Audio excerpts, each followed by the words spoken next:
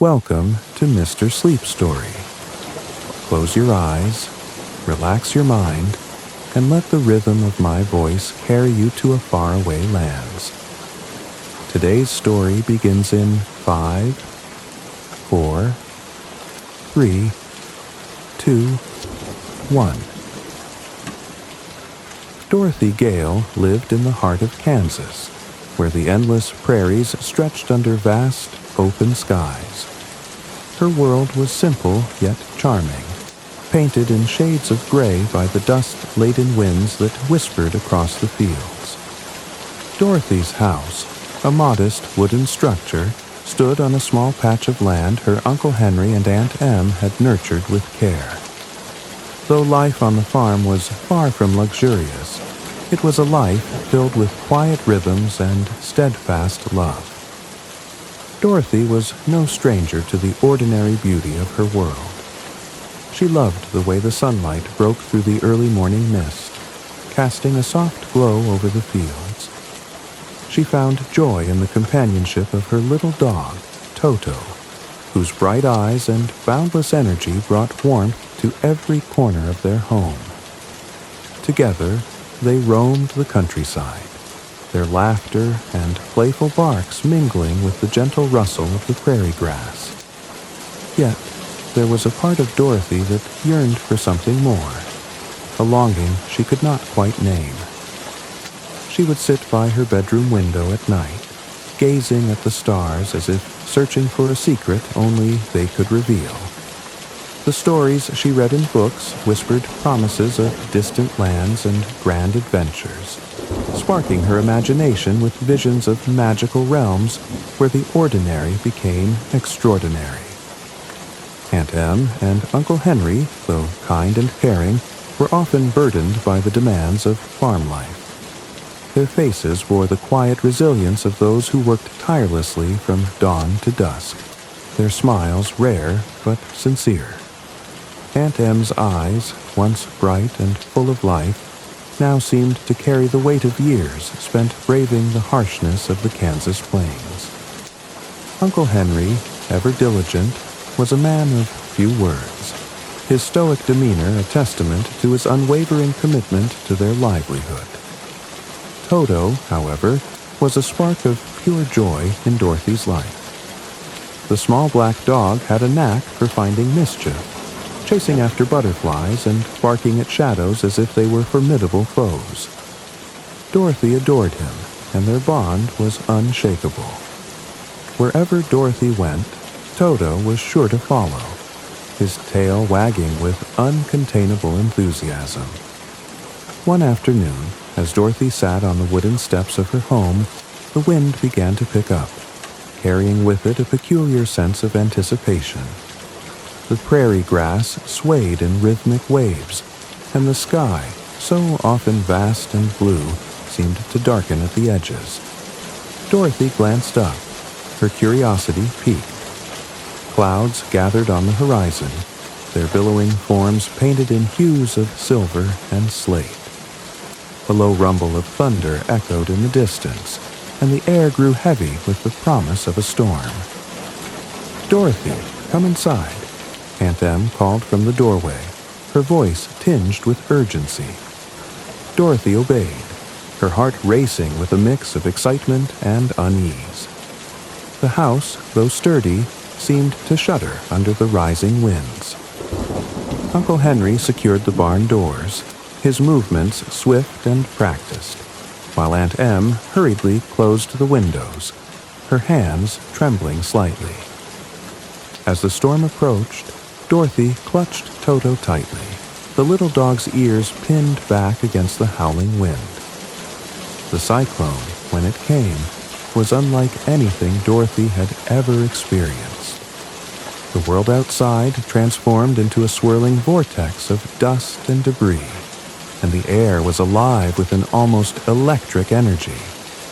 The house groaned, as if it were a living creature caught in the tempest's grip. In the chaos, Dorothy felt a strange sense of calm. The storm's fury, though fearsome, carried an undeniable majesty. She closed her eyes, her thoughts a mix of wonder and trepidation, as the winds seemed to lift the house itself from the ground.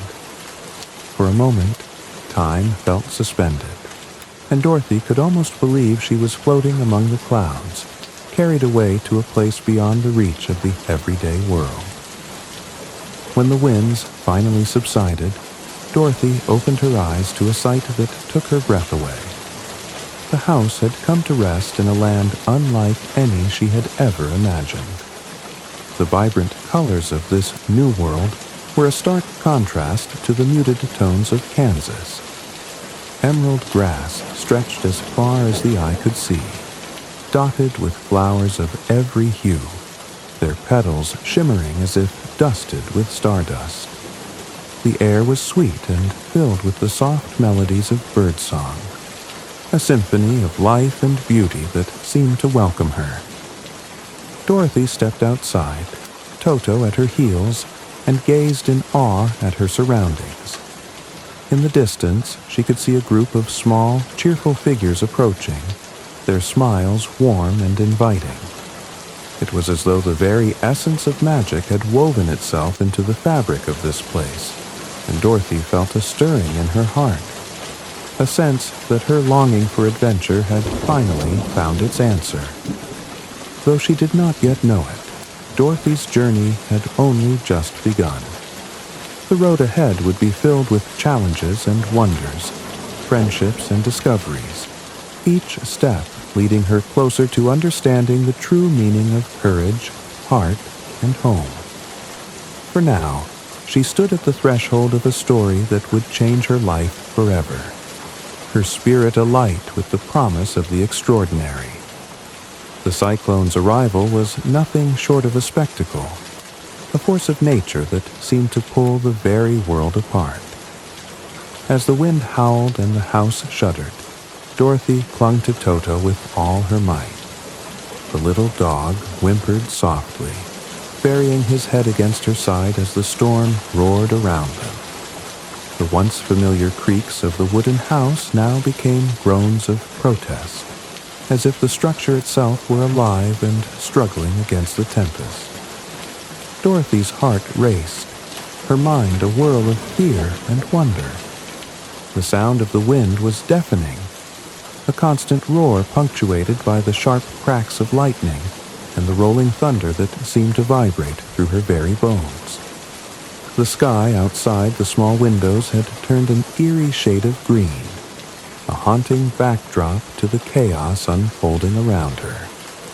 And then, with a lurch so sudden it took her breath away, the house lifted off the ground.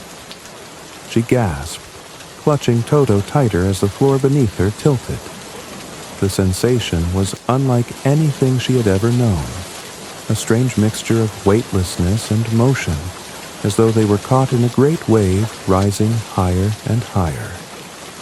The house spun slowly at first, then faster, the view outside the windows blurring into a dizzying spiral of color and light.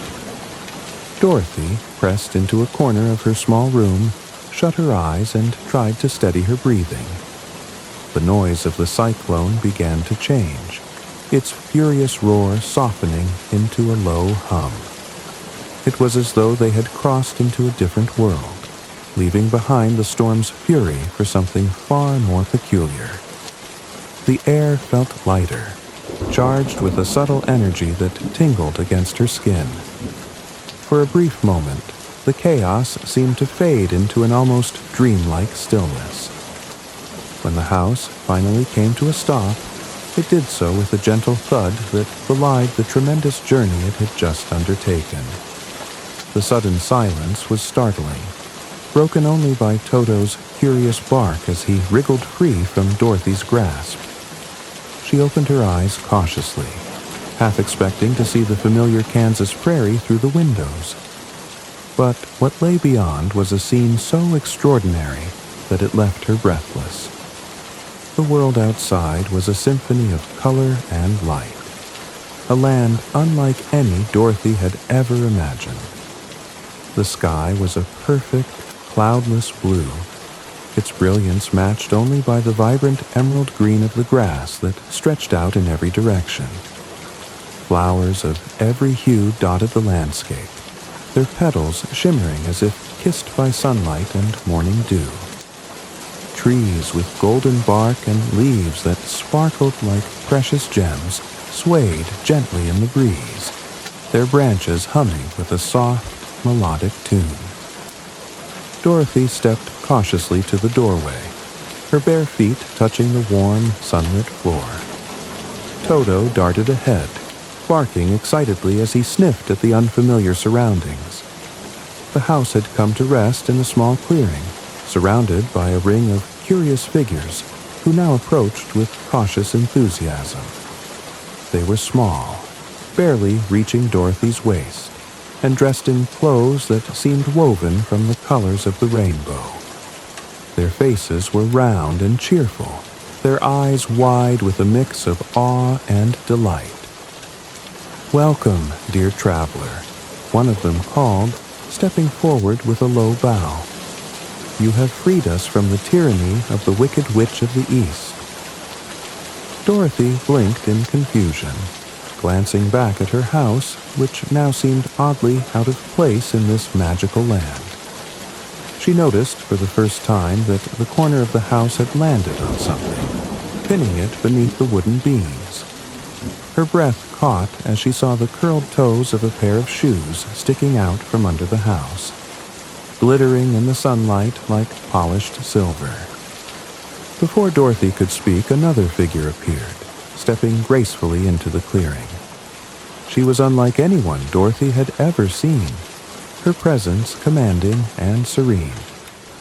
Dressed in a gown that shimmered like starlight, she seemed to radiate a soft, golden glow. A delicate crown rested upon her head, and her smile was warm and knowing. "Do not be afraid, child," the woman said, her voice melodic and soothing. "I am Glinda, the Good Witch of the North. You have done a great service to the people of Munchkinland." Dorothy hesitated, clutching Toto protectively as she tried to make sense of Glinda's words. "I didn't mean to hurt anyone," she said softly. "The cyclone brought me here. I don't even know where I am." Glinda's smile deepened with understanding. "You are in the land of Oz, a place of great beauty and magic. The Wicked Witch of the East, who ruled this land with cruelty, has been defeated by your arrival. Her power is no more." As Glinda spoke, two of the Munchkins stepped forward and carefully removed the glittering silver shoes from beneath the house. They brought them to Glinda, who held them out to Dorothy with a gentle nod. "These belonged to the witch. They are now yours, a token of the magic that brought you here." Dorothy hesitated before taking the shoes, their surface cool and smooth beneath her fingers. As she slipped them on, a strange sensation washed over her, a subtle warmth that seemed to pulse with energy, as if the shoes themselves were alive. Toto barked and wagged his tail, his excitement uncontainable. "But how will I get home?" Dorothy asked, her voice tinged with worry. "I don't belong here.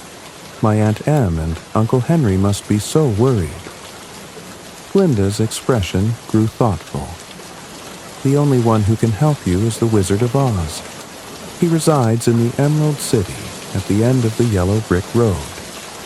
It is a long journey, but if you follow the road, you will find him.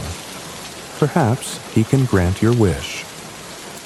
Dorothy glanced at the path Glinda had pointed to, a road paved with bricks of pure gold that gleamed in the sunlight, winding through the lush landscape and disappearing into the horizon.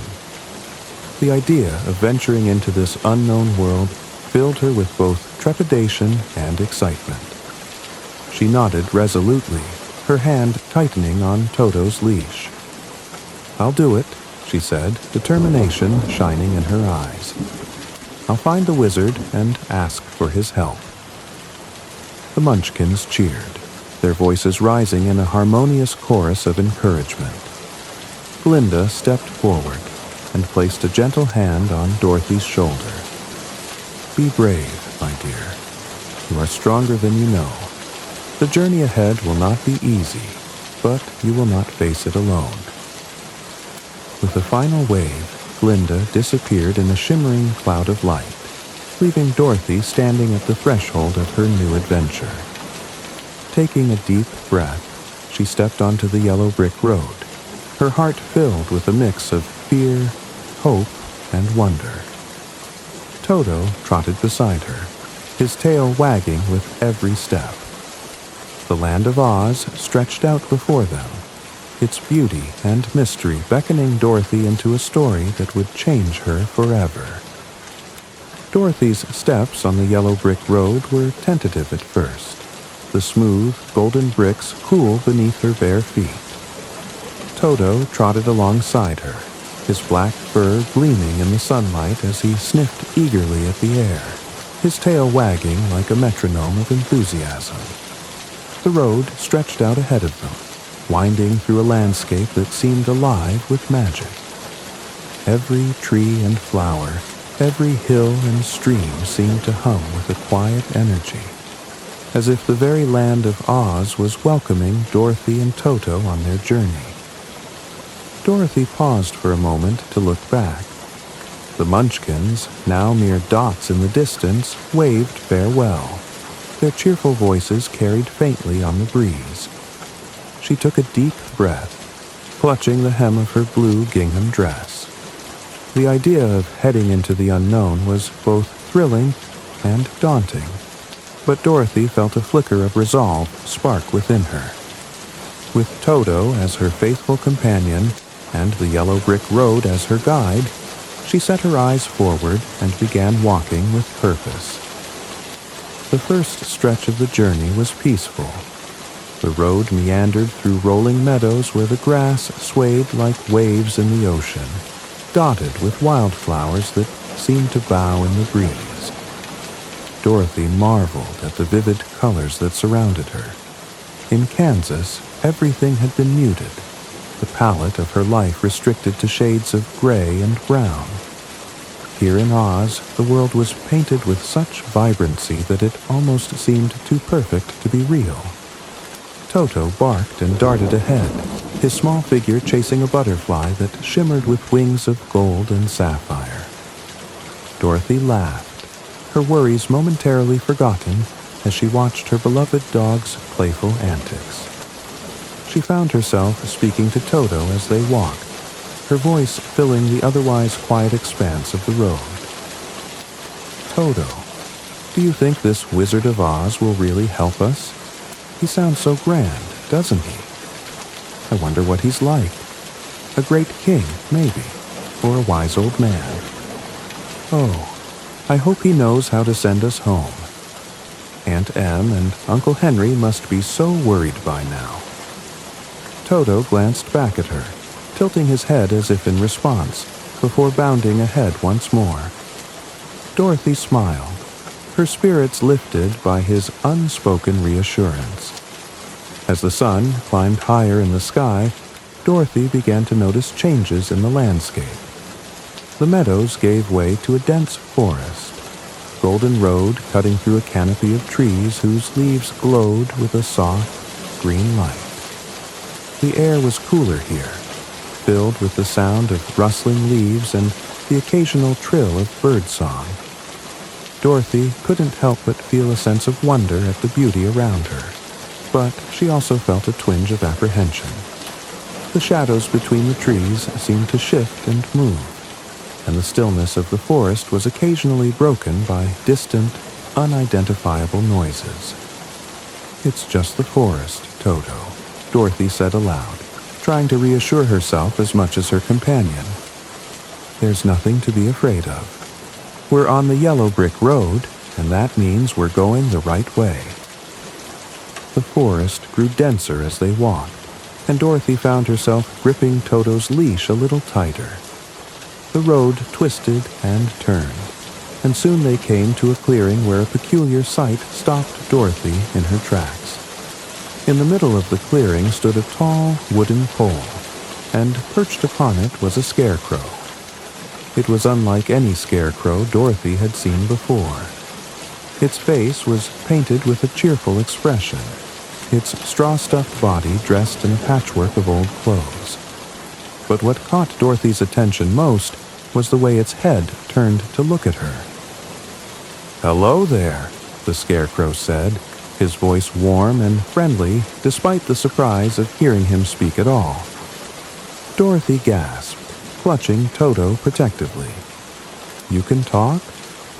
"Why, of course I can," replied the scarecrow with a grin, "though I'm afraid talking is about all I can do at the moment. You see, I'm stuck up here on this pole. Would you mind helping me down?" Dorothy hesitated for a moment, but then stepped closer. The scarecrow's eyes, though painted, seemed kind, and there was a sincerity in his voice that made her trust him. She reached up, tugging at the ropes that held him in place, and with a bit of effort she managed to free him.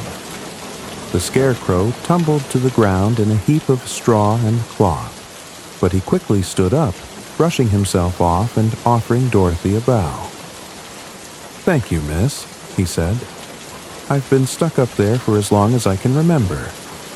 My name's Scarecrow. And who might you be?" "I'm Dorothy," she replied, "and this is Toto. We're on our way to the Emerald City to see the Wizard of Oz." "The Wizard of Oz, you say?" The scarecrow's painted face lit up with curiosity. "Why, I've heard tales of him. They say he's very powerful. What are you going to ask him for?" "I want to go home to Kansas," Dorothy explained. "I don't belong here in Oz. What about you? Do you have something you'd like to ask the wizard for?" The scarecrow's expression grew thoughtful. "Well, I've always wanted a brain," he admitted. "Being made of straw, I don't have much in the way of thinking power. Perhaps the wizard could help me too?" Dorothy smiled warmly. "Why don't you come with us? The road is long, and it would be nice to have more company." "I'd be delighted," the scarecrow replied, tipping an imaginary hat. "Shall we go then?" Together, the three of them set off down the yellow brick road, the scarecrow's straw-stuffed limbs moving with surprising grace as he walked alongside Dorothy and Toto. As they journeyed deeper into the forest, the air seemed to grow lighter, and Dorothy found herself feeling braver with her new friend at her side. The scarecrow, for all his talk of needing a brain, was full of clever observations and humorous remarks, which kept Dorothy laughing and the journey enjoyable. The forest eventually gave way to open fields once more, and the yellow brick road stretched out ahead, winding through the beautiful and mysterious land of Oz. Dorothy's journey had truly begun, and with each step, she felt a little closer to the Emerald City and the hope of finding her way home. The sun was high in the sky, casting a golden glow over the lush landscape as Dorothy and Toto continued their journey along the yellow brick road. The path wound through rolling meadows and fields, each step carrying them deeper into the magical land of Oz. The gentle hum of the wind accompanied their trek, a comforting reminder of the life that thrived all around them. Yet, the road ahead was long, and Dorothy often found herself longing for a companion to share her thoughts and lighten the solitude. As the road curved around a gentle hill, Dorothy's eyes fell upon an unexpected sight. In the middle of a nearby cornfield stood a scarecrow, its patchwork clothes fluttering softly in the breeze.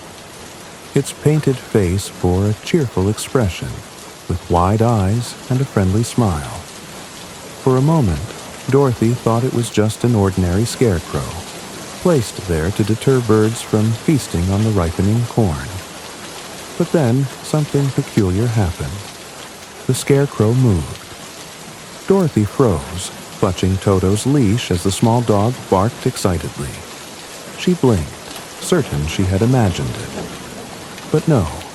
The Scarecrow tilted its head and waved a hand, its straw-stuffed arm bending at an awkward angle. Dorothy's heart raced, a mix of fear and curiosity surging through her. Taking a cautious step forward, she called out, "Hello? Did you just move?" The Scarecrow's mouth stretched into a wider smile, and it nodded. "Why, yes, I did," it said, its voice warm and inviting. "I've been waiting for someone to come along. It's dreadfully dull being stuck here all alone." Dorothy's initial apprehension melted away, replaced by wonder. She stepped closer, her gaze fixed on the animated figure. "You can talk?" she asked, her voice tinged with amazement.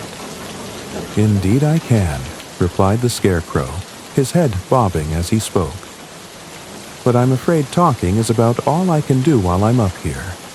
Would you be so kind as to help me down?" Dorothy hesitated only briefly before nodding. The Scarecrow's painted eyes seemed kind, and there was a sincerity in his voice that reassured her. She stepped into the field, brushing aside tall stalks of corn as she approached. Toto trotted at her side, sniffing curiously at the Scarecrow's boots. Reaching up, Dorothy examined the wooden pole that held the Scarecrow aloft. It was sturdy and firmly planted in the ground, but the ropes securing the Scarecrow were old and frayed. With a bit of effort, she managed to untie them, freeing the Scarecrow from his perch. He tumbled to the ground in a heap of straw and cloth, and Dorothy couldn't help but laugh as he scrambled to his feet, brushing himself off with exaggerated movements. "Ah, much better," the Scarecrow said, stretching his arms and twisting his torso experimentally. "Thank you, my dear. I've been stuck up there for longer than I care to remember." Dorothy smiled. "I'm glad I could help. My name's Dorothy, and this is Toto." "A pleasure to meet you both," said the Scarecrow with a theatrical bow. "You can call me Scarecrow. That's all I've ever been called, though I've often wondered if I might deserve a more dignified name." Dorothy chuckled. "Scarecrow suits you just fine. But why were you stuck up there in the first place?" The Scarecrow's expression grew thoughtful. "Well, I was made to scare away the crows, of course. But it turns out I'm not very good at it. The crows would sit on my shoulders and laugh at me, telling me I was nothing but a bundle of straw. And maybe they were right. Without a brain, I'm not much good for anything." Dorothy's heart ached at the sadness in his voice. "I think you're wonderful just the way you are," she said gently. "But if having a brain is what you want, why don't you come with me? I'm on my way to see the Wizard of Oz in the Emerald City. They say he's very powerful, and he might be able to help you." The Scarecrow's face lit up with hope. "Do you think he would? Oh, that would be marvelous. To be able to think and reason like real people do. Why, I could do all sorts of things. Imagine the possibilities." "Then it's settled," Dorothy said with a smile. "You'll come with us." "Thank you, Dorothy," the Scarecrow said, his voice brimming with gratitude. "I promise I'll be the best companion I can be, though I'm afraid I won't be much help without a brain." "You're already helping," Dorothy replied. "It's much nicer to have someone to talk to on the road." With that, the trio set off down the yellow brick road, the Scarecrow walking beside Dorothy with an awkward yet endearing gait. His straw-stuffed limbs moved stiffly, but he seemed to take joy in every step, marveling at the sights and sounds of the world around him. He asked endless questions about Dorothy's life in Kansas, each one more curious than the last. "What's it like to have a brain?" he asked at one point. "Do thoughts just appear in your head, or do you have to pull them out like a magician pulling rabbits from a hat?" Dorothy laughed. It's not quite like that. Thoughts just come to you naturally, like breathing. You don't have to think about thinking. It just happens. The Scarecrow nodded, though his painted face betrayed a hint of envy. It sounds wonderful. I can't wait to experience it for myself. As they walked, the road led them through a patch of forest where the trees stood tall and close together, their branches forming a canopy that filtered the sunlight into dappled patterns on the ground. The air was cool and filled with the scent of pine, and the soft rustle of leaves provided a soothing backdrop to their journey. The Scarecrow proved to be a lively companion, full of humor and curiosity. Though he insisted he lacked a brain, Dorothy found his observations surprisingly insightful. He noticed details she might have overlooked, like the delicate patterns on the leaves, or the way the sunlight glinted off Toto's fur. Perhaps you already have a brain, Dorothy teased. You're certainly clever enough. The Scarecrow waved the idea away with a laugh. Oh, no, I'm sure I don't. But thank you for saying so. It means a lot to hear that. Their journey continued, and as the day wore on, Dorothy felt a growing sense of camaraderie with her new friend. The Scarecrow's optimism and charm were infectious, and even Toto seemed to warm to him, occasionally nuzzling his straw-stuffed leg as they walked. Though the road ahead was still long and uncertain, Dorothy felt a renewed sense of hope. With the Scarecrow by her side, the journey to the Emerald City seemed a little less daunting, and the promise of meeting the wizard felt closer than ever. Dorothy, Toto, and the Scarecrow continued along the yellow brick road, the golden path weaving through a patchwork of enchanting meadows and dense, mysterious forests. The companionship of the Scarecrow lightened Dorothy's heart. Despite his insistence that he had no brain, the Scarecrow's cheerful musings and curious questions filled their journey with laughter and thoughtful conversations. As they ventured deeper into the woods, the air grew cooler and a hush fell over the surroundings. The dense canopy of leaves filtered the sunlight, casting dappled patterns on the ground. The quiet was broken only by the occasional rustle of leaves and the faint chirping of distant birds. Dorothy clutched Toto's leash a little tighter, her eyes scanning the trees for any sign of danger. This forest feels different, Dorothy remarked, glancing at the Scarecrow. It's beautiful, but it's so quiet, almost like it's waiting for something to happen. The Scarecrow nodded, his painted face showing a trace of concern. Let's hope it's nothing too unpleasant. I'd prefer not to meet anything with a taste for straw. Toto barked suddenly, his small body tensing as he tugged at the leash. Dorothy followed his gaze and saw a gleam of light ahead, flickering like a mirror catching the sun. As they approached cautiously, the source of the gleam became clear. Standing motionless among the trees was a figure unlike anything Dorothy had ever seen. It was a man made entirely of tin. His body glinted in the patches of sunlight, and every part of him, from his head to his boots, was crafted from shining metal. His face, though expressionless, was finely shaped, with a pointed nose and kind, sculpted eyes. He stood frozen mid-action, one hand gripping an axe, the other outstretched as though reaching for something. Dorothy stepped closer, her curiosity overcoming her caution. Oh my, he looks like a statue, she said softly, marveling at the craftsmanship.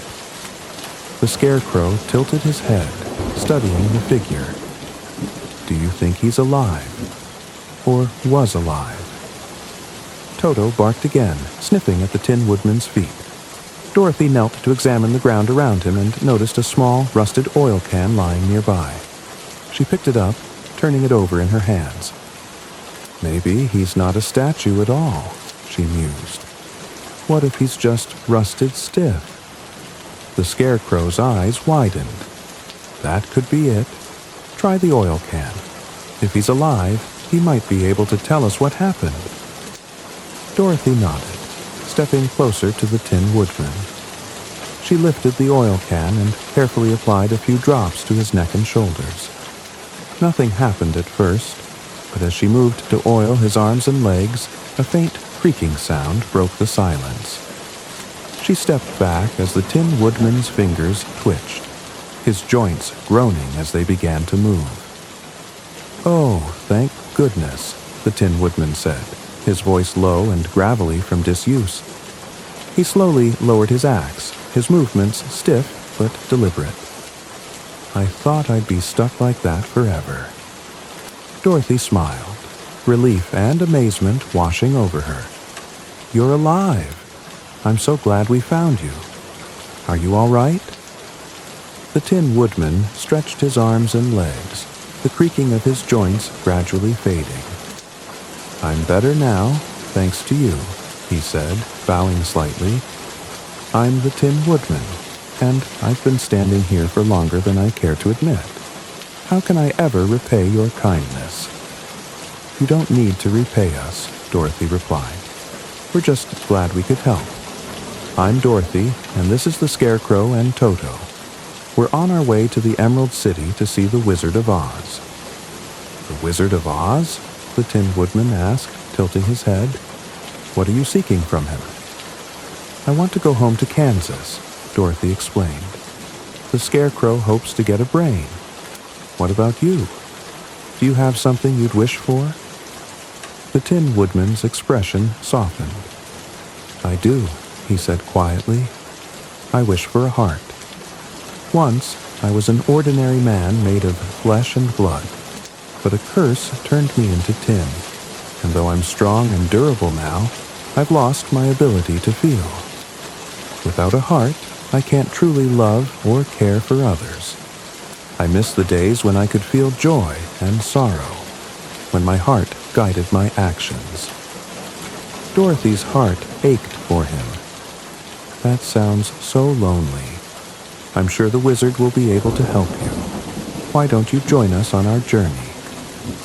The Tin Woodman's eyes brightened, the metal gleaming as he smiled. "I would be honored to join you. It's been so long since I've had company. Perhaps together we can find what we're all searching for." With the Tin Woodman now part of their group, the journey continued. Dorothy oiled his joints thoroughly to ensure he could move freely, and the Tin Woodman carried his axe with ease, ready to clear any obstacles they might encounter. As they walked, he shared stories of his past, painting a picture of a life that was both tragic and hopeful. "There was a time when I was a woodcutter," he said, his voice tinged with nostalgia. "I lived alone in a small cottage in the woods, content with my simple life. But one day, I fell in love with a beautiful girl. She was kind and gentle, and I wanted nothing more than to spend my life with her. But the wicked witch of the East cursed me, turning my body to tin piece by piece until I was no longer human." Dorothy listened intently, her heart breaking for him. "That's so cruel. Did you ever see her again?" The Tin Woodman shook his head. "No. By the time I realized what had happened, I was already immobile. The girl I loved is likely long gone, but the memory of her is what keeps me going. I'd do anything to feel love again, even just for a moment." The Scarecrow, who had been quietly listening, spoke up. "It sounds to me like you've already got the heart of a true romantic. Maybe the wizard can restore what the curse took from you."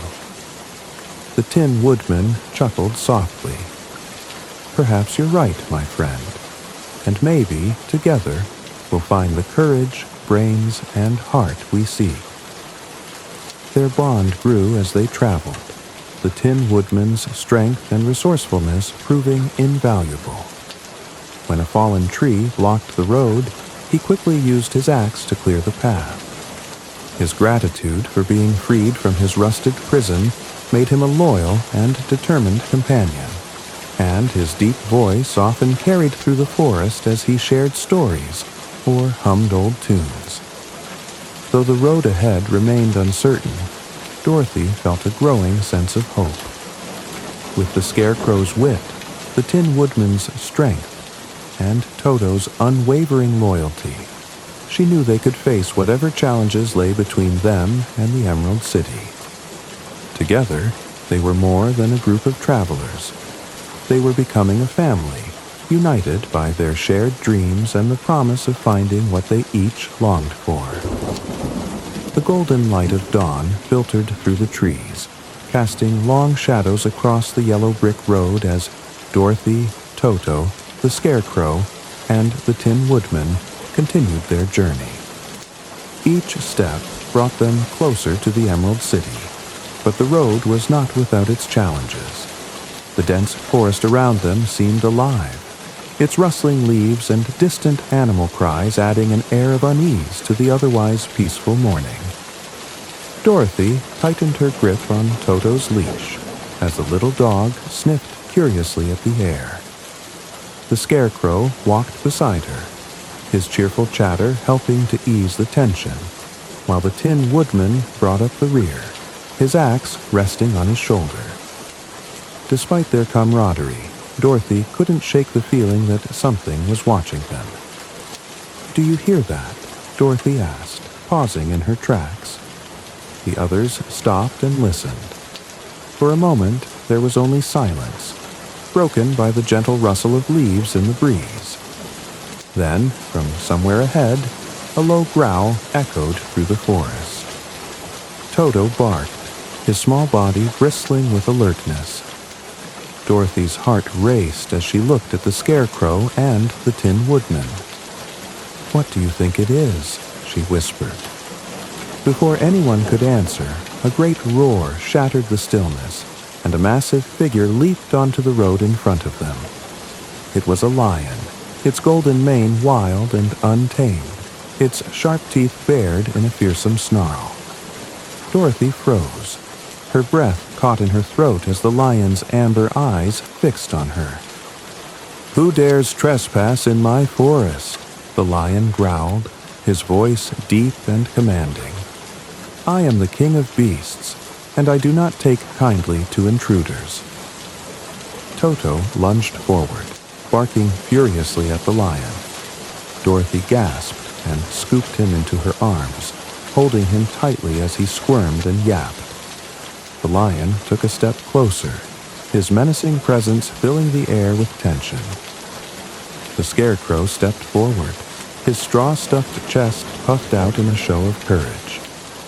"We mean no harm, Your Majesty," he said, his voice steady despite the obvious danger. "We're simply passing through on our way to the Emerald City." The lion's gaze shifted to the Scarecrow, and his snarl faltered. "Passing through?" he repeated, his tone softening slightly. He looked at Dorothy, then the Tin Woodman, and finally at Toto, whose barking had subsided into a low growl. The lion let out a heavy sigh and slumped to the ground, his fierce demeanor crumbling. "Oh, who am I kidding?" he muttered.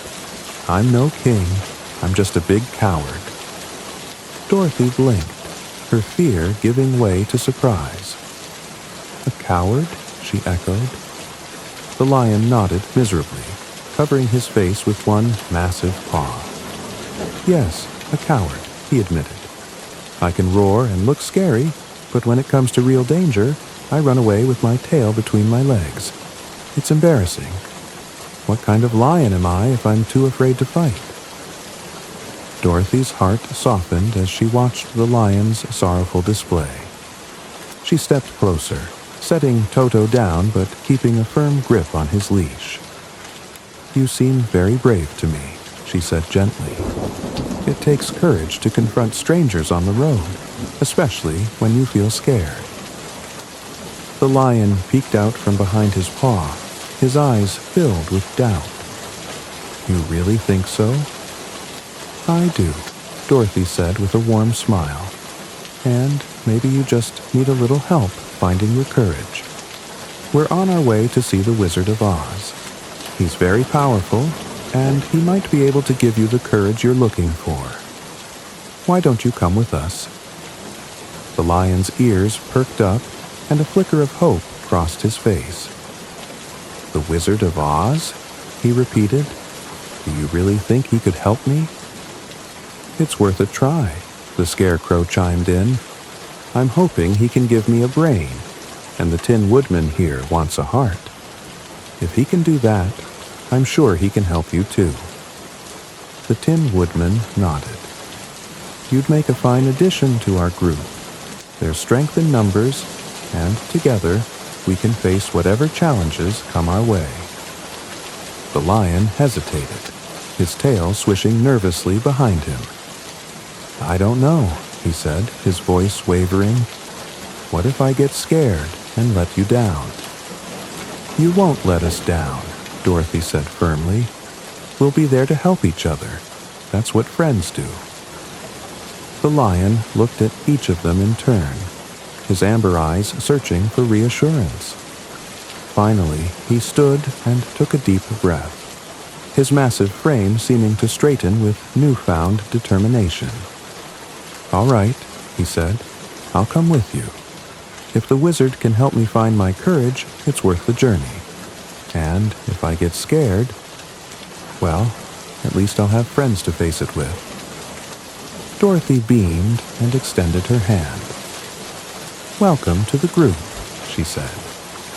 The lion shook her hand gently, his paw dwarfing hers. Thank you, he said. You can call me Lion. I've never had much of a name, but that's what everyone calls me. It suits you, Dorothy said with a smile. With their new companion in tow, the group resumed their journey along the yellow brick road.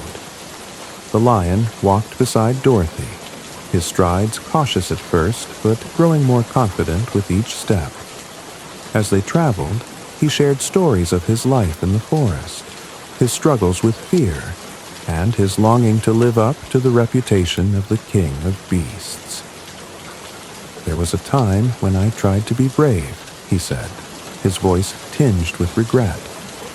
I challenged a wild boar that was terrorizing the smaller animals, but when it charged at me, I froze. I ran away, and the boar chased me for miles. After that, the other animals stopped looking up to me.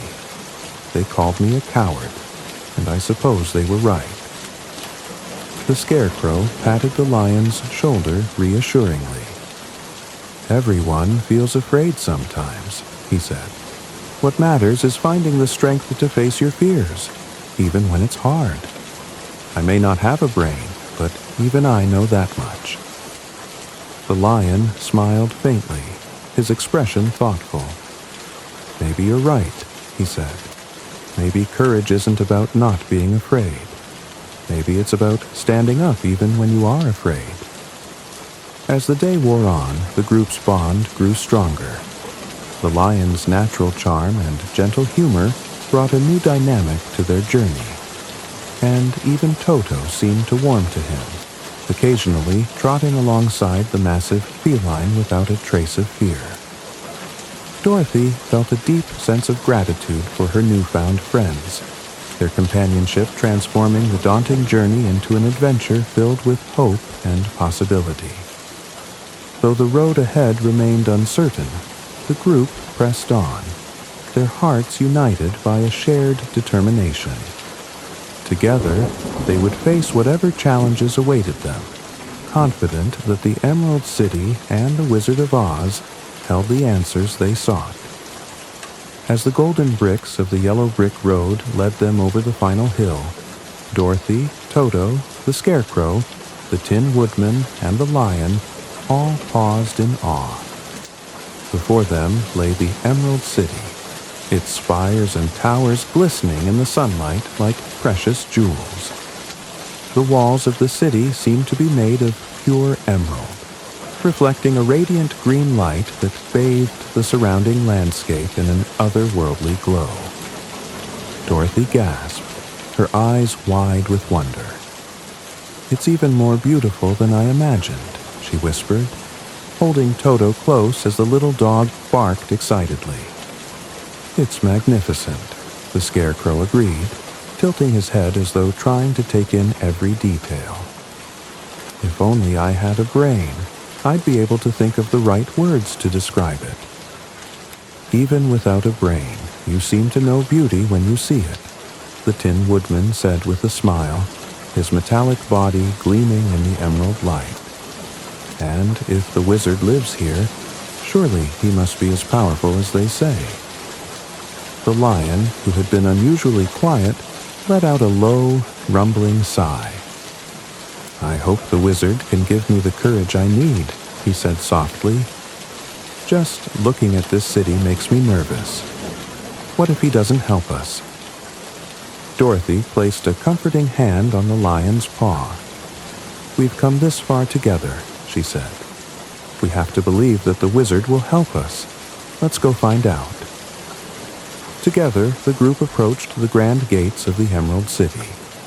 They were made of polished green metal, towering high above them, and adorned with intricate carvings of swirling patterns and symbols. A small window opened with a clang, and a guard peered out, his eyes as sharp and green as the city walls. "Who goes there?" the guard demanded, his voice echoing with authority. Dorothy stepped forward, her heart pounding. "We're travelers from far away," she said. "We've come to see the Wizard of Oz. We need his help." The guard raised an eyebrow, studying them for a long moment. "The wizard does not see just anyone," he said. "What business do you have with him?" The Scarecrow stepped forward, tipping his hat politely. "I seek a brain," he said, "to think and reason like other men." The Tin Woodman spoke next, his voice steady. "I wish for a heart, so I may love and feel as others do." The lion stepped forward hesitantly. I need courage," he said, "so I can face my fears and be the king of beasts I'm meant to be." Finally, Dorothy lifted her chin and spoke with determination. "I want to go home," she said. "Back to Kansas, where my Aunt Em and Uncle Henry are waiting for me." The guard considered their words, then nodded. "Very well," he said. "I will allow you to enter the Emerald City. But meeting the wizard is no small matter. Prepare yourselves, for he is not easily swayed." The gates creaked open, revealing a bustling city of emerald streets and buildings that shimmered like glass. The air was filled with the sound of music and laughter, and the people of the city, all dressed in shades of green, moved about with a cheerful energy. The group walked through the streets in awe, their eyes wide as they took in the sights and sounds of this magical place. Dorothy noticed that Toto had quieted, his small body pressed against her ankle as though he, too, was overwhelmed by the grandeur of the city. The lion stayed close to the group, his tail swishing nervously, while the Scarecrow and the Tin Woodman marveled at the intricate architecture and vibrant life around them. They were led to a grand palace at the center of the city, its emerald walls towering higher than any building they had seen.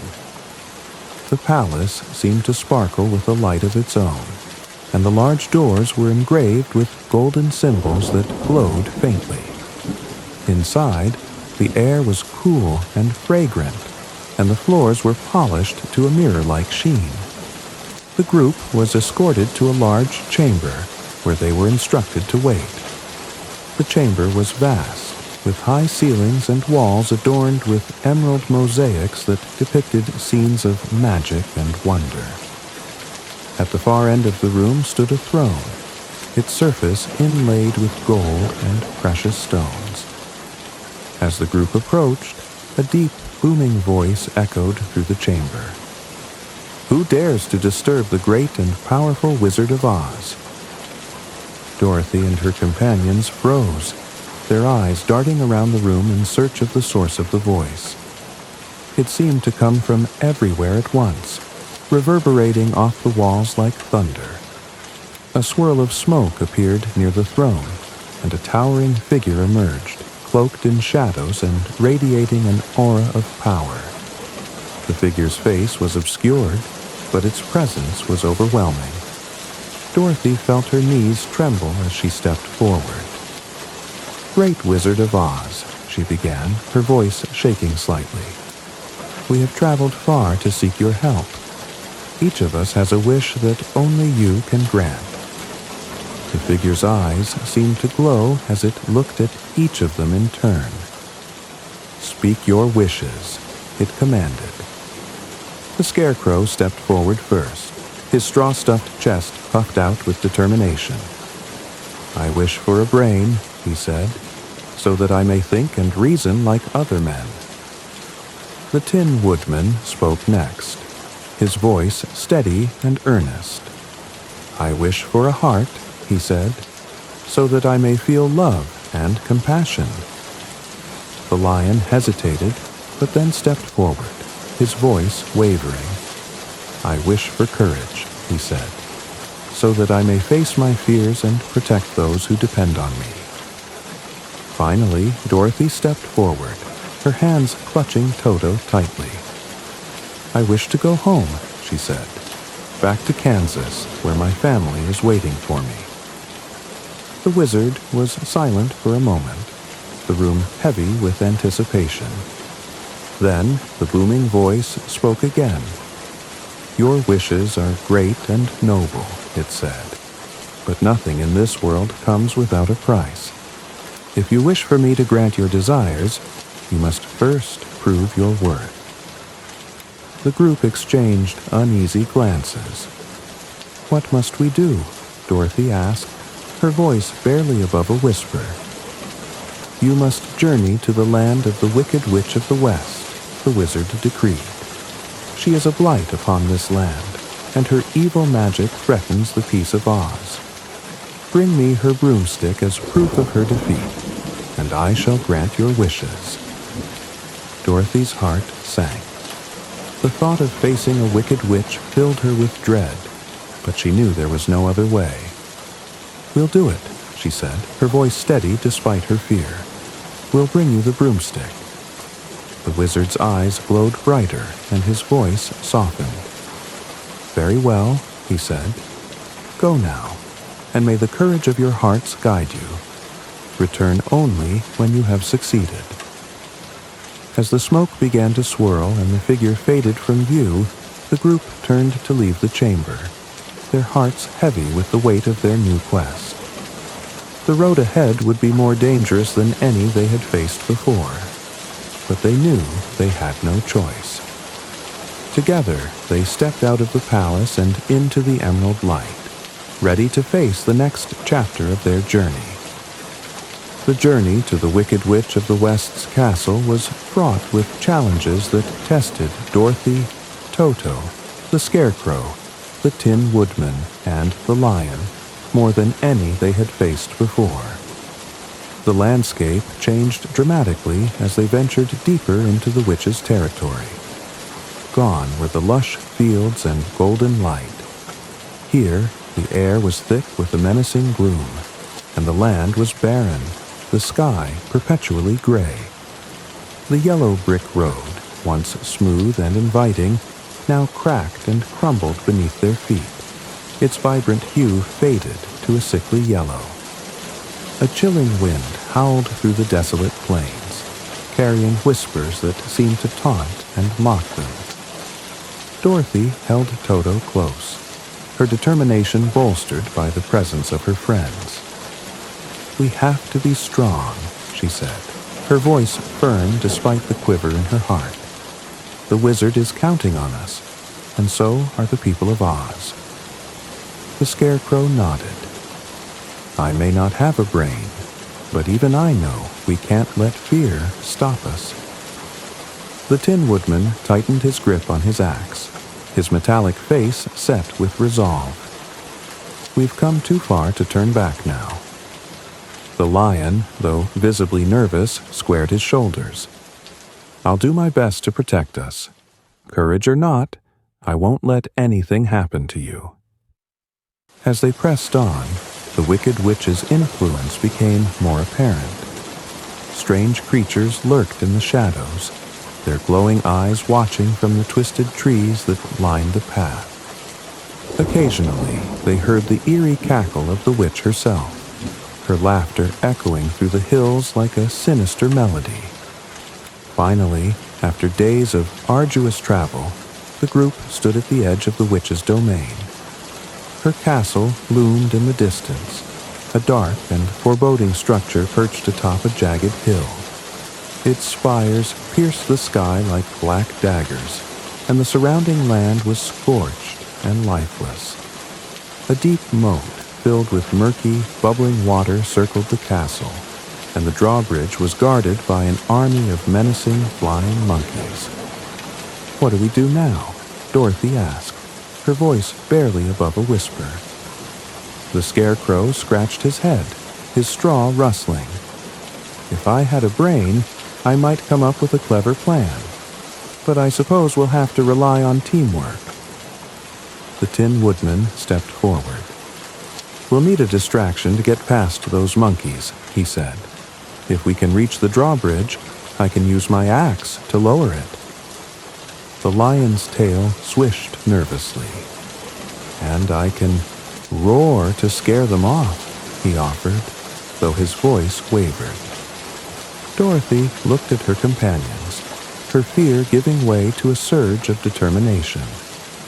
"We can do this together," she said. "Let's move quickly before the witch notices us." The group approached the castle cautiously, sticking to the shadows. The flying monkeys patrolled the skies, their leathery wings flapping as they circled above. Dorothy's heart pounded as they reached the edge of the moat, hiding behind a cluster of rocks. The Tin Woodman glanced at the drawbridge, assessing the distance. "It's now or never," he said. "Stay close and be ready."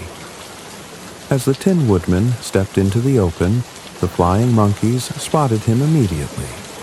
With shrieks of alarm, they swooped down, their sharp claws glinting in the dim light.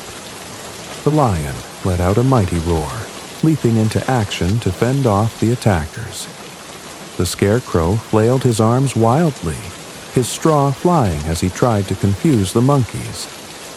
Dorothy clutched Toto tightly and ran toward the drawbridge, her heart racing. The Tin Woodman swung his axe with precision, cutting through the thick ropes that held the bridge in place. With a loud creak, the drawbridge lowered, creating a path into the castle. "Hurry!" Dorothy shouted, motioning for her friends to follow. The group raced across the drawbridge, dodging the grasping claws of the flying monkeys. Once inside the castle, the Tin Woodman used his axe to cut the ropes again, raising the drawbridge and blocking the monkeys' pursuit. The interior of the castle was even more ominous than its exterior. The walls were made of black stone, and the air was cold and damp. Flickering torches cast long shadows that seemed to dance and twist like living things. The group moved cautiously through the labyrinthine corridors, the sound of their footsteps echoing in the eerie silence. "We need to find the witch," Dorothy said, her voice firm. "She has to be here somewhere."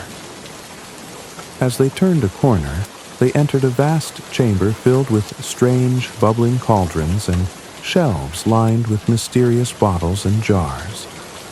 At the center of the room stood the Wicked Witch of the West, her green skin glowing in the dim light. She wore a tattered black robe, and her eyes burned with a malevolent fire. "So," the witch sneered, her voice dripping with venom, "you've come to challenge me?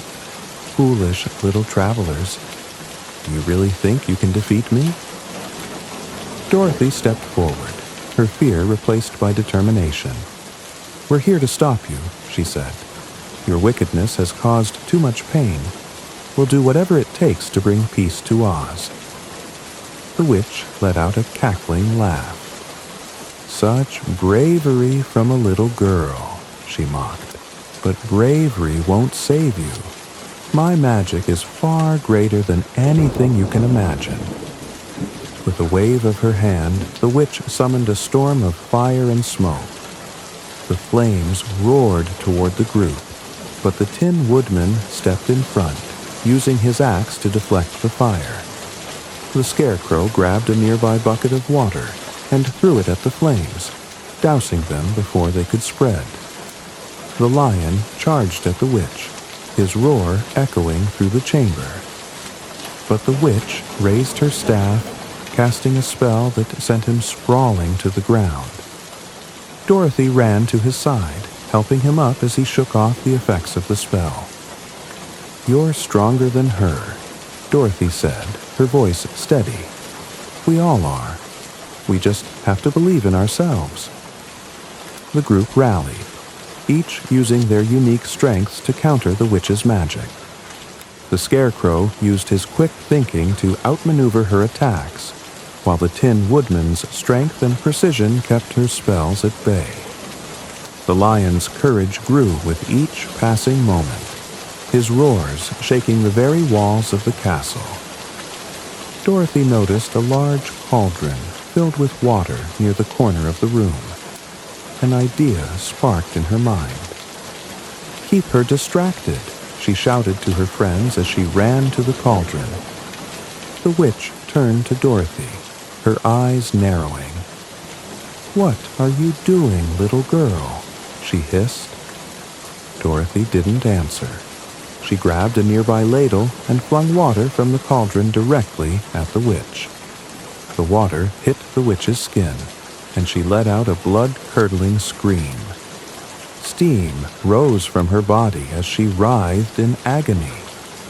"No!" the witch shrieked. "You've ruined me!" With a final, piercing cry, the witch melted into a puddle of green liquid, her robes collapsing into the empty space she left behind.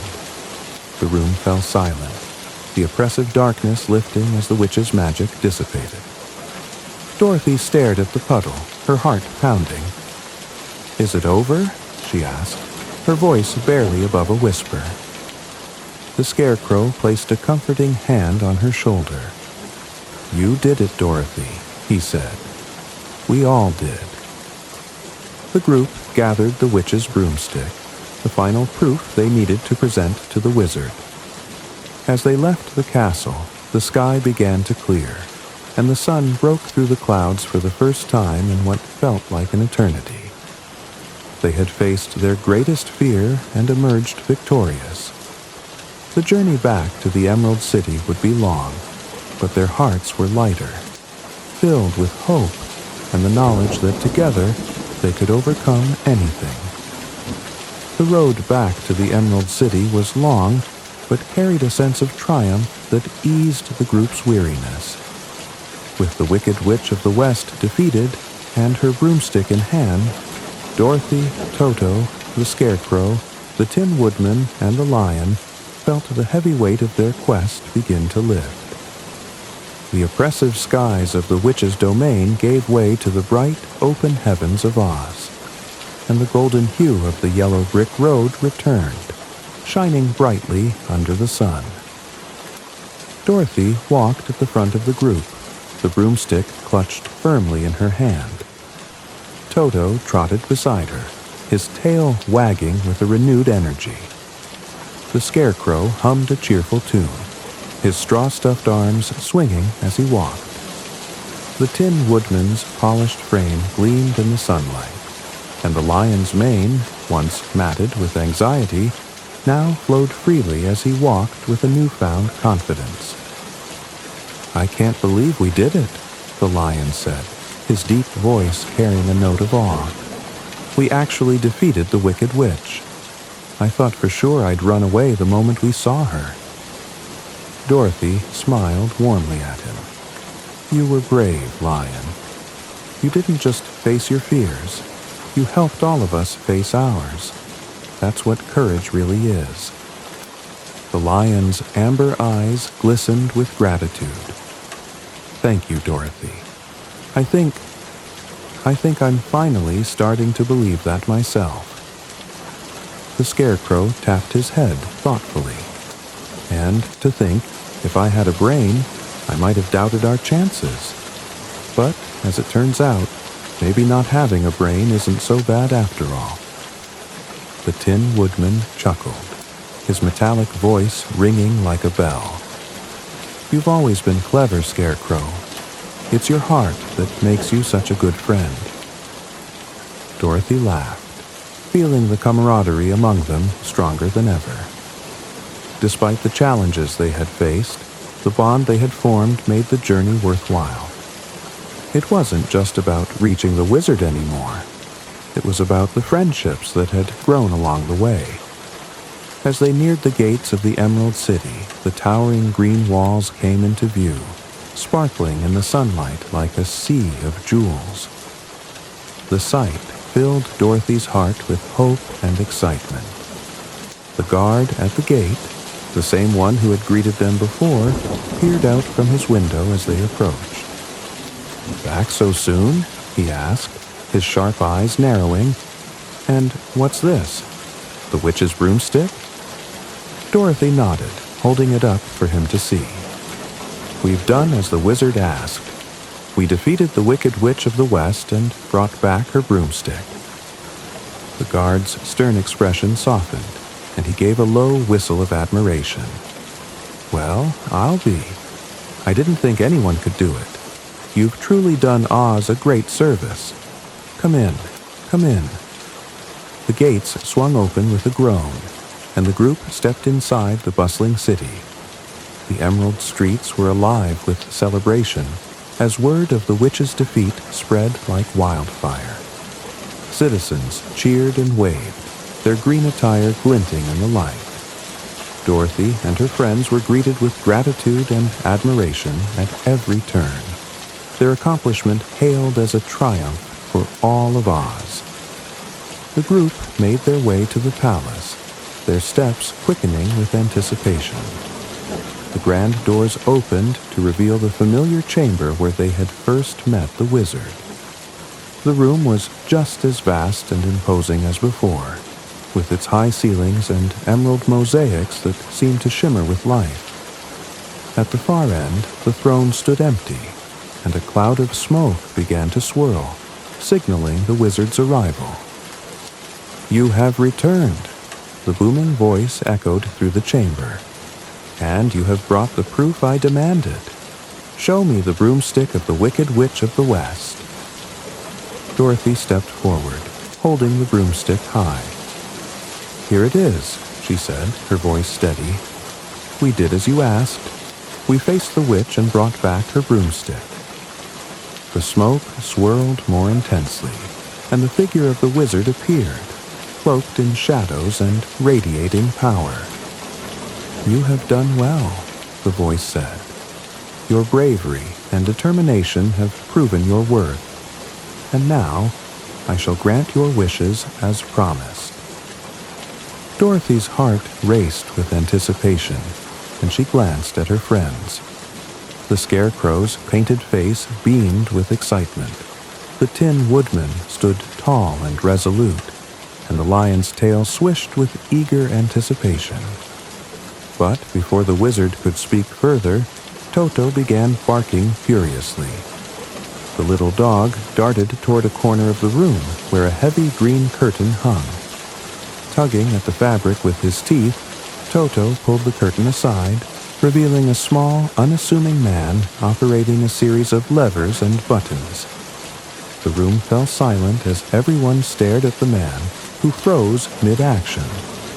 His face turned red, and he stammered, "Please, pay no attention to the man behind the curtain." Dorothy stepped forward, her eyes narrowing. "Who are you?" she demanded. "Are you the Wizard of Oz?" The man sighed, his shoulders slumping. Yes, he admitted, his voice much softer and humbler than the booming tones they had heard before. I am the Wizard of Oz, but I'm not the powerful sorcerer you were expecting. I'm just an ordinary man who ended up here by accident. I used tricks and illusions to make myself seem great and powerful. Dorothy and her friends exchanged stunned glances. The Scarecrow was the first to speak. But you promised to grant our wishes, he said. Can you still help us? The wizard nodded slowly. I may not have real magic, but I have something just as powerful, the ability to inspire belief. Scarecrow, you already have a brain. Your cleverness and quick thinking helped defeat the witch. Tin Woodman, your kindness and compassion show that you already have a heart. And Lion, your courage has grown with every step of this journey. You've faced your fears and protected your friends. Everything you sought, you already possess within yourselves. The group listened in silence, the wizard's words sinking in. Dorothy felt a lump rise in her throat. And what about me? She asked. Can you help me get back to Kansas? The wizard hesitated, then smiled gently. There is someone who can help you, he said. Glinda, the good witch of the South. She has the power to send you home. I will arrange for you to meet her. Dorothy's eyes filled with tears of gratitude. Thank you, she said, for everything. As they left the palace, the group felt a mix of emotions. Though the wizard was not what they had expected, his words had given them a new perspective. They had grown stronger, braver, and wiser through their journey. And they knew that the true magic lay in the bonds they had formed and the lessons they had learned. The Emerald City shimmered around them, a testament to the hope and resilience of its people. And, as they prepared for the next step of their adventure, Dorothy and her friends knew that they could face whatever came their way, together. Dorothy stood on the steps of Glinda's palace, the soft glow of the good witch's magic surrounding her and her companions. The journey to the south had been long, but filled with hope, for Dorothy knew that Glinda held the key to sending her back to Kansas. As she looked around at her friends, her heart swelled with gratitude and a bittersweet sense of impending farewell. Glinda appeared before them, her presence as radiant as sunlight filtering through morning mist. Dressed in a gown of shimmering pinks and golds, she greeted them with a warm smile. Welcome, Dorothy, she said, her voice melodic and soothing. I have been expecting you. Dorothy curtsied politely. Toto nestled in her arms. Thank you for seeing us, Glinda. The wizard said you could help me get back to Kansas. Is it true? Glinda nodded, her smile deepening. It is true, my dear. You have carried the power to return home with you all along. Dorothy's eyes widened in surprise. I have? But how? Glinda gestured to Dorothy's feet. The ruby slippers you wear are enchanted. With them, you can travel anywhere you wish. All you need to do is click your heels together 3 times and say where you want to go. Dorothy looked down at the slippers, their ruby-red surface glittering with an inner light. Her heart raced as the realization sank in. All this time, I could have gone home. Yes, Glinda said gently, but you needed to understand the lessons of your journey before you could use their magic. You needed to find the courage, love, and wisdom that were always within you. Dorothy glanced at her friends, her eyes brimming with tears. The Scarecrow, the Tin Woodman, and the Lion all watched her with expressions of pride and sadness. I don't want to leave you, Dorothy said, her voice trembling. "You've become my family." The Scarecrow stepped forward, his painted face thoughtful. "And you've become ours, Dorothy. But you belong in Kansas with your Aunt Em and Uncle Henry. They're waiting for you." The Tin Woodman's metallic voice rang softly as he spoke. "We'll never forget you, Dorothy. You've shown us what it means to believe in ourselves. Because of you, I've discovered the heart I thought I lacked." The lion stepped closer, his amber eyes glistening. "You taught me what it means to be brave, Dorothy. I'll carry that with me always." Dorothy's tears spilled over as she hugged each of them in turn. "I'll miss you all so much," she said. "You've taught me more than I ever imagined." Glinda stepped forward, her presence calming and serene. "It is never truly goodbye, Dorothy. The bonds you've formed and the love you've shared will always remain in your heart. And who knows? Perhaps someday your paths will cross again." Dorothy nodded, her resolve strengthening. She placed Toto on the ground and took a deep breath. "I'm ready," she said, her voice steady despite the lump in her throat. Glinda raised her wand, a trail of sparkling light following its motion. "Remember, Dorothy," she said. "Click your heels together 3 times and say, 'There's no place like home.'" Dorothy held her head high and clicked the heels of the ruby slippers together. "There's no place like home," she said firmly. She repeated the phrase 2 more times, each word resonating with the deepest parts of her heart.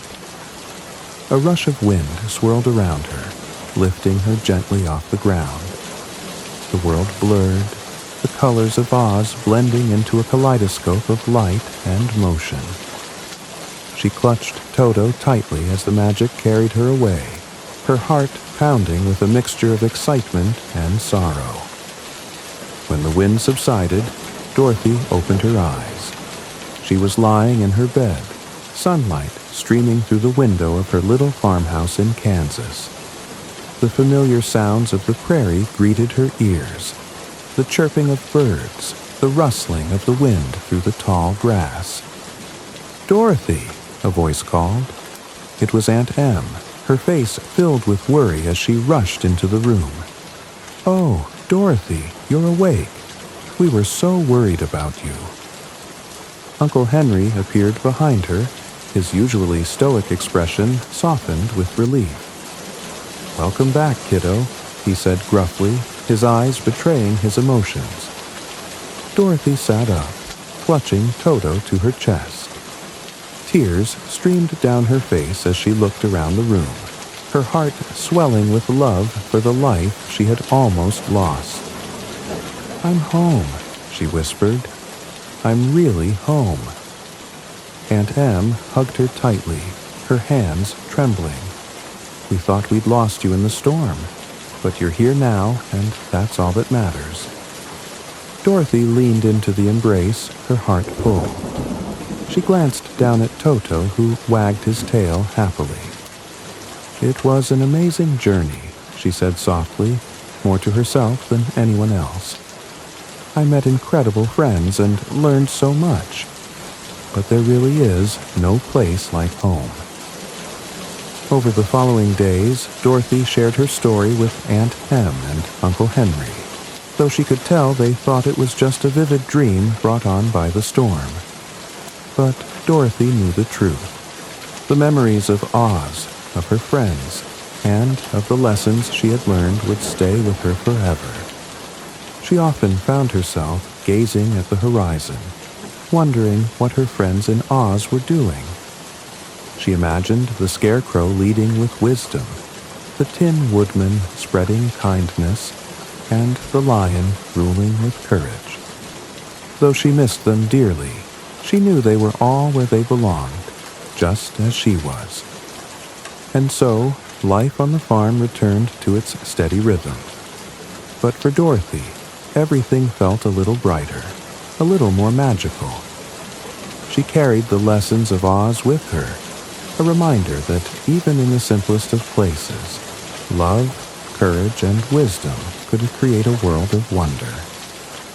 As she sat on the porch one evening, Toto curled up at her feet.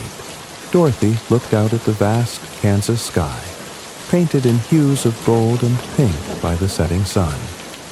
She smiled softly, her heart at peace. "There's no place like home," she said again, the words carrying a deeper meaning now than ever before. As Dorothy settled back into her life in Kansas, the lessons she had learned in Oz remained vivid in her heart. The rolling plains and wide-open skies of her home felt different now, not because they had changed, but because she had. Dorothy's journey had given her a new perspective on the world and her place within it. She carried the wisdom, courage, and love she had discovered, not as fleeting memories, but as integral parts of herself. Each morning, Dorothy would wake to the sound of the rooster crowing and the scent of fresh dew on the grass. She would step outside and feel the familiar breeze on her face, a gentle reminder that she was home. Yet she often found herself looking toward the horizon, wondering about her friends in Oz. She imagined the Scarecrow presiding over the Emerald City with wisdom and wit, the Tin Woodman spreading kindness throughout his forest, and the lion leading with bravery as the true king of beasts. Though their worlds were separated by magic, Dorothy felt connected to them in a way that distance could never diminish. Aunt Em and Uncle Henry noticed the change in her. Dorothy seemed more confident, more attuned to the beauty and value of everyday life. She worked on the farm with renewed energy, her laughter ringing out as she played with Toto or helped Aunt Em tend the garden.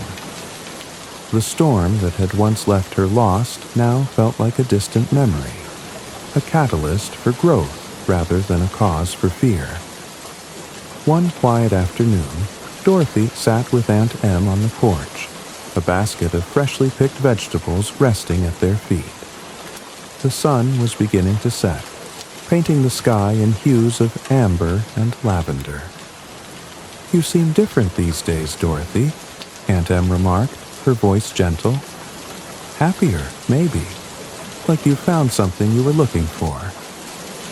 Dorothy smiled, her eyes distant as she thought of Oz. "I suppose I have," she said. "I learned that no matter where you go or how far you travel, the most important things are always with you. Your heart, your courage, and your mind. They're what guide you. And home isn't just a place.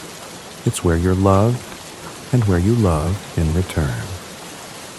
Aunt Em's eyes glistened with pride as she reached out to squeeze Dorothy's hand. "You've grown up so much, my dear. Whatever journey you went on, I'm glad it brought you back to us."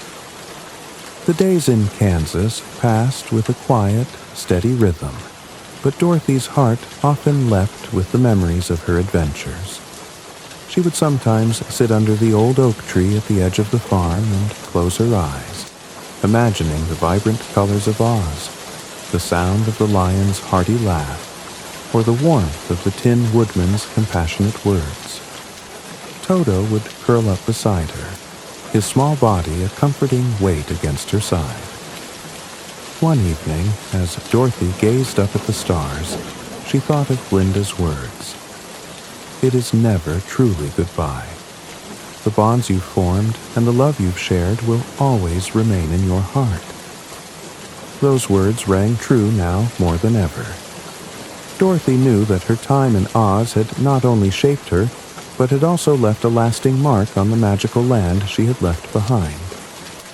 The people of Oz, she imagined, were thriving in the wake of the Wicked Witch's defeat. The Emerald City would shine brighter under the Scarecrow's wise leadership, and the forest would bloom with the Tin Woodman's gentle care. The lion, she was certain, would reign with the courage and compassion of a true king. They had all found their places, just as Dorothy had found hers. As the months turned into years, Dorothy's memories of Oz remained as vivid as ever. She would often recount her adventures to the children of the nearby farms, who would listen wide-eyed and enthralled. Though many thought her stories were just fanciful tales, Dorothy knew better. Oz was real, and its magic had forever changed her. One crisp autumn day, Dorothy stood at the edge of the farm, the golden fields stretching out before her. The wind carried the scent of harvest and the promise of change. She closed her eyes and whispered softly, "There's no place like home." The words, once spoken as a desperate wish, now felt like a gentle truth. Kansas was her home, and it always would be. But Oz, with its wonder and its lessons, would remain a part of her heart forever. Dorothy turned back toward the farmhouse, where Aunt Em and Uncle Henry waited with warm smiles and open arms. Toto barked happily at her heels, his energy as boundless as ever. Together, they walked back to the life Dorothy had once taken for granted, but now cherished deeply. The journey to Oz had taught her that courage, love, and wisdom were the true treasures of life, and that sometimes the most extraordinary adventures lead you right back to where you started, only to see it with new eyes. Dorothy Gale, the girl who had once longed for something more, had found everything she needed in the simplest, most beautiful place of all: home.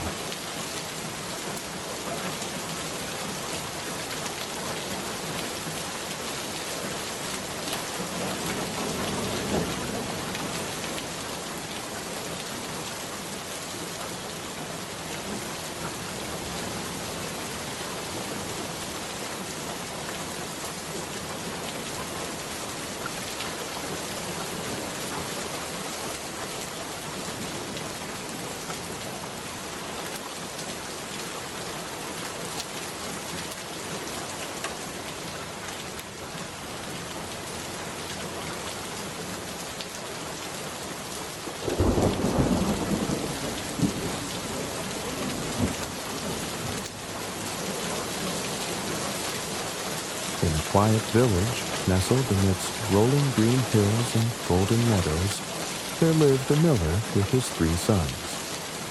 The miller was a kind man, though his life had been marked by modest means and relentless toil. His mill, standing on the edge of a bubbling brook, had provided just enough to feed his family and keep a roof over their heads. But time, like the unceasing flow of the brook, had worn him down, and as he lay on his deathbed, he divided his meager possessions among his children. To his eldest son, he left the sturdy mill, a symbol of steady work and a reliable future.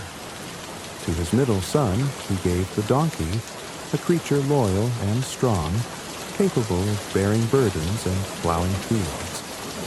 And to his youngest son, a dreamer named Jacques, he left only a cat. The youngest son, gazing at the sleek creature with its emerald eyes and sable fur, felt his heart sink. "A cat?" Jacques muttered, his voice tinged with disbelief.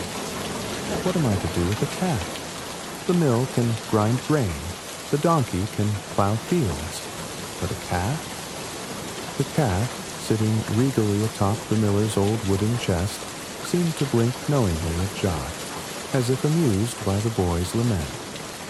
With a flick of its tail, it leapt down and padded gracefully toward him. Though Jacques had not yet realized it, this was no ordinary feline. "Do not despair, master," the cat purred, its voice as smooth as silk. Jacques startled, nearly toppling over. His eyes widened in disbelief as the cat continued, its tone soothing yet commanding. "I am more than what meets the eye. Equip me with a pair of fine boots and a sturdy bag, and I shall bring you more fortune than you could ever dream of." Jacques blinked, convinced he was hearing things. Perhaps his grief over his father's passing had clouded his senses. Yet, there was something about the cat's calm confidence, its piercing gaze, that made him pause. "You can talk?" he stammered, his voice a mix of astonishment and doubt. "Indeed I can," the cat replied, lifting its chin.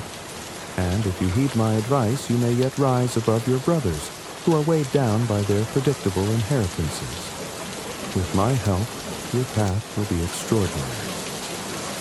Extraordinary. The word rang in Jacques' mind like a bell. He had always dreamed of something greater than the quiet, unchanging life of their village. He wanted adventure, recognition, and perhaps even a touch of magic. Swallowing his skepticism, he nodded. "Very well," Jacques said hesitantly. "I'll trust you. But boots? For a cat?" The cat's whiskers twitched, and it smiled. Or at least, Jacques could have sworn it did. "A fine pair of boots will lend me the dignity befitting my plans. Now, take what little coin you have left and procure them for me. The bag. I shall fashion myself from the burlap in the shed." Reluctantly, Jacques parted with his last few coins and visited the cobbler in the village square. The cobbler, known for his skill and precision, raised an eyebrow when Jacques requested boots small enough for a cat. But coin was coin, and by the next morning, the cat stood proudly in a pair of exquisite leather boots, their polished surface catching the early sunlight.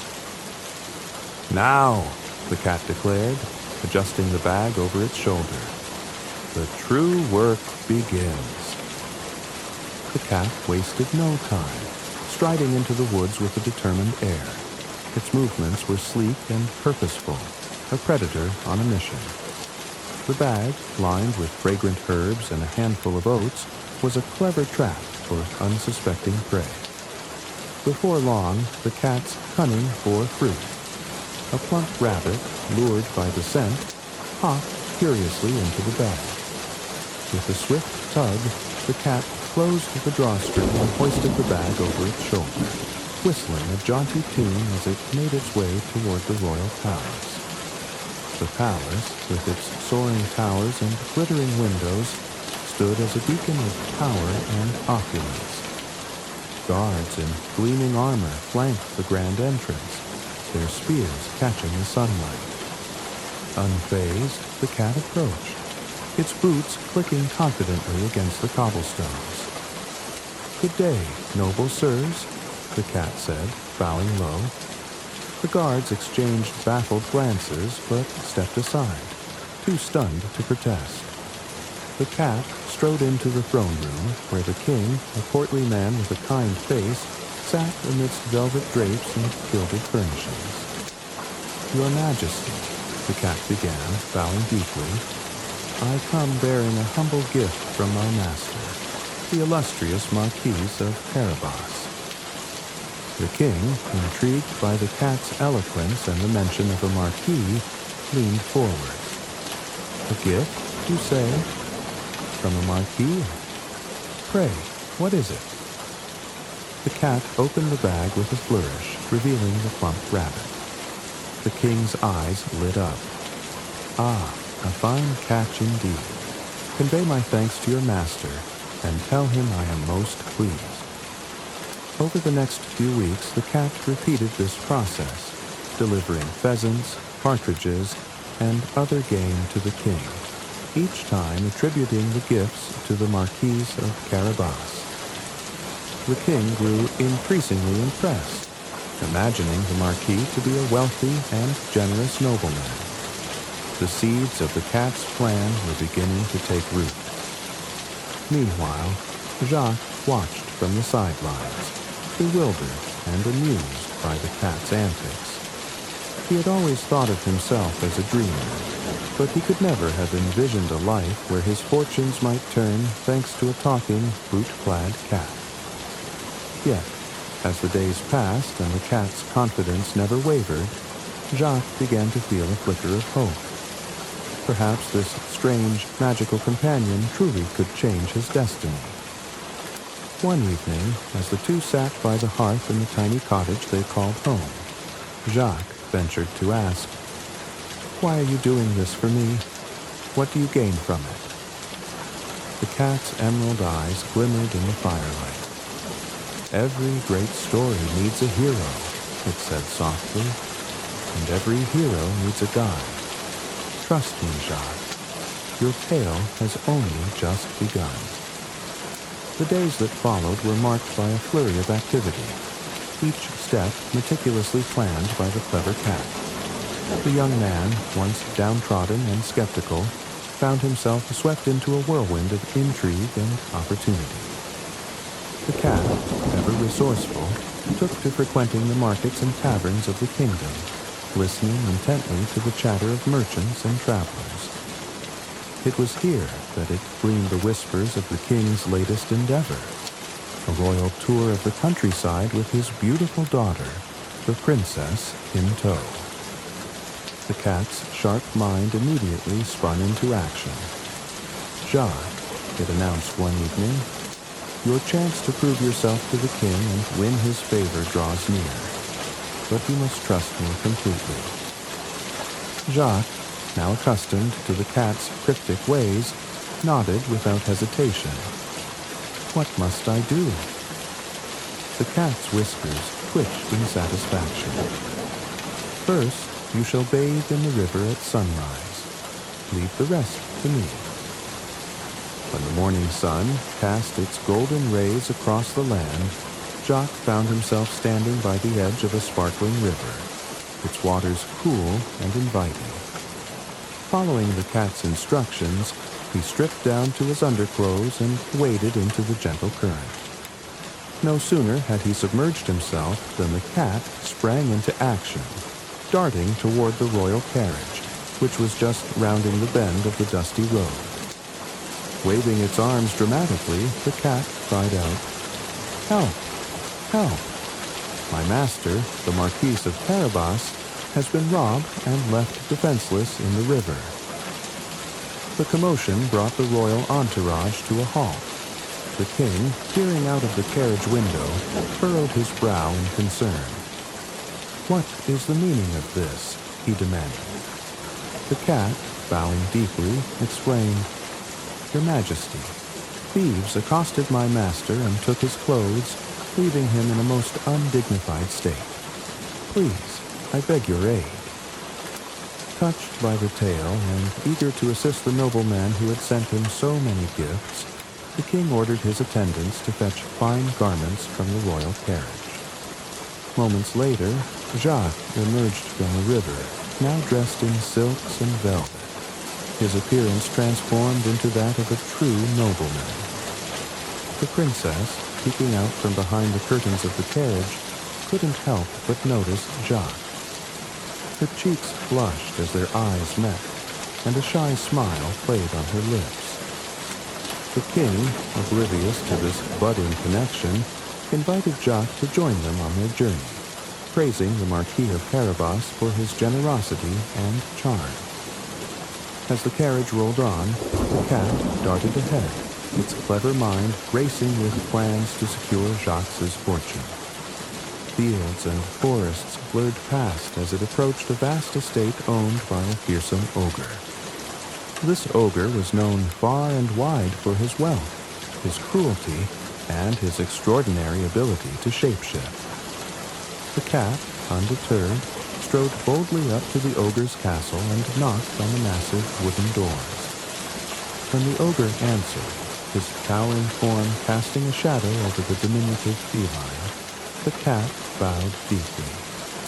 "Great and powerful lord," it began, "I have heard tales of your incredible abilities. Might you indulge a humble traveler by demonstrating your legendary powers?" The ogre, flattered by the flattery and eager to show off, grinned wickedly. "What would you have me do?" he rumbled. "They say you can transform into a lion," the cat said, its tone admiring. "Such a feat would be a sight to behold." With a low growl, the ogre's form began to shift, his body contorting and expanding until he stood as a fearsome lion, his golden mane blazing like fire. The cat clapped its paws together in feigned awe. Magnificent, truly magnificent. But tell me, my lord, can you also take on a smaller form? Say, that of a mouse? The lion's growl deepened, and once again the ogre transformed, shrinking rapidly until he was no more than a tiny gray mouse.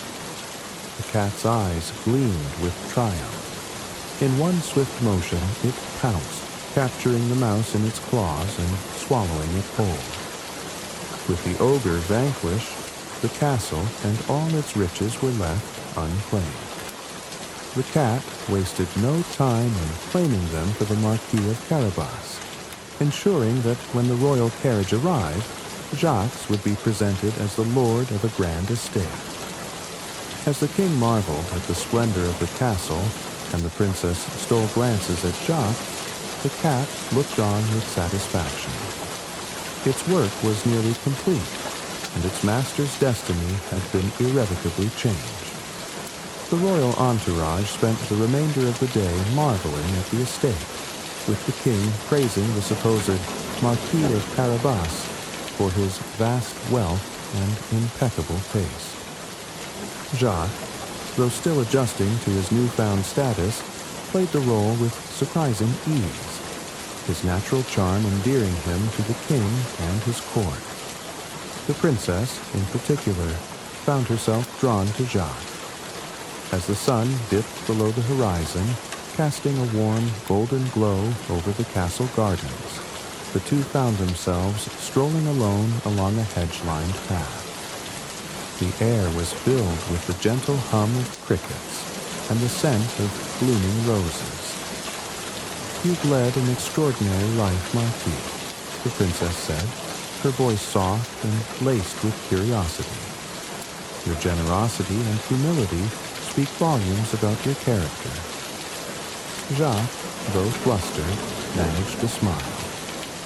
"I owe much of it to my advisors," he replied, casting a glance toward the cat, who watched from a distance, perched atop a stone fountain like a silent sentinel. The princess laughed, a melodic sound that made Jacques' heart race. "A humble man as well. Perhaps we shall see more of each other in the days to come." As the evening wore on, the king announced that the court would spend the night at the estate before continuing their journey. A grand feast was prepared, with tables laden with roasted meats, fresh fruits, and goblets of sparkling wine. Music filled the great hall as minstrels played lively tunes, and laughter echoed off the stone walls. The cat, ever watchful, ensured that every detail was perfect, from the arrangement of the dishes to the seating of the guests. It moved through the shadows with grace, its sharp eyes missing nothing. By the time the feast drew to a close, the king was so impressed with the hospitality of the Marquis that he began to consider a more permanent alliance between their families. "Marquis," the king declared, raising his goblet, "it is clear that you are a man of great substance and character. I would be honored to call you my son-in-law." The hall erupted into applause as Jacques stood, his cheeks flushed with both surprise and delight. He glanced at the princess, who smiled shyly, her eyes shining with happiness. The cat, watching from the shadows, allowed itself a small, satisfied grin. Its master's journey from a penniless dreamer to a prince-in-waiting was now complete.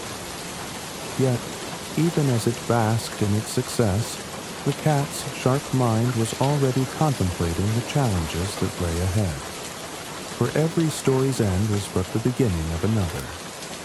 And so, with the king's blessing and the princess's heart won, Jacques and the cat embarked on a new chapter of their extraordinary tale.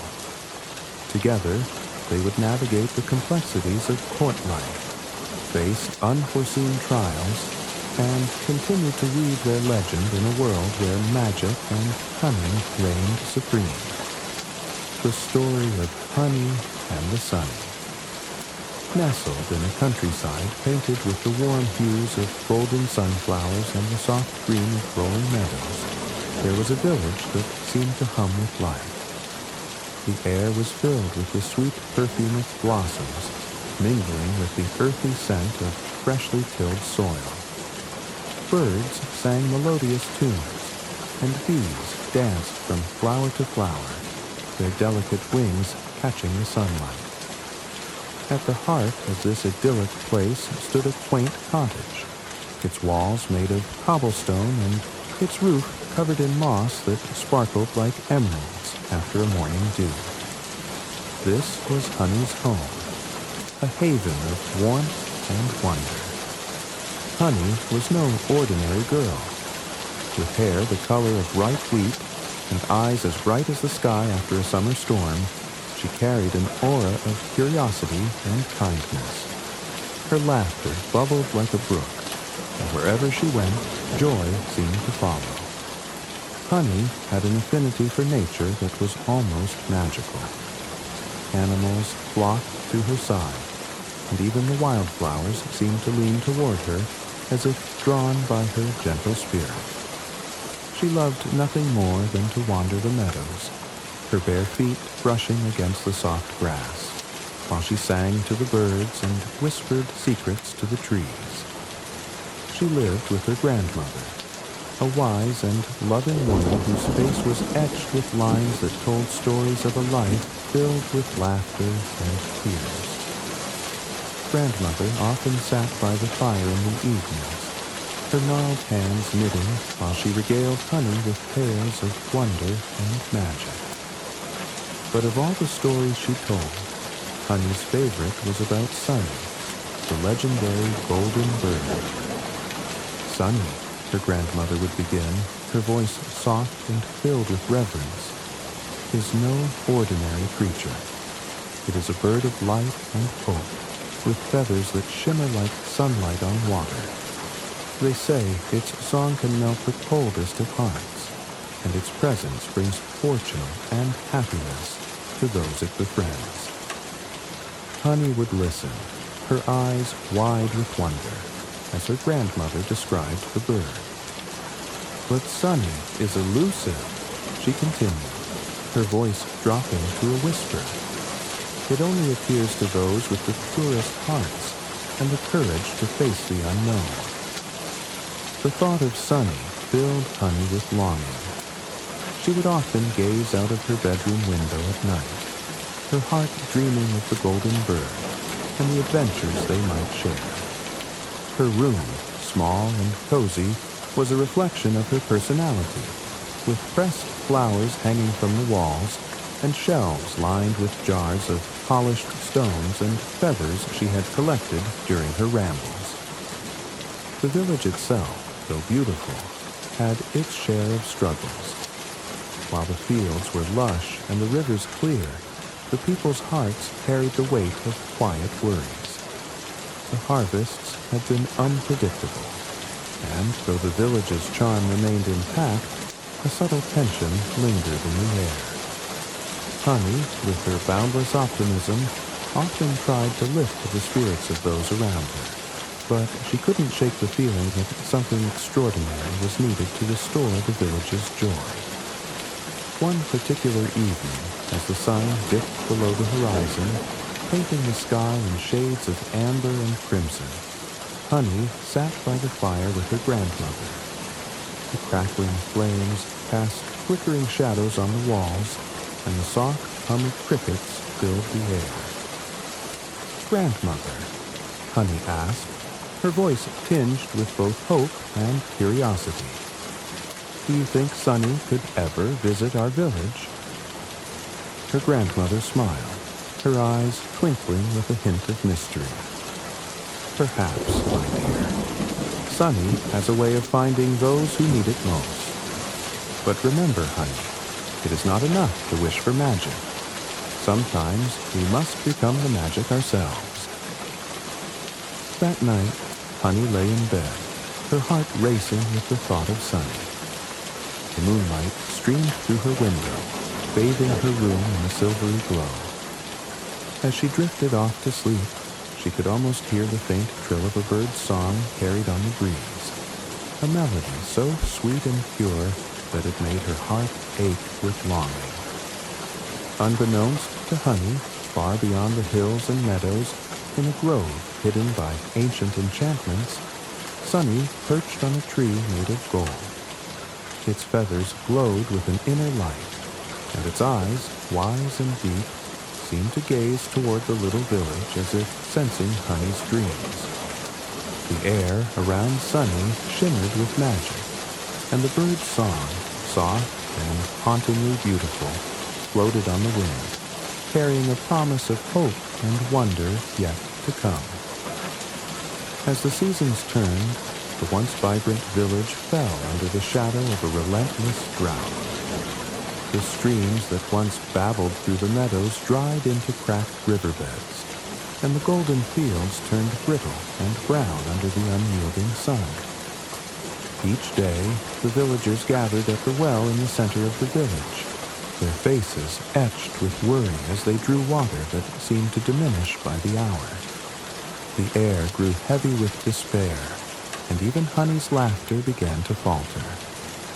One evening, Honey returned home to find her grandmother kneeling by the hearth, her hands clasped tightly in prayer.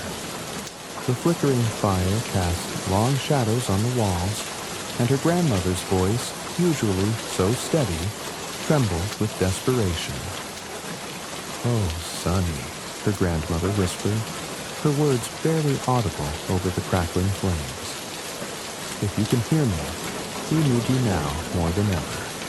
Our fields are dying and our hearts are breaking. Please, bring your light and hope to our village." Honey, standing in the doorway, felt a pang in her chest. She had never seen her grandmother so vulnerable, so overcome with helplessness.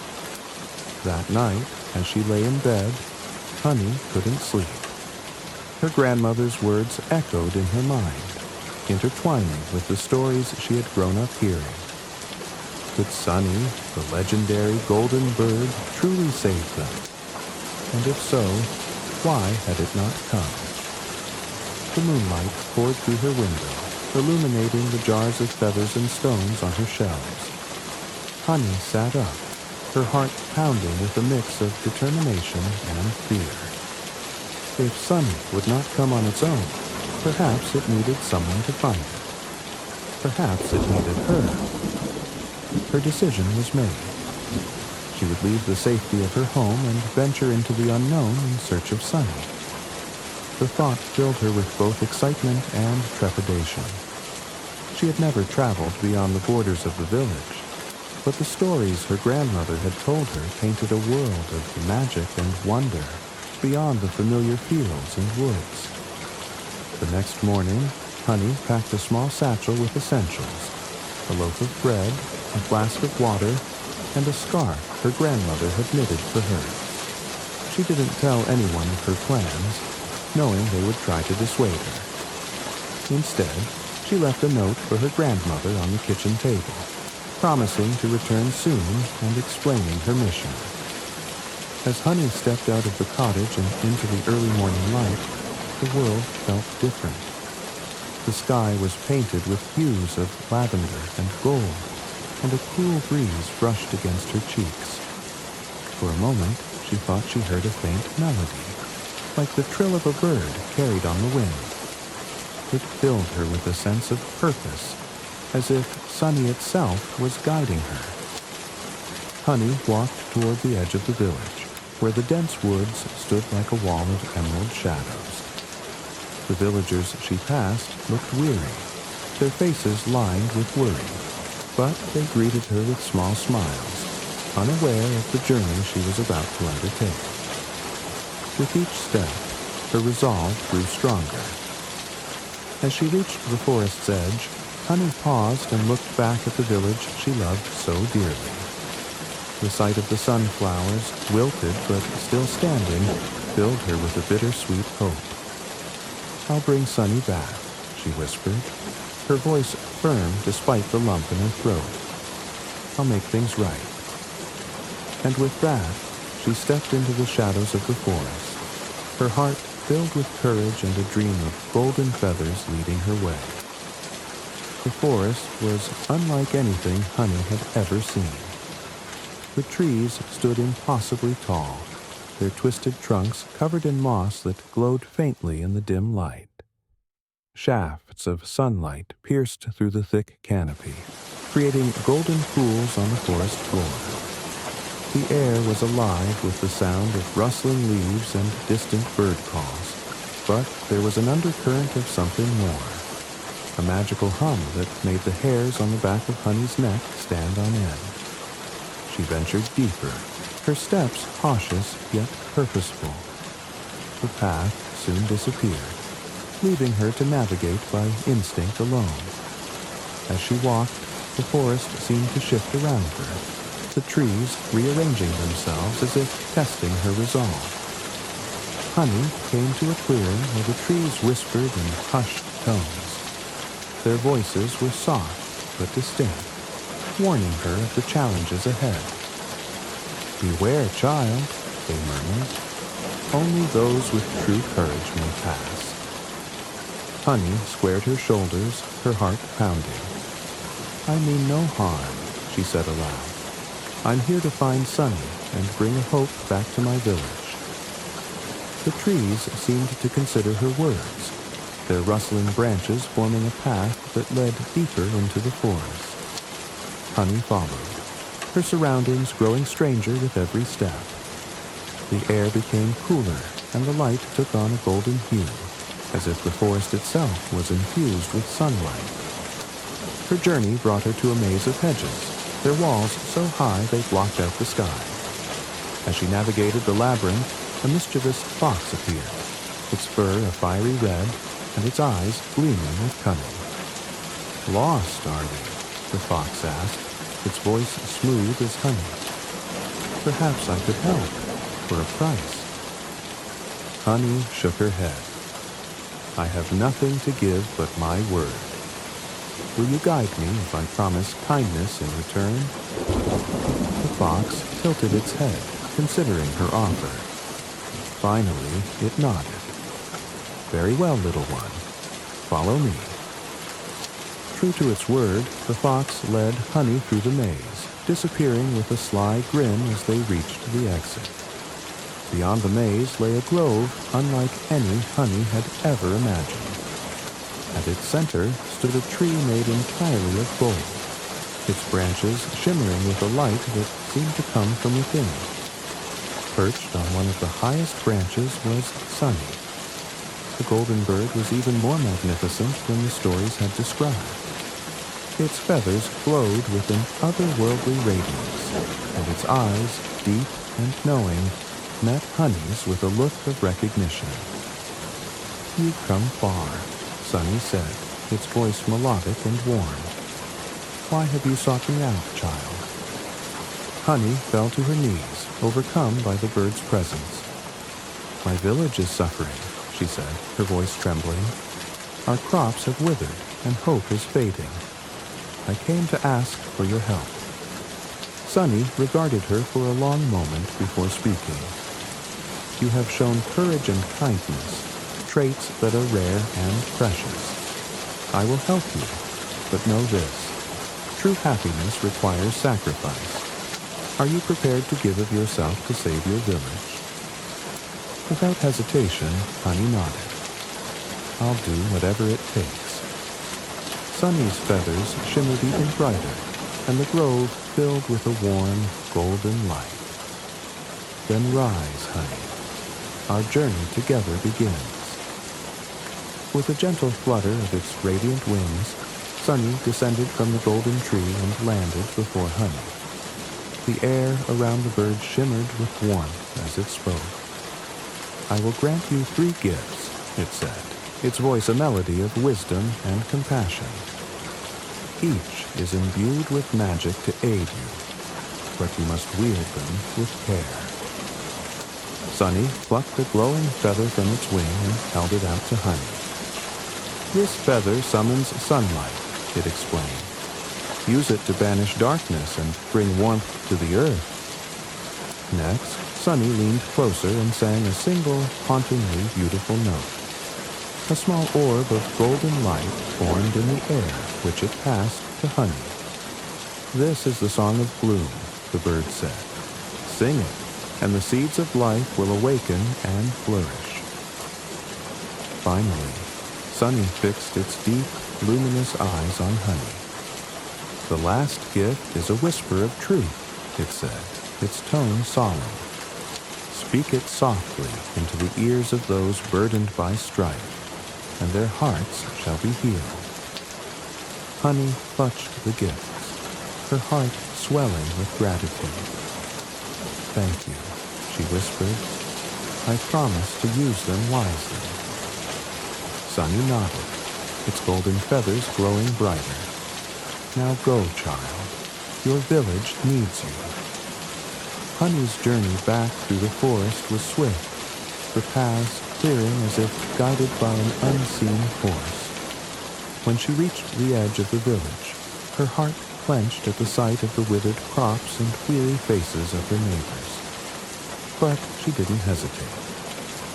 Standing at the center of the barren fields, Honey held the golden feather aloft. Its light grew intense, and she whispered, "Let the sun shine again."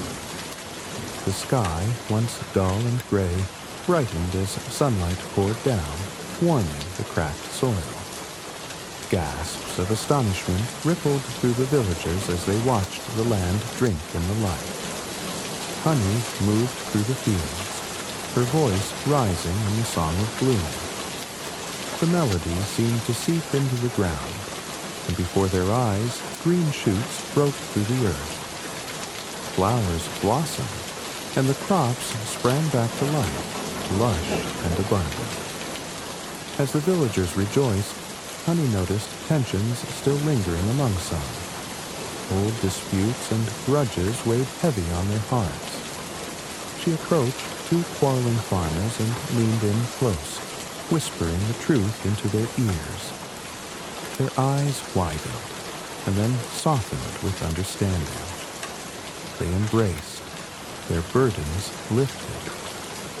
Honey spent the day bringing sunlight, life, and harmony to the village. By nightfall, the once drought-stricken community was transformed. The fields glowed with vitality, and the villagers' laughter filled the air. Exhausted but fulfilled, Honey sat beneath the stars, the golden gifts safely tucked away. She thought of Sunny, its wisdom and sacrifice, and smiled. "We did it," she murmured, knowing that her journey had only just begun. For a time, the village thrived under the golden gifts Honey had brought back. The crops flourished, disputes faded, and laughter returned to the hearts of the villagers. News of this miraculous transformation, however, did not stay confined to the village. A traveling merchant, notorious for his greed and cunning, heard tales of a magical bird that had blessed the land. His heart, darkened by jealousy and avarice, began to scheme. One evening, as the villagers gathered to celebrate their renewed prosperity, the merchant slipped into the forest, following whispers and rumors to find Sunny. Armed with traps and a net woven from enchanted threads, he sought to capture the golden bird for himself, imagining the riches and power it could bring. Honey, sensing something amiss, felt a pang of unease. She hurried to the forest, her heart racing as the shadows grew long and the air thickened with tension.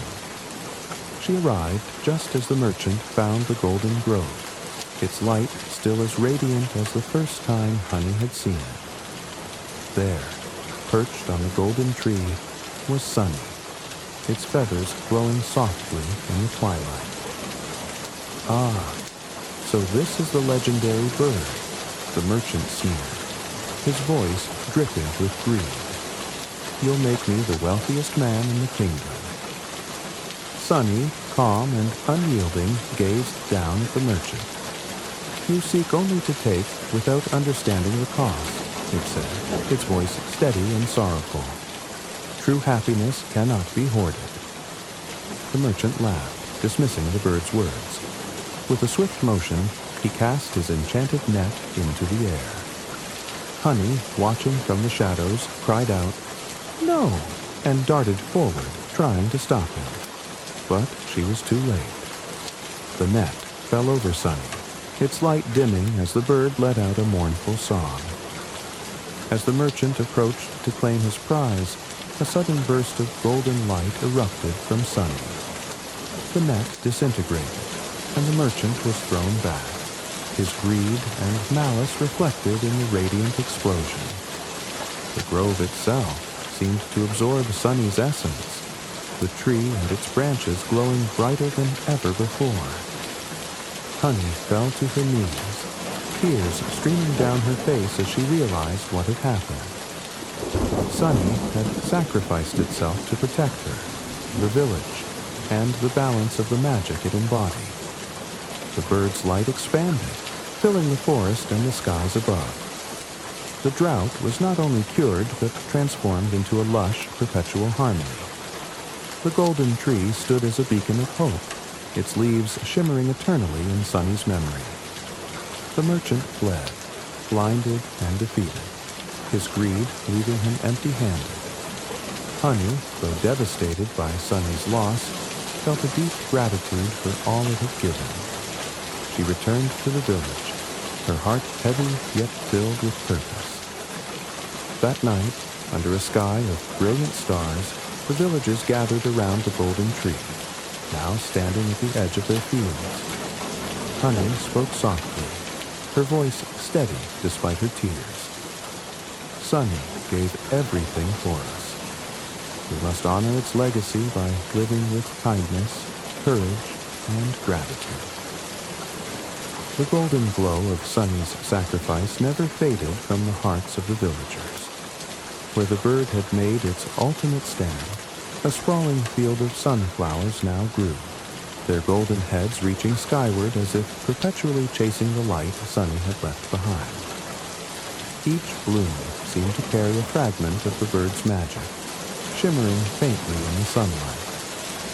At night, the field glowed softly, bathing the village in a serene, golden light that reminded everyone of Sunny's enduring legacy. The village, once unnamed and overlooked, was transformed. It became a beacon of hope and abundance, attracting travelers and settlers who came to marvel at the magical sunflower field. To honor the golden bird, the villagers renamed their home Sunnyvale, a name that carried the warmth and light of Sunny's memory. Over time, Sunnyvale thrived, its people united by a renewed sense of purpose and community. The drought and despair were but distant memories, replaced by laughter, songs, and the rustling of sunflower petals in the gentle breeze. For Honey, the transformation of her village was bittersweet. She missed Sunny dearly, often visiting the sunflower field to sit among the blooms and feel the bird's presence. Yet, she found solace in knowing that Sunny's sacrifice had brought lasting joy and prosperity to those she loved. As the years passed, Honey's story spread far and wide. Travelers came not only to see the enchanted field, but to meet the girl whose courage and kindness had brought Sunny into their world. Honey herself grew into a symbol of hope and compassion. She dedicated her days to helping others, ensuring that Sunny's teachings lived on through her actions. She taught the villagers to cherish the magic of the natural world, to resolve conflicts with understanding and truth, and to find strength in unity and kindness. Children would gather around her in the evenings, eager to hear the tale of Sunny and how the golden bird had changed their lives forever. Her words, like Sunny's light, inspired generations to live with courage, generosity, and a deep respect for the world around them. The sunflower field became a sacred place, a reminder of the power of selflessness and the beauty of nature's resilience.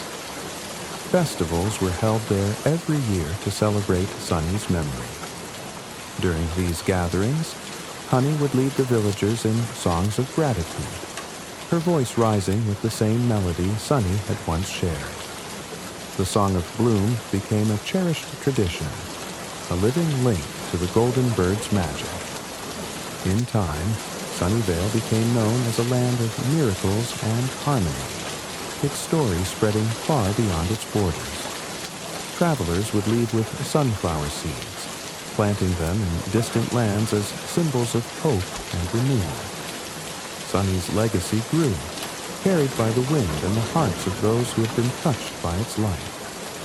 Through it all, Honey remained steadfast in her belief that Sunny's sacrifice had not only saved the village, but had also taught them the true meaning of happiness.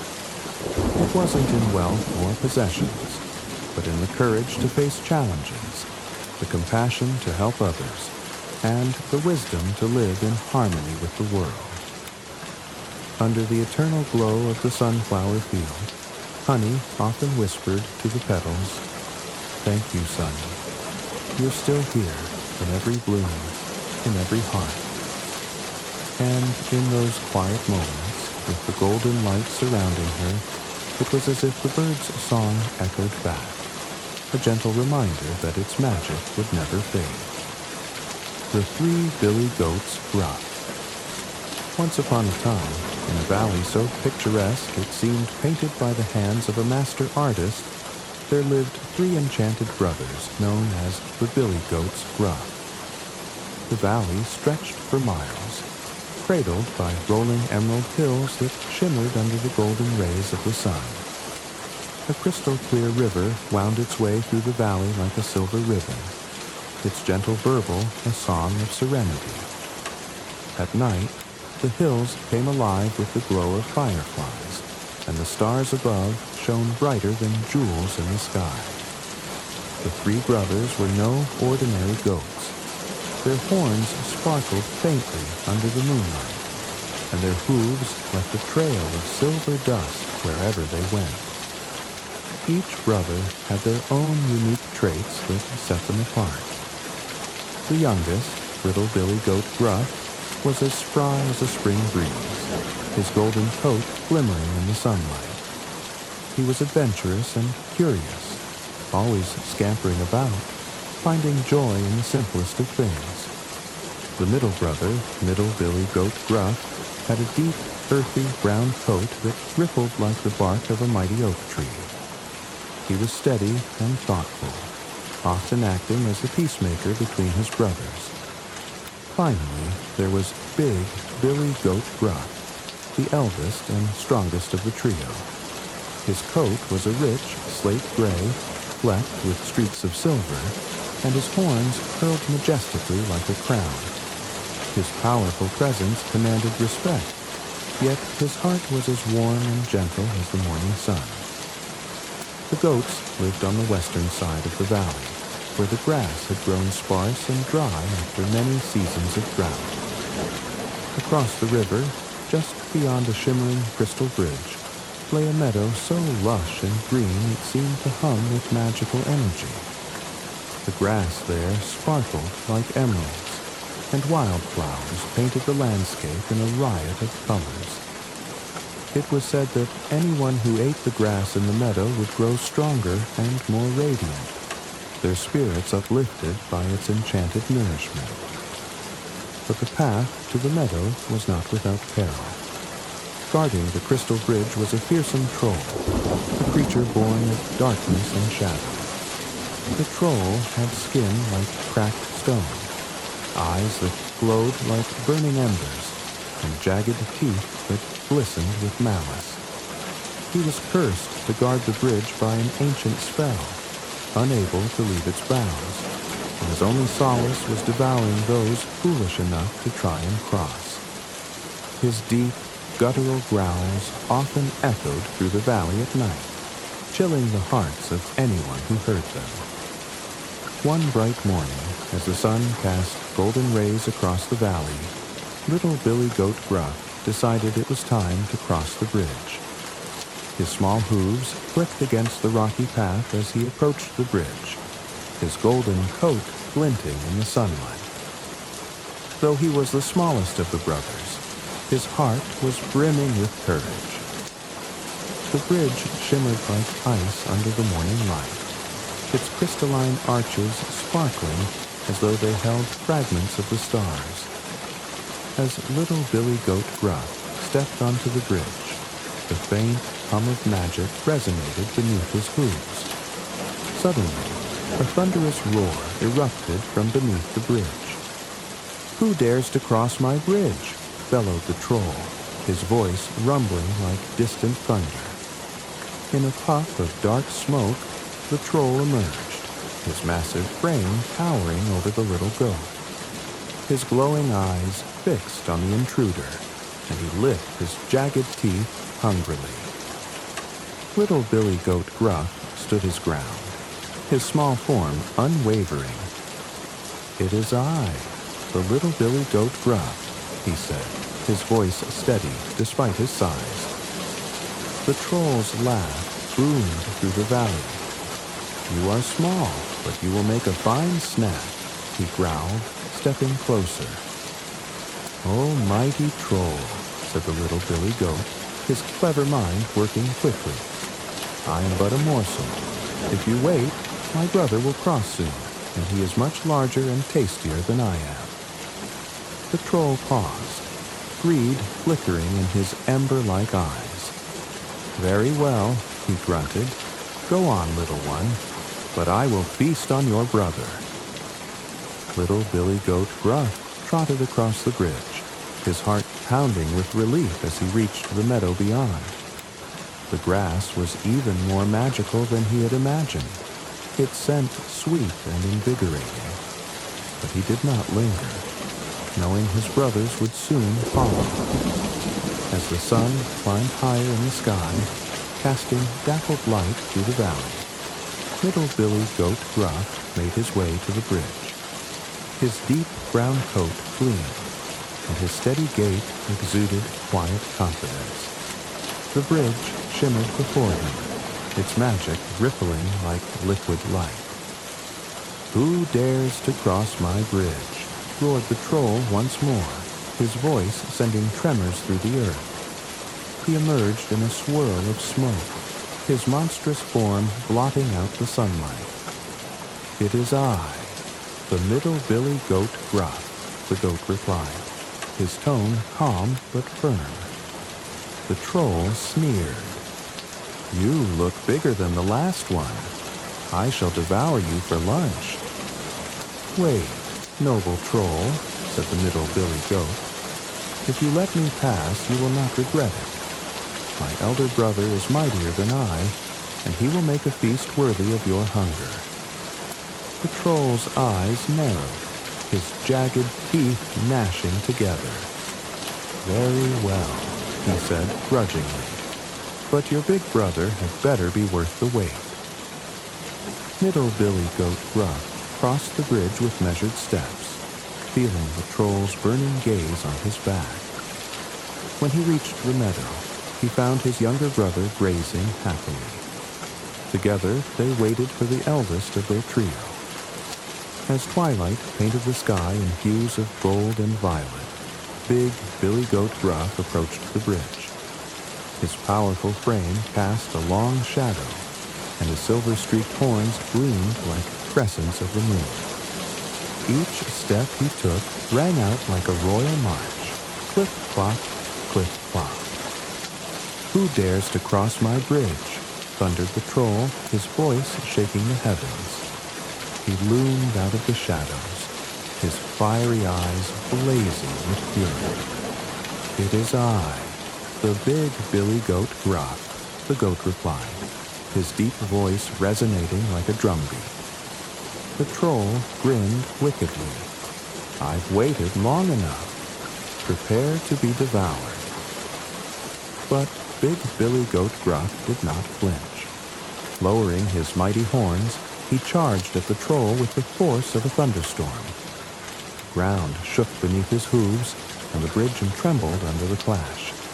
The troll roared and lashed out with his claws, but the goat's strength and courage were unmatched. With one final, earth-shaking blow, big Billy Goat Gruff sent the troll tumbling off the bridge and into the river below. The water, enchanted by the meadow's magic, washed the troll away, breaking the ancient curse and banishing him forever.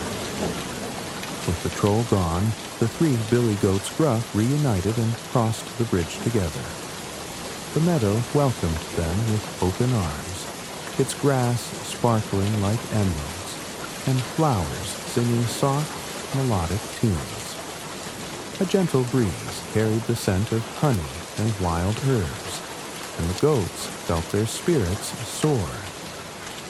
As they grazed, their coats glowed brighter, and their horns shimmered with newfound brilliance. The magic of the meadow filled them with strength and joy, their bond as brothers growing ever stronger. The goats lived happily ever after, their story becoming a legend whispered across the valley. And it is said that to this day, those brave enough to cross the Crystal Bridge will find a land where dreams come true, and courage is always rewarded. The end. Thank you for joining us tonight on Mr. Sleep Story for this enchanting collection of fairy tales. As you drift into sleep, let the wonders of glowing underground seas, ancient creatures, and hidden worlds inspire your dreams. If you enjoyed this story, please like, subscribe, and tap the bell icon so you never miss another soothing adventure. Until next time, may your dreams take you to places as magical as the heart of the earth itself. Good night, and sweet dreams.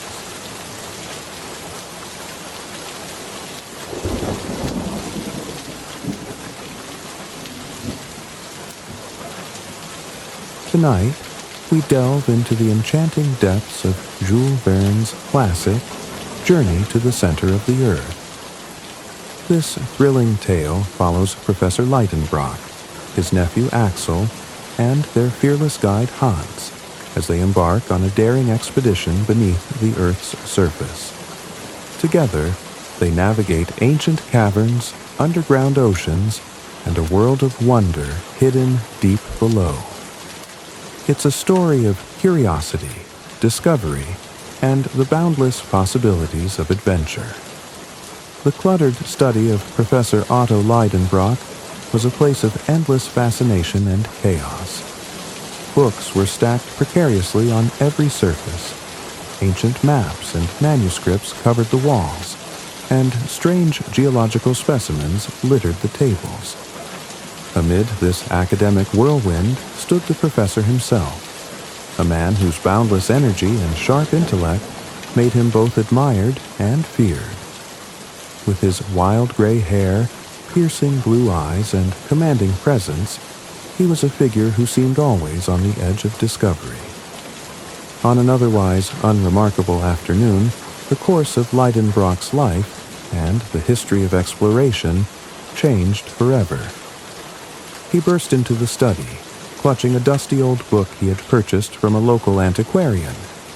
The volume, bound in weathered leather and inscribed with runes, was an Icelandic saga that promised untold secrets. "Axel, come here, boy," Lidenbrock bellowed, his voice echoing through the house. Axel, his young and somewhat reluctant nephew, hurried into the room. With his dark hair and thoughtful demeanor, Axel was the opposite of his excitable uncle. He preferred the quiet study of science to the whirlwind of Lidenbrock's wild theories. But Axel knew better than to ignore one of his uncle's summons. "Yes, Uncle," Axel asked, stepping cautiously into the study. "Look at this," Lidenbrock exclaimed, slamming the book onto the table and flipping through its brittle pages. An Icelandic manuscript, centuries old, and within it, a treasure far greater than gold or jewels. Axel leaned over, intrigued, despite himself. Leidenbrock pointed to a loose sheet of parchment tucked between the pages. The parchment was covered in strange symbols, written in what appeared to be a code. "What is it?" Axel asked, frowning as he tried to make sense of the markings. "It's a cipher," Leidenbrock declared, his eyes alight with excitement. "A message from Arne Saknus M, a 16th century alchemist and explorer. If I'm not mistaken, this contains the key to one of the greatest mysteries of our time." For hours, the study was filled with the rustling of paper and the scratching of quills as the two worked to decode the message. Leidenbrock's enthusiasm was infectious, and even Axel found himself drawn into the puzzle. They tried every method they could think of: substitutions, translations, rearrangements, but the cipher stubbornly refused to yield its secrets. As the evening wore on, Axel grew weary. "Perhaps it's meaningless," he suggested, though he regretted it as soon as the words left his mouth. "Meaningless? Nonsense," Leidenbrock snapped. "No message of this complexity is meaningless. We simply haven't found the key." Axel sighed and continued working, though his patience was wearing thin. Then, almost by accident, he noticed something peculiar. Holding the parchment up to the light, he saw faint indentations that hinted at a pattern.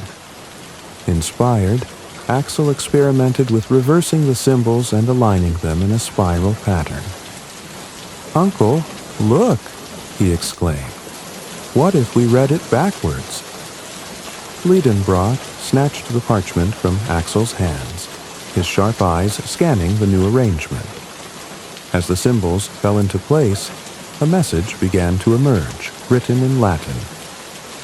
"Descend into the crater of Snæfellsjökull, which the shadow of Scartaris touches before the calends of July, and you will reach the center of the earth. Arne Saknus M." For a moment, neither spoke. The words hung in the air, their meaning sinking in. Axel was the first to break the silence. "Surely this can't be real," he said, his voice tinged with disbelief. "The center of the earth? It's impossible." "Impossible." Leidenbrock's eyes blazed with conviction. "No, Axel. This is a challenge, a mystery waiting to be unraveled. If Saknussemm claims to have made the journey, then so shall we." Axel tried to protest, but Leidenbrock's mind was already made up. He slammed the book shut and began gathering supplies, muttering excitedly about Iceland, volcanoes, and the wonders that awaited them beneath the Earth's crust. "Pack your bags, Axel," he said, grinning like a man possessed. "We leave at once for Snæfellsjökull." And so, with the cryptic message as their guide and a fiery determination driving them forward, the eccentric professor and his reluctant nephew embarked on a journey that would take them far beyond the limits of human understanding, into the very heart of the earth. The streets of Hamburg buzzed with excitement as Professor Leidenbrock made his preparations for the journey. His enthusiasm was unmatched, his booming voice calling for maps, supplies, and provisions as he orchestrated the grand undertaking. Axel, his young and reluctant nephew, could only watch in a mix of disbelief and resignation. The discovery of Arne Saknus M's manuscript had ignited a fire in Leidenbrock, and no force on earth or below it could quench it. "Axel, don't dawdle," Leidenbrock barked as he examined a stack of geological tools. "This is no leisurely outing. We are on the cusp of making history." Axel sighed, stuffing the last of his belongings into his travel bag. "Uncle, are we truly prepared for this? A dormant volcano is hardly a safe place for exploration." "Nonsense," Leidenbrock replied, his eyes gleaming. "Snæ Fell's Yakol will not deter us. It is merely the gateway to the greatest discovery of all time." The duo set out from Hamburg with a sense of purpose, their destination clear. Iceland, the land of fire and ice. Their journey by sea was long and arduous, but Liedenbrock's unrelenting energy kept spirits high. Axel, ever the skeptic, found moments of awe in the vast ocean and the promise of adventure, though he privately questioned the sanity of their endeavor. Upon their arrival in Reykjavik, the small Icelandic capital, they were greeted by stark landscapes and the biting chill of the northern wind. The town bustled with fishermen and traders, its rugged charm a testament to the resilience of its people. It was here that they met Hans Belker, a tall, stoic Icelandic hunter who had been recommended as the perfect guide for their expedition. With his quiet demeanor and unflappable calm, Hans seemed almost carved from the very stone of the land itself. "Do you understand the task ahead?" Liedenbrock asked Hans, gesturing toward the distant outline of Snæfellsjökull, its snow-capped peak piercing the sky. Hans nodded once, his expression unreadable. "I do," he replied in measured tones, "and I will see you safely there." The trio set out toward the volcano, their journey taking them across sweeping plains of black lava, through valleys carved by ancient glaciers, and over streams of crystal-clear water.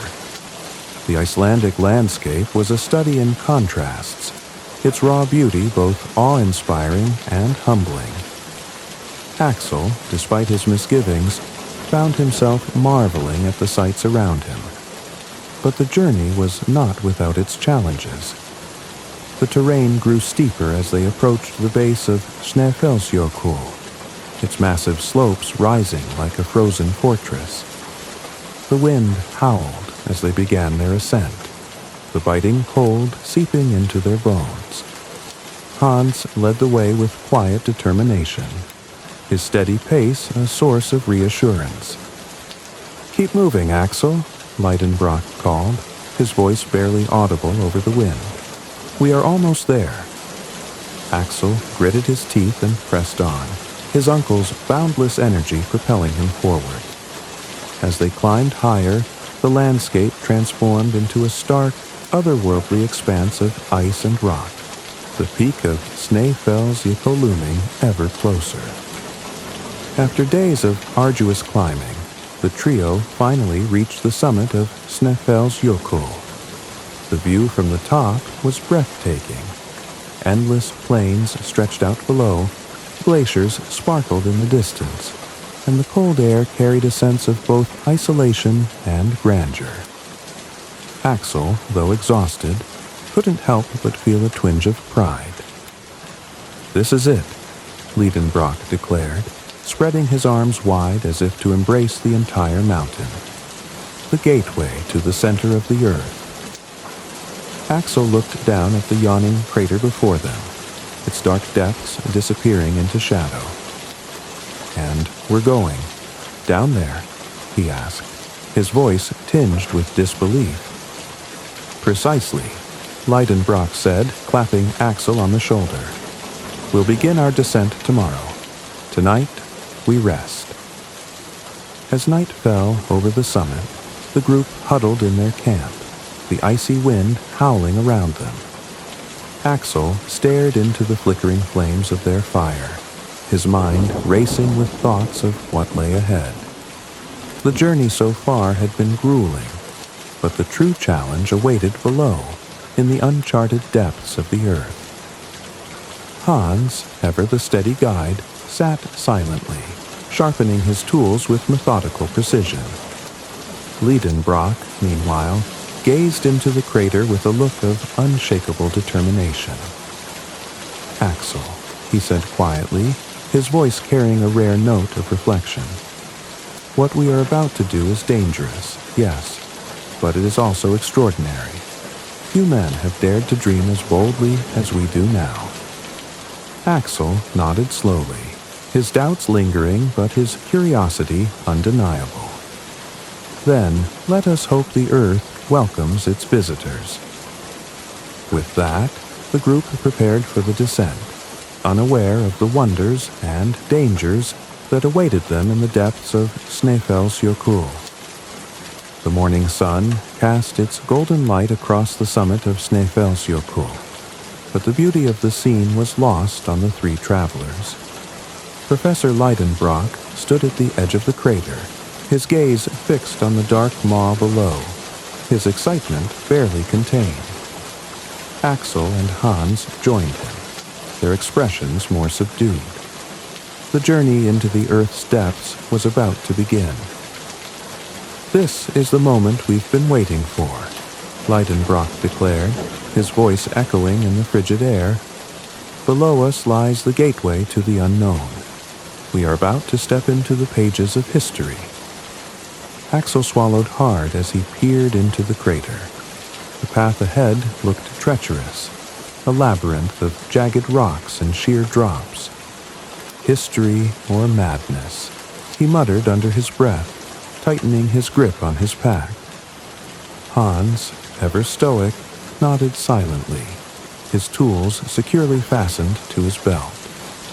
He led the way, his calm demeanor offering a quiet reassurance. With the sun at their backs, the trio began their descent into the heart of the volcano. The walls of the crater were steep and uneven, the ground shifting underfoot as they navigated the treacherous terrain. Every step demanded focus and balance. Loose stones tumbled into the darkness below, their clattering echoing ominously. The air grew colder with each passing moment, and the light from above began to fade. Lidenbrock moved with unrelenting energy, his eyes alight with the thrill of discovery. "Axel, keep close," he called over his shoulder. "We must document every detail of this descent." Axel, struggling to match his uncle's pace, muttered a half-hearted reply. His nerves were on edge, the enormity of their undertaking pressing heavily on him. But Hans, walking just ahead, remained unfazed. His steady hands and unerring sense of direction guided them safely through narrow ledges and sharp inclines. As they descended deeper, the walls of the crater began to widen, revealing a vast chamber filled with towering rock formations. The space seemed to pulse with an ancient energy, the silence so profound that even the sound of their footsteps felt intrusive. "This place," Axel said softly, his voice barely a whisper, "feels alive." "It is alive, in its own way," Lidenbrock replied, his voice reverent. "The Earth's heart beats here, hidden from the eyes of men." The journey soon took them through a series of narrow tunnels, their walls pressing in like the jaws of some great beast. The air grew thinner and cooler, and the faint light of their lanterns cast long, flickering shadows. Axel struggled to shake the sense of claustrophobia creeping over him. "Uncle, are we certain this is the correct path?" he asked, his voice tinged with unease. "Certain?" Lidenbrock repeated, his tone brisk. "Nothing is certain in exploration, Axel, but the only way forward is through." Hans, unbothered by the confined space, continued to lead, his every movement deliberate and precise. At one point, the tunnel narrowed so much that they were forced to crawl on hands and knees. The sound of dripping water echoed around them, a constant reminder of the weight of the earth pressing down from above. When they emerged from the passage, Axel exhaled deeply, grateful for the larger chamber that greeted them. "I hope there are no more tunnels like that," he muttered. Lidenbrock grinned. "You'll adapt, my boy. Courage is born from necessity. As they pressed on, the trio entered a vast underground cavern that stretched far beyond the reach of their lanterns. The air here was cool and still, the floor littered with strange mineral formations that glittered faintly in the dim light. Stalactites hung from the ceiling like jagged teeth, and the faint hum of an unseen force seemed to fill the space. Magnificent, Liedenbrock breathed, his voice filled with awe. This is a world untouched by time, a place no man has set foot before. Axel, despite his earlier apprehension, couldn't help but feel a spark of wonder. The cavern was both beautiful and eerie, its scale dwarfing anything he had seen above ground. "It's otherworldly," he said quietly. Hans inspected the cavern with his usual practicality, testing the ground and marking their path. He gestured toward a rocky outcrop in the distance. "The way continues there," he said simply. Liedenbrock nodded, his excitement undimmed. "Then let us proceed. The journey has only just begun." The further they descended, the more the terrain tested their resolve. They encountered treacherous drops, unstable rock bridges, and sudden shifts in the ground that sent Axel's heart racing. Yet, through every challenge, Hans's quiet expertise and Liedenbrock's relentless determination kept them moving forward. As they paused to rest in a small alcove, Axel looked back at the path they had traveled. "We've come so far already," he said, his voice tinged with disbelief. "And yet it feels like we've barely begun." Liedenbrock smiled, his eyes gleaming in the lantern light. "That is the nature of great journeys, Axel. Each step reveals new wonders and new challenges, but we press on, for the unknown awaits."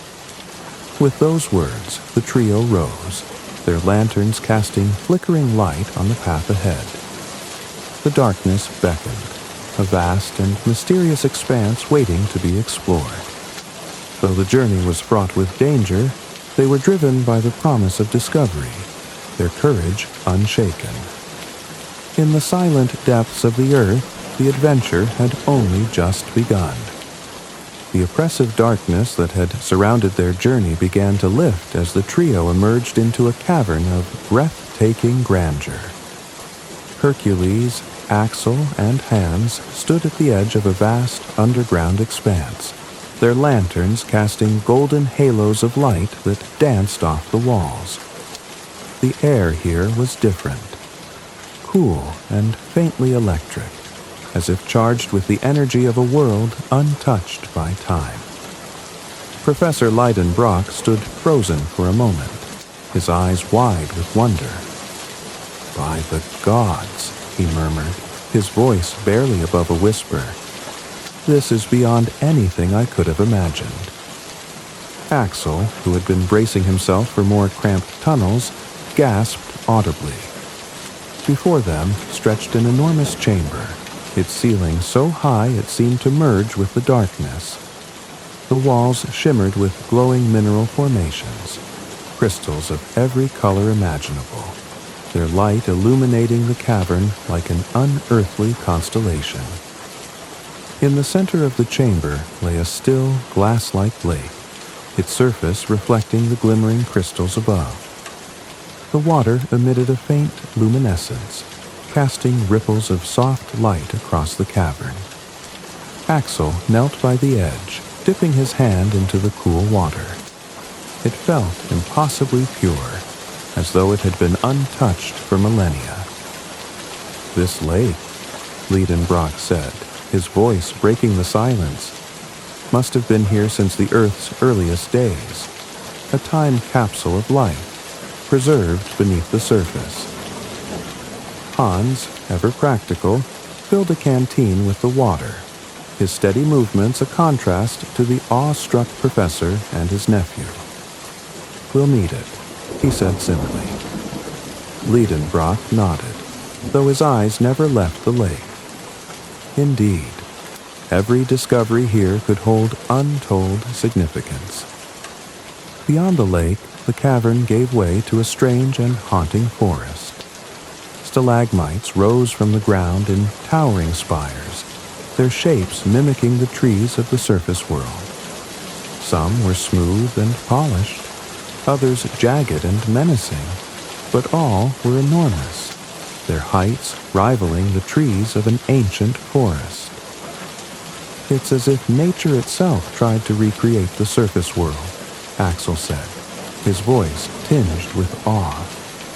He reached out to touch one of the formations, its surface cool and smooth under his fingers. Or perhaps it is a reflection of a time before the surface world existed, Liedenbrock mused. A memory of the Earth's infancy, preserved in stone. The trio walked through the stone forest, their lanterns casting long shadows that danced across the spires. The silence was profound, broken only by the faint sound of water dripping from the cavern roof. Axel couldn't shake the feeling that they were intruding on a sacred place, a world meant to remain hidden. As they ventured further, they came across a river that wound its way through the cavern like a shimmering ribbon. The water glowed faintly, its light pulsing with a steady rhythm, as if the river itself was alive. Tiny creatures darted beneath the surface, transparent and luminous, their forms unlike anything Axel had ever seen.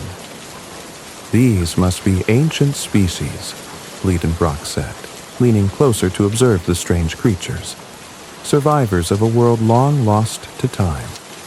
What secrets do you hold, little ones? Hans watched in silence, his stoic expression betraying a flicker of curiosity. He tapped the ground with his staff, testing its stability before nodding for them to continue. Eventually, the cavern opened into a dome-like chamber so vast it seemed to contain the sky itself. The walls sparkled with millions of tiny crystals, their light creating the illusion of a star-filled night. Axel stared in awe, his earlier fears momentarily forgotten. "It's like standing beneath the heavens," he said, his voice hushed. Liedenbrock's grin was wide and triumphant. "We are not beneath the heavens, Axel. We are beneath the earth. And yet this rivals any beauty found on the surface." The trio rested here for a time, their fatigue momentarily forgotten as they marveled at the surreal beauty of the dome. For Axel, the journey had been one of uncertainty and fear, but now, in the heart of the earth, he felt a strange sense of peace. It was as if the cavern welcomed them, offering its wonders as a reward for their perseverance. As they prepared to move on, Liedenbrock's excitement was palpable.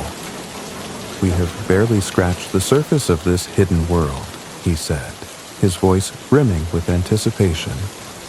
"Imagine what else lies ahead. Rivers, mountains, perhaps even life forms unknown to science." Axel, despite his exhaustion, felt a spark of curiosity ignite within him. The dangers of the journey were undeniable, but so were its rewards. With Hans leading the way, the trio pressed forward, their lanterns illuminating the path into the unknown. Beneath the surface of the earth, they had discovered a world of unimaginable beauty, a world that defied the laws of time and space. But even as they marveled at its wonders, they knew the true challenges were still to come.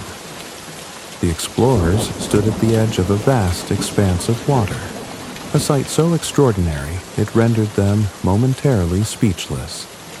Stretching as far as the eye could see, the underground sea shimmered with an otherworldly glow, its surface alive with the soft, pulsating light of bioluminescent organisms. Above them, the cavern's ceiling rose into shadowy heights, dotted with crystalline formations that sparkled like distant stars. Professor Liedenbrock, his face illuminated by the ethereal light, was the first to speak. "Behold," he said, his voice a mix of wonder and triumph, "a sea beneath the earth, an untouched ocean hidden from the surface world since the dawn of time." Axel, who had grown accustomed to the marvels of their journey, found himself once again awestruck. The sheer scale of the subterranean ocean was incomprehensible.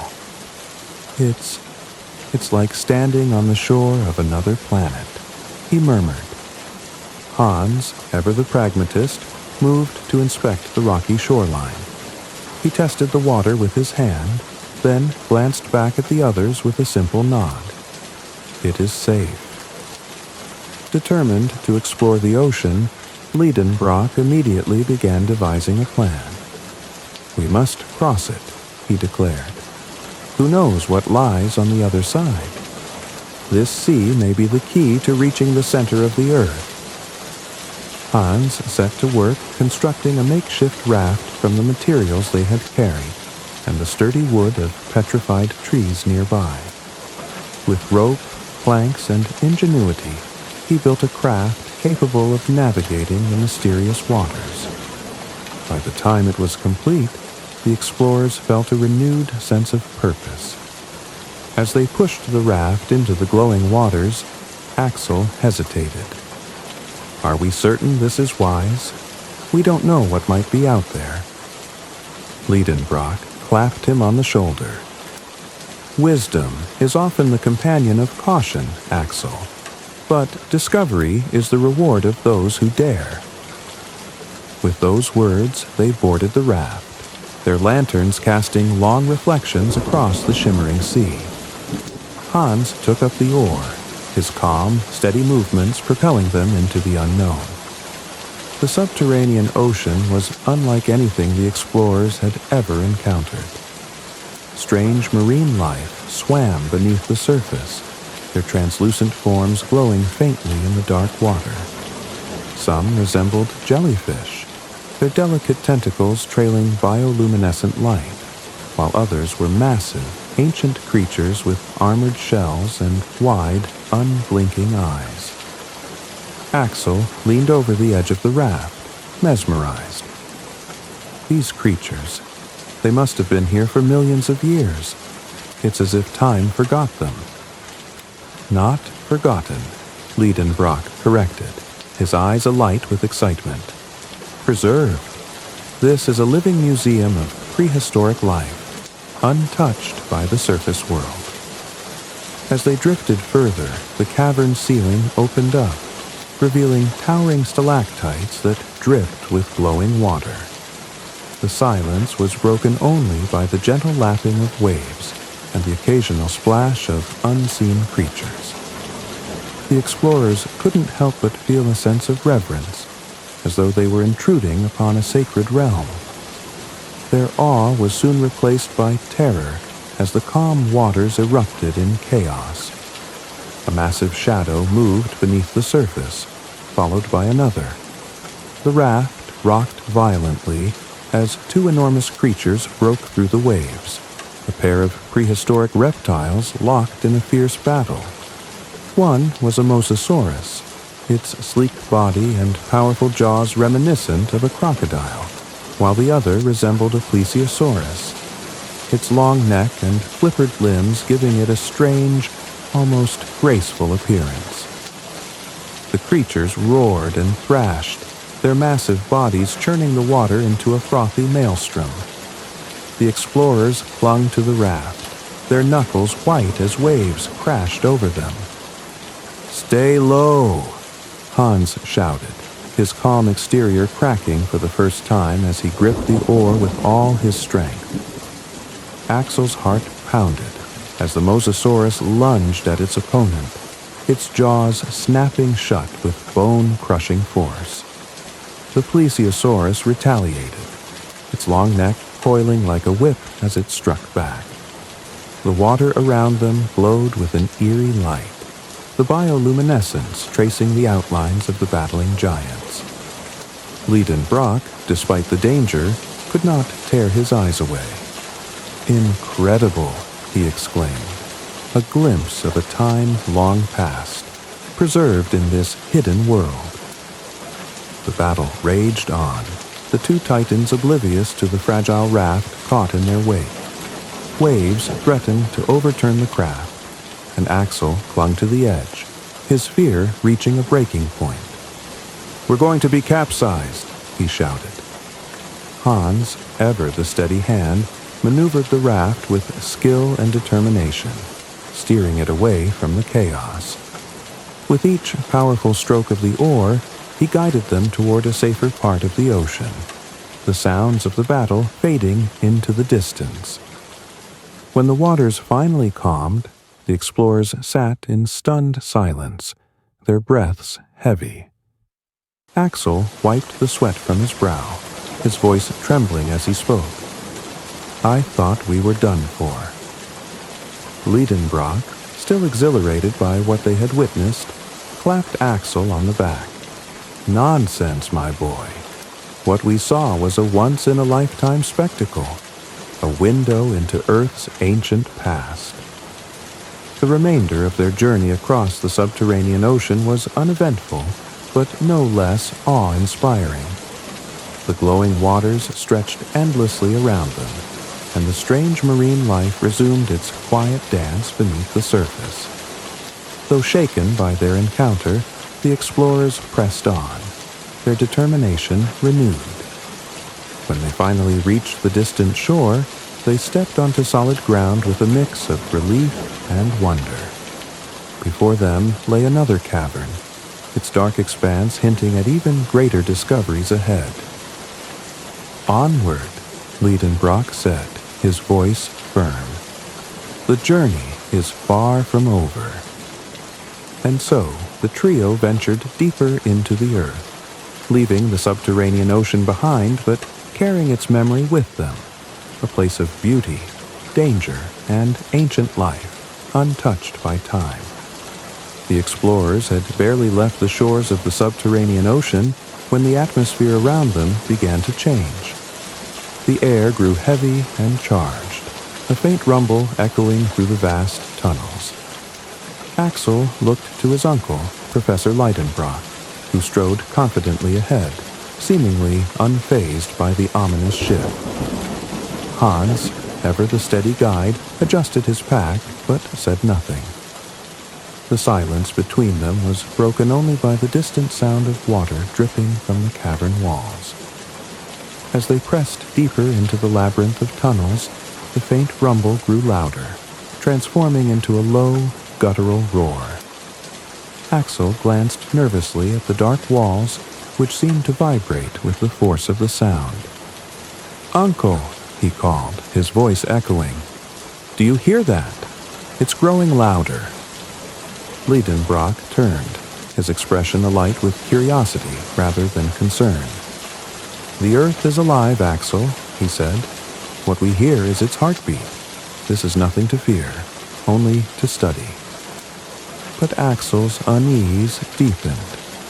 The air felt oppressive, the walls narrowing as the tunnel twisted and turned. The flickering light of their lanterns cast strange shadows that danced and flickered, playing tricks on his already frayed nerves.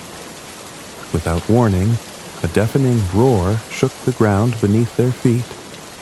The trio froze as the cavern walls seemed to tremble, loose rocks tumbling from above.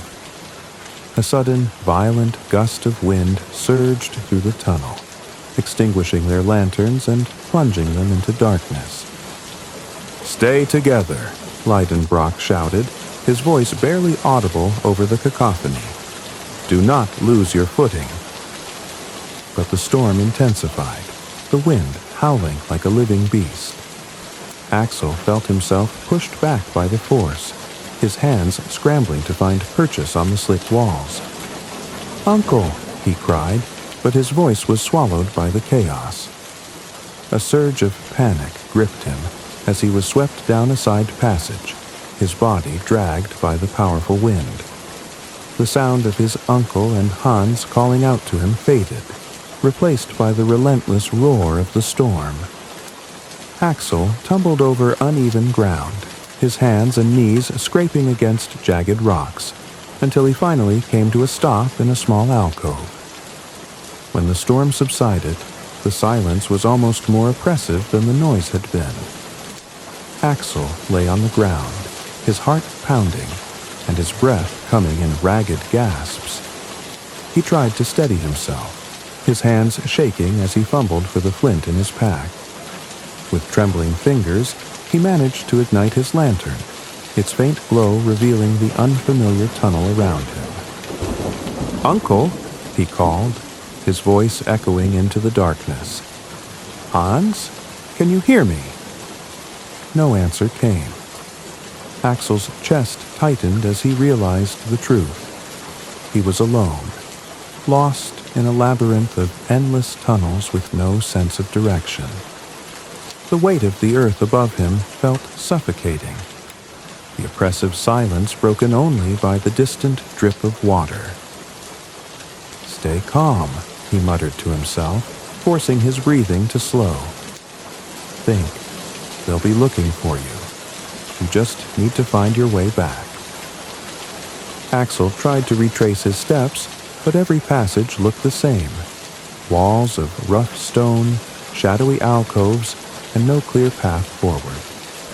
The isolation gnawed at his mind, each shadow seeming to move in the corners of his vision. His lantern flickered, casting eerie shapes on the walls, and Axel gripped it tightly as if its light were the only thing tethering him to sanity. Hours passed, or so it seemed. Time had no meaning in the depths of the earth. Axel's legs grew weak, his body trembling from exhaustion and fear. He slumped against the wall of a narrow passage, burying his face in his hands. "I'll never find them," he whispered, his voice breaking. "I'm going to die here, alone." But as despair threatened to overtake him, Axel remembered his uncle's words. "The earth is alive, Axel. What we hear is its heartbeat." The memory ignited a spark within him. His uncle was counting on him, and Hans, with his quiet strength, would not give up. Neither could he. Axel forced himself to his feet, clutching his lantern as he moved forward. He listened carefully to the faint sounds around him, searching for any clue that might lead him back to his companions. A distant echo caught his attention. Footsteps? Voices? His heart leapt, and he quickened his pace. After what felt like an eternity, Axel turned a corner and froze. Ahead, the faint glow of another lantern pierced the darkness. Relief flooded him as he recognized the towering figure of Hans, standing at the intersection of two tunnels. Behind him, Professor Leidenbrock emerged, his face etched with worry that quickly transformed into joy. "Axel!" Leidenbrock called, striding forward to clasp his nephew's shoulders. "We feared the worst. Are you hurt?" Axel shook his head, his voice trembling with emotion. I thought I'd never see you again."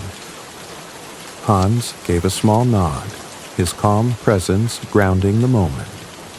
"We did not stop searching," he said simply. "We knew we would find you." The trio stood together, their reunion a beacon of hope in the otherwise desolate depths. Leidenbrock's grip on Axel's shoulders tightened.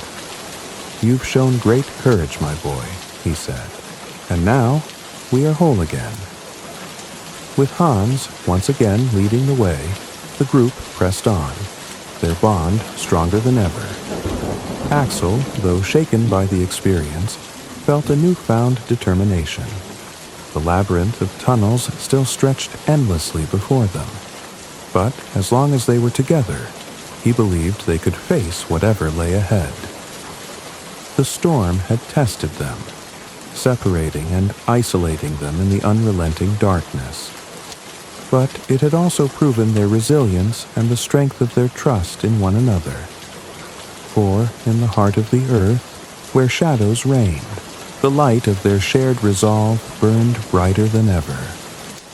The oppressive heat and sulfuric air grew heavier as the explorers ventured deeper into the earth. The tunnels became narrower, and the walls glowed faintly, pulsating with an eerie crimson light. Axel, already wearied by their ordeal, felt a growing sense of unease. The air seemed alive, charged with energy, as though the earth itself were stirring. "Uncle, do you feel that?" Axel asked, his voice laced with apprehension. Professor Lidenbrock stopped, his keen eyes scanning the faintly glowing walls. "Yes, the temperature is rising," he admitted, though his tone betrayed more curiosity than concern. "Fascinating. We must be nearing a magma chamber. This could explain the geological upheaval in these tunnels." Hans, ever the silent sentinel, motioned for them to move forward. His sharp instincts sensed danger, and he quickened his pace, guiding the trio with urgency. The flickering light of their lanterns illuminated the shifting ground beneath their feet, cracks forming in the rock as faint tremors rippled through the tunnel. The first explosion came without warning, a deep, guttural roar that shook the ground beneath them. The walls trembled, and a blast of hot air surged through the tunnel, extinguishing their lanterns and plunging them into darkness. "Run!" Hans shouted, his voice cutting through the chaos. The trio sprinted forward, their feet pounding against the unstable ground. Behind them, the roar grew louder, accompanied by the unmistakable sound of molten rock tearing through the earth. The air grew hotter, thick with ash and smoke, as fiery cracks began to spread along the walls. "An eruption!" Lidenbrock gasped, his voice barely audible over the deafening noise. "The volcano is awakening."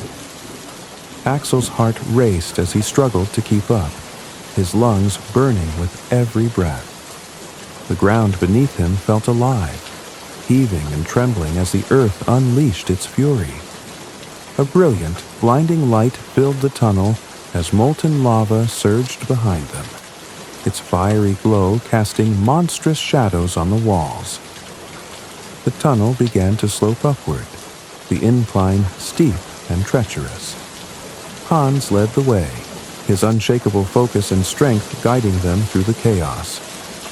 Axel stumbled, his legs screaming in protest, but Lidenbrock grabbed his arm and pulled him forward. "You can do this, Axel," he shouted. "We must keep moving." The roar of the eruption grew deafening, a relentless force that drove them upward. The tunnel walls grew hotter, the glowing cracks spreading like veins of fire. Suddenly, the ground beneath them bucked violently, and Axel was thrown against the wall. Hans turned back, his steady hand pulling Axel to his feet. As they climbed, the light at the end of the tunnel grew brighter, not the warm golden light of the sun, but the fiery red of molten rock. The heat was unbearable, waves of scorching air threatening to overwhelm them. Yet they pressed on, driven by sheer will and the instinct to survive. With one final, earth-shaking explosion, the trio was hurled upward through the volcanic tube. The force of the eruption propelled them like a fiery geyser, sending them tumbling through a torrent of ash and smoke. Axel screamed as the world blurred around him, his senses overwhelmed by heat, sound, and motion. When they finally emerged, the cool night air struck Axel like a blessing. He landed on a rocky slope, coughing and gasping for breath. Around him, ash rained from the sky, illuminated by the fiery glow of the volcano behind them. Lidenbrock and Hans landed nearby, both battered but alive. Axel turned to see the source of the eruption, a towering volcano spewing fire and smoke into the heavens. It was a sight both terrifying and awe-inspiring. "Where are we?" Axel managed, his voice hoarse. Liedenbrock, his face streaked with ash, stared at the fiery mountain in recognition. "Stromboli," he said, his voice filled with wonder. "We've emerged on the surface, in Italy." The trio staggered down the rocky slope, each step bringing them farther from the angry volcano.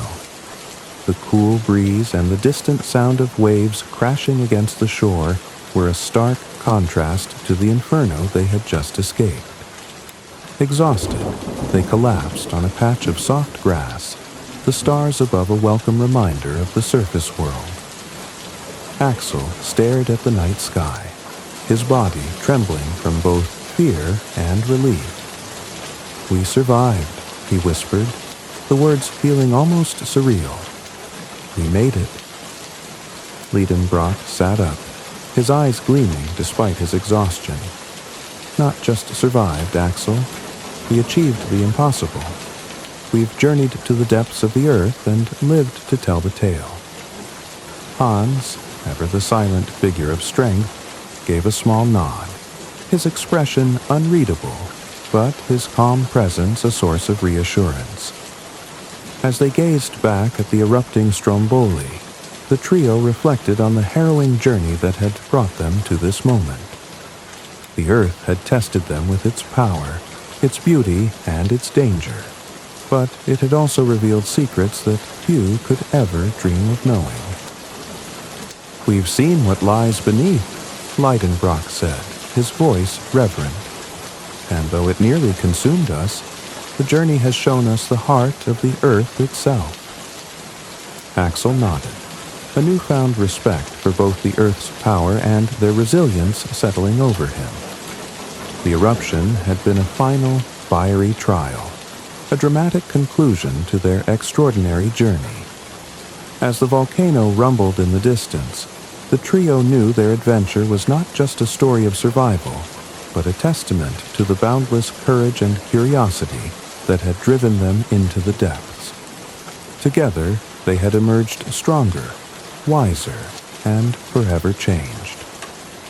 The quiet of the Italian countryside was a stark contrast to the fiery chaos the explorers had left behind. Stromboli loomed in the distance, its smoke spiraling lazily into the clear blue sky, a reminder of their dramatic escape. Axel, Professor Liedenbrock, and Hans sat on the grassy slope near the shore, their bodies battered but their spirits unbroken. For a time, they simply rested, letting the reality of their survival sink in. The earth itself had tested them with its wonders and its wrath, but they had endured. Slowly, the weariness gave way to a shared sense of triumph. "We did it," Axel said softly, his gaze fixed on the distant waves. "We journeyed to the center of the earth and returned." Professor Leidenbrock's face lit up with pride and exhilaration. "Not just returned, my boy. We have achieved what no one else has dared even to dream. The world will know of this journey. It will change everything." Hans, ever the silent observer, gave a small nod. Though he spoke little, his calm presence was a testament to the strength and perseverance that had carried them through their perilous adventure. The trip back to Hamburg was filled with a sense of accomplishment. The trio traveled by sea and land, their story beginning to spread among those who crossed their path. In each port and village, whispers of their incredible expedition grew, the details becoming more wondrous with each retelling. By the time they reached their home city, their return was no longer a quiet one. Crowds gathered to greet them, their eyes wide with curiosity and awe. Liedenbrock, ever eager to share his knowledge, addressed the eager listeners with vivid descriptions of their journey. The towering underground caverns, the glowing subterranean sea, and the ancient creatures that roamed beneath the earth. Axel, though more reserved, could not help but feel a swell of pride as he recounted the trials they had overcome. Hans remained in the background, his stoic nature unchanged even as the crowd hailed him as a hero. For him, the journey had been a task completed with quiet determination, and he was content to let Leidenbrock and Axel take the spotlight. Back in his study, surrounded by maps and artifacts collected during their journey, Professor Leidenbrock began compiling his findings into a detailed account of their expedition. The scientific community, initially skeptical, could not ignore the sheer depth of his observations and the evidence he presented. The glowing minerals, fossilized remains, and detailed descriptions of subterranean phenomena were unlike anything ever documented. Though some dismissed their tale as fantastical, many others were captivated. Leidenbrock became a figure of fascination, his lectures drawing audiences from far and wide. Scientists debated the implications of his discoveries, while poets and storytellers found inspiration in the sheer audacity of the journey. Axel, though reluctant to embrace the spotlight, found his perspective forever changed. The journey had tested his courage, forged unbreakable bonds, and opened his eyes to the vast mysteries of the world.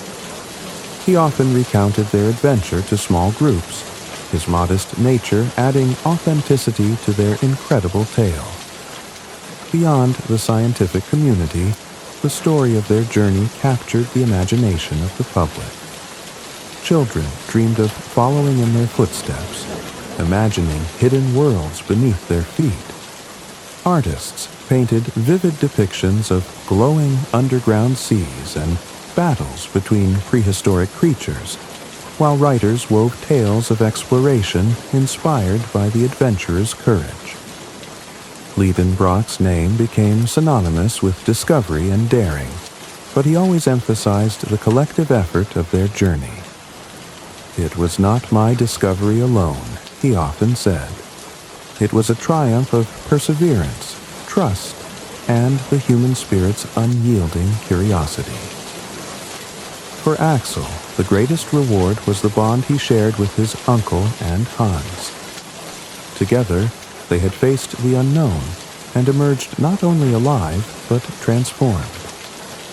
Though the depths of the earth were now behind them, the lessons of their journey would remain forever. Years later, their story would still be told, a testament to the courage and determination of those who dared to dream beyond the boundaries of their world. The journey to the center of the earth was more than an expedition.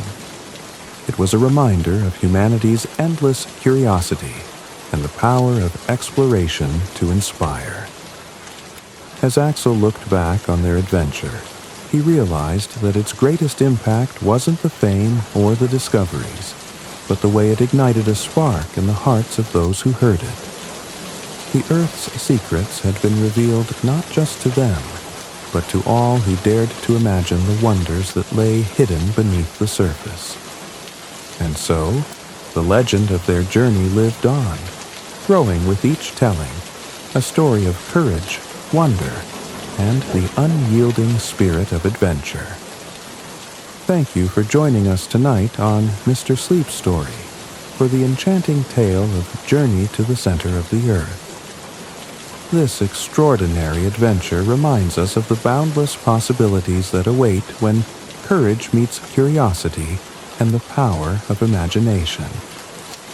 As you drift into sleep, let the wonders of glowing underground seas, ancient creatures, and hidden worlds inspire your dreams.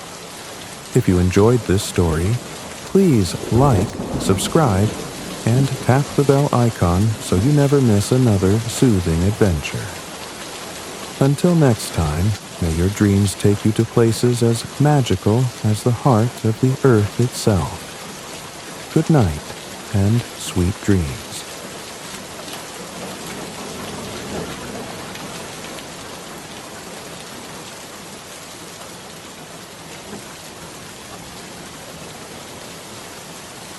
Tonight, we journey to ancient Greece to relive the enchanting story of Hercules and the Nemean lion. This legendary tale follows Hercules, the greatest hero of Greek mythology, as he embarks on his first labor, a quest to defeat the fearsome Nemean lion, a creature of unmatched strength and invulnerability. Through bravery, determination, and divine strength, Hercules faces one of his greatest challenges, proving himself a true hero. In the heart of ancient Greece, beneath the shadow of Mount Olympus, Hercules, the son of Zeus, stood at the crossroads of his fate. A hero of unmatched strength and courage, Hercules had also been a man burdened by tragedy. Deceived by the goddess Hera, who sought to punish him for his divine lineage, Hercules had been driven to commit a terrible act, one that left him seeking redemption. The gods decreed that his sins could only be atoned for through a series of impossible tasks, 12 labors, assigned to him by King Eurystheus, a mortal man chosen by the gods to test Hercules' strength, endurance, and character. Eurystheus, consumed by jealousy and fear of Hercules' power, sought to make each labor as dangerous and humiliating as possible. Hercules' first task was to confront a creature of mythic terror, the Nemean lion. This monstrous beast had ravaged the region of Nemea, leaving destruction in its wake.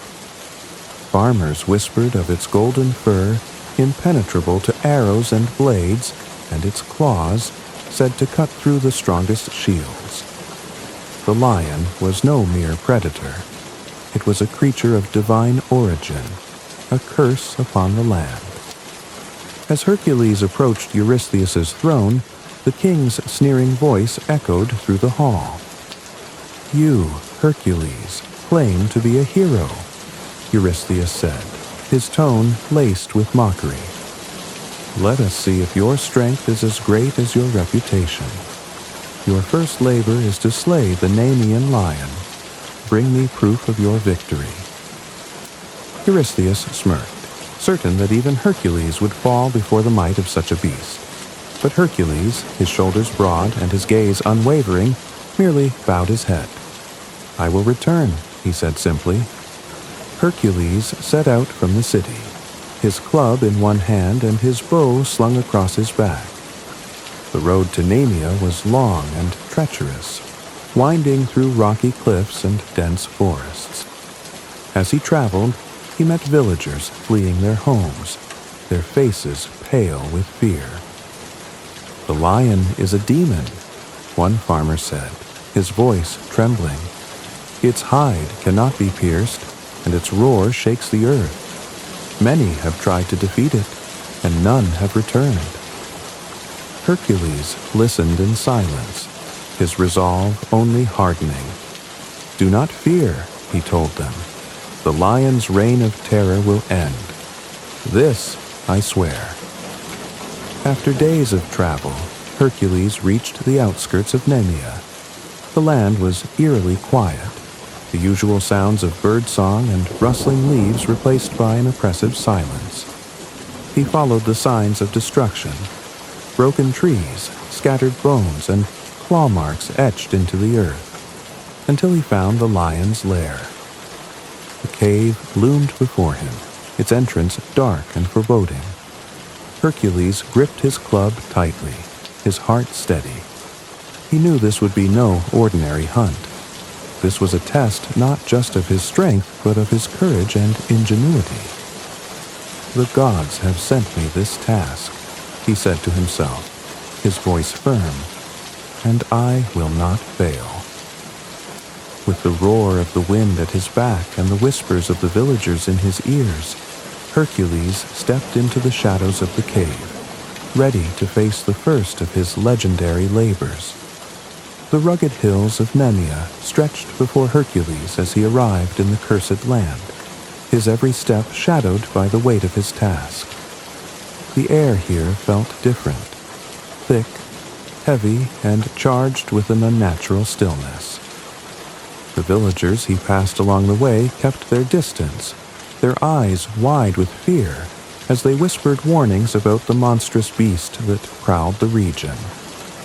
One elderly man, trembling with age but brimming with urgency, approached Hercules with cautious steps. "Are you the one sent to face the lion?" he asked, his voice brittle as dry leaves. "I am," Hercules replied, his tone steady but respectful. The man nodded grimly. "Then know this, hero. The lion is no ordinary beast. It is said that its fur is a gift from the gods, impenetrable to any weapon forged by mortal hands. Swords, arrows, they shatter like glass against its hide. And its claws—" He paused, shuddering. "Its claws are sharper than the finest blade, cutting through shields and stone as if they were parchment." Hercules absorbed the old man's words, his jaw tightening. A lesser man might have felt fear at such a revelation, but Hercules only felt his resolve harden. "Thank you for your warning," he said, "but no beast, no matter how invincible, will prevail over my strength." The old man placed a weathered hand on Hercules' arm, his eyes filled with both hope and doubt. "If anyone can end this terror, it is you. May the gods guide your hand." Hercules pressed on, following the trail of destruction that marked the lion's territory. The land around him grew more desolate with every step. Trees stood broken and scarred, their trunks gouged with the deep claw marks. The remains of shattered farm carts and scattered bones littered the ground, grim reminders of those who had crossed the lion's path. At one point, Hercules paused by a shallow stream to study the tracks leading into the forest. The lion's paw prints were massive, each one larger than his own hand, pressed deep into the earth as though the creature carried the weight of a mountain. As he knelt, the wind carried a distant sound, a low, guttural growl that seemed to rumble through the very ground beneath him. The hairs on the back of Hercules' neck stood on end. He rose to his full height, his muscles tensing, his grip tightening on his club. "It knows I'm here," he murmured to himself. "Good. Let it come."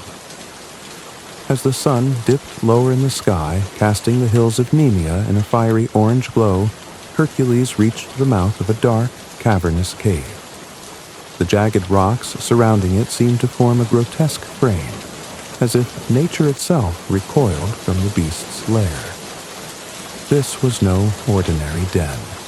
The stench of decay hung heavy in the air, and the ground was littered with broken bones and torn armor, grim trophies of the lion's previous victims. Hercules stepped closer, his sharp eyes scanning the shadows. The lion emerged with a roar that shook the earth, its golden fur gleaming like molten fire in the fading sunlight. It was larger than Hercules had imagined, its massive frame rippling with muscle. Its eyes glowed with an otherworldly ferocity, and its maw revealed teeth as long and sharp as daggers. For a brief moment, the two adversaries stood motionless, their gazes locked. The lion, sensing a foe unlike any it had faced before, growled low, its claws raking the ground. Hercules, unfazed, tightened his grip on his club. "You are a mighty beast," Hercules said, his voice calm yet resolute. "But I am Hercules, son of Zeus, and I have come to end your reign of terror." The lion roared again, a sound that echoed through the hills like thunder, and charged. Hercules stood his ground, the warrior within him fully awakened. He had faced impossible odds before, and he would do so again. With the sun sinking behind him and the shadows of Nemea deepening, Hercules braced himself for the fight of his life. The golden light of the setting sun cast long shadows over the hills of Nemea as Hercules began his hunt. With each step, the air grew heavier, the sounds of the natural world fading into an eerie silence. This was no ordinary chase. It was a battle of wits between a mortal hero and a beast of divine origin. Hercules knew that brute strength alone would not secure his victory. He would need to rely on his skill, his cunning, and his indomitable will. Hercules moved with the precision of a seasoned hunter, his eyes scanning the ground and his ears attuned to the faintest sound.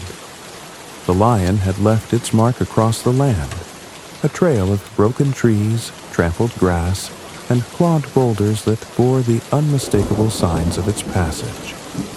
Shattered bones and torn remnants of armor were grim evidence of those who had tried and failed to stop the beast. Near a stream, Hercules knelt to examine deep gouges in the earth. The paw prints were enormous, each one pressed into the soil with the weight of an unstoppable force. The spacing of the tracks told him the lion moved swiftly, its stride long and unrelenting. As he rose, the faint scent of decay reached his nose, carried on the wind from somewhere ahead. Hercules' grip tightened on his club. "Your time of terror ends tonight," he murmured, his voice low but resolute. The trail led Hercules through dense woods where the trees grew gnarled and twisted as though recoiling from some ancient curse. The fading sunlight pierced the canopy in golden beams, but even this light seemed dimmer, as if reluctant to touch the cursed ground. Then, in the distance, he heard it, a low, rumbling growl that sent a shiver through the earth. The sound was primal, vibrating with a power that could not be denied. Hercules froze, his muscles coiled like a spring. He scanned the horizon and saw movement, a flash of golden fur slipping silently between the trees. The lion had sensed him. Rather than attack, the beast retreated, melting into the shadows as if inviting Hercules deeper into its domain. Hercules understood the challenge. The lion wanted him to follow, to step into its lair where it held the advantage. Hercules' lips curled into a grim smile.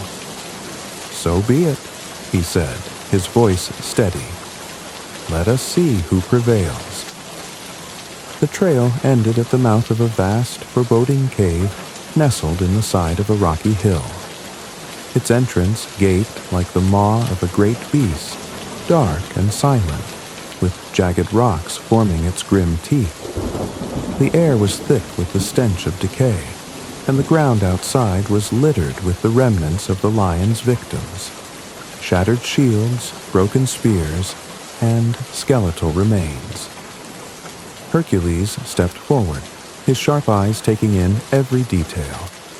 The cave had two entrances, both narrow and treacherous, offering the beast multiple paths to attack or escape. The interior was pitch black, its depths swallowing the light of the setting sun. It was the perfect lair for a predator as cunning as the Nemean lion. Hercules paused, his hand resting lightly on his club. He understood the risk of entering the lion's den. It would be a battle fought on the beast's terms, in close quarters where every move would count. But there was no hesitation in his heart. This was his task, his labor, and he would not falter. Hercules took a deep breath, the weight of the moment settling over him. He studied the terrain, noting the crags and boulders that might offer cover or concealment. He bent to the ground, picking up a smooth stone, and tossed it lightly into the cave's mouth. The sound echoed eerily, but there was no immediate response. The lion was waiting, watching. Hercules blocked one of the cave's entrances with a large boulder, ensuring the lion could not escape unnoticed. Then, gripping his club tightly, he stepped into the shadows, his every sense heightened. The cool darkness enveloped him, the faint scent of the beast stronger now. His footfalls were silent, his breathing steady as he ventured deeper into the cave. Somewhere in the blackness ahead, the Nemean lion waited, a living embodiment of fury and power. Hercules whispered a prayer to the gods, not for protection, but for the strength to see his task through. "This ends here," he vowed, his voice a low growl that matched the lion's own. With courage in his heart and fire in his soul, Hercules pressed on, ready to face the legendary beast in the darkness of its lair. The air inside the cave was cold and damp, heavy with the scent of earth and decay. Hercules moved with careful precision, his steps silent, his senses heightened. The darkness pressed in around him, broken only by faint beams of light filtering through cracks in the cave's roof. Somewhere in the shadows, the Nemean lion waited, a predator unlike any other. Then a sound, low, guttural, and primal. It was not the roar of a beast, but the rumbling warning of a creature confident in its dominance. Hercules froze, his grip tightening on his bow as his eyes scanned the shadows. The lion was close, its presence palpable, its growl reverberating through the cavern like distant thunder. Suddenly, the lion stepped into the dim light, its golden fur gleaming like molten metal. It was a monstrous creature, its massive frame rippling with power. Its eyes glowed with an unnatural light, and its claws clicked against the stone floor, sharp as daggers. Hercules felt the full weight of its presence, a creature of divine origin, born to test the limits of mortal strength. Without hesitation, Hercules raised his bow, his movements swift and fluid. He loosed an arrow with deadly accuracy, the shaft cutting through the air toward the lion's chest. But instead of piercing its flesh, the arrow glanced harmlessly off the beast's hide, shattering against the cavern wall. The lion didn't flinch. Its lips curled back in a snarl, revealing teeth as sharp as swords, and it roared, a sound so powerful that it seemed to shake the very foundations of the cave. The force of it was almost enough to make Hercules stagger, but he held his ground, his jaw tightening with determination. Undeterred, Hercules fired another arrow, then another, each shot aimed with the precision of a master archer. But no matter where his arrows struck, its chest, its side, its neck, they bounced off the lion's impenetrable golden fur as though it were armored steel. "It's true," Hercules murmured, his voice a mixture of awe and frustration. "No weapon can harm this creature." The lion roared again, louder this time, and charged. Its massive paws thundered against the ground, its claws raking the stone floor as it barreled toward Hercules with terrifying speed. Hercules barely had time to drop his bow and seize his club before the lion was upon him. It leaped, its claws outstretched, aiming to strike him down with a single blow. Hercules sidestepped just in time, swinging his club with all his might. The weapon connected with the lion's side, the force of the blow enough to fell an ordinary beast. But the lion barely staggered, its hide unyielding even to Hercules' immense strength. The lion swiped at him with its claws, the sheer power of its strike splintering the stone pillar beside him. Hercules rolled to avoid the attack, his mind racing. He was no stranger to battle, but this was a challenge unlike any he had faced before. His weapons were useless, and the lion's strength matched his own.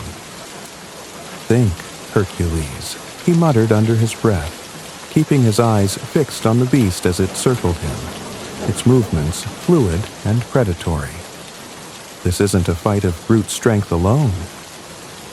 Hercules realized he would have to outwit the lion, not overpower it. He began to maneuver through the cave, using the shadows and the terrain to his advantage. The lion followed, its glowing eyes tracking his every move, but its massive size made it slower in the narrow confines of the cavern. With each exchange, Hercules tested the lion, dodging its attacks and studying its movements. He noticed how it favored its right side, how its claws struck with precision but left it momentarily exposed. These details began to form a plan in his mind. The lion lunged again, its teeth snapping inches from his shoulder. Hercules ducked and rolled, grabbing a jagged stone from the ground and hurling it at the cavern's ceiling. The impact caused a small shower of debris to fall, momentarily disorienting the beast. "You're strong," Hercules said, his voice steady as he faced the lion. "But so am I. Let's see who prevails." As the dust settled, Hercules stood firm, his club in hand, his muscles taut with readiness. The lion growled low, its golden fur shimmering in the dim light, and the two adversaries locked eyes. This was not just a fight of strength, but of will, a test of whether a mortal man could face a creature born of divine power and emerge victorious. The first encounter had shown Hercules the limits of his weapons, but it had also revealed something greater: his determination to find a way, no matter how impossible the odds. With his strategy forming and his courage unwavering, Hercules prepared for the battle to come. In the heart of the cave, beneath the weight of the gods' expectations, hero and beast stood poised for the fight that would become legend.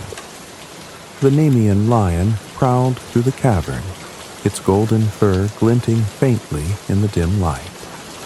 Its glowing eyes never left Hercules, who stood at the ready, his chest rising and falling steadily.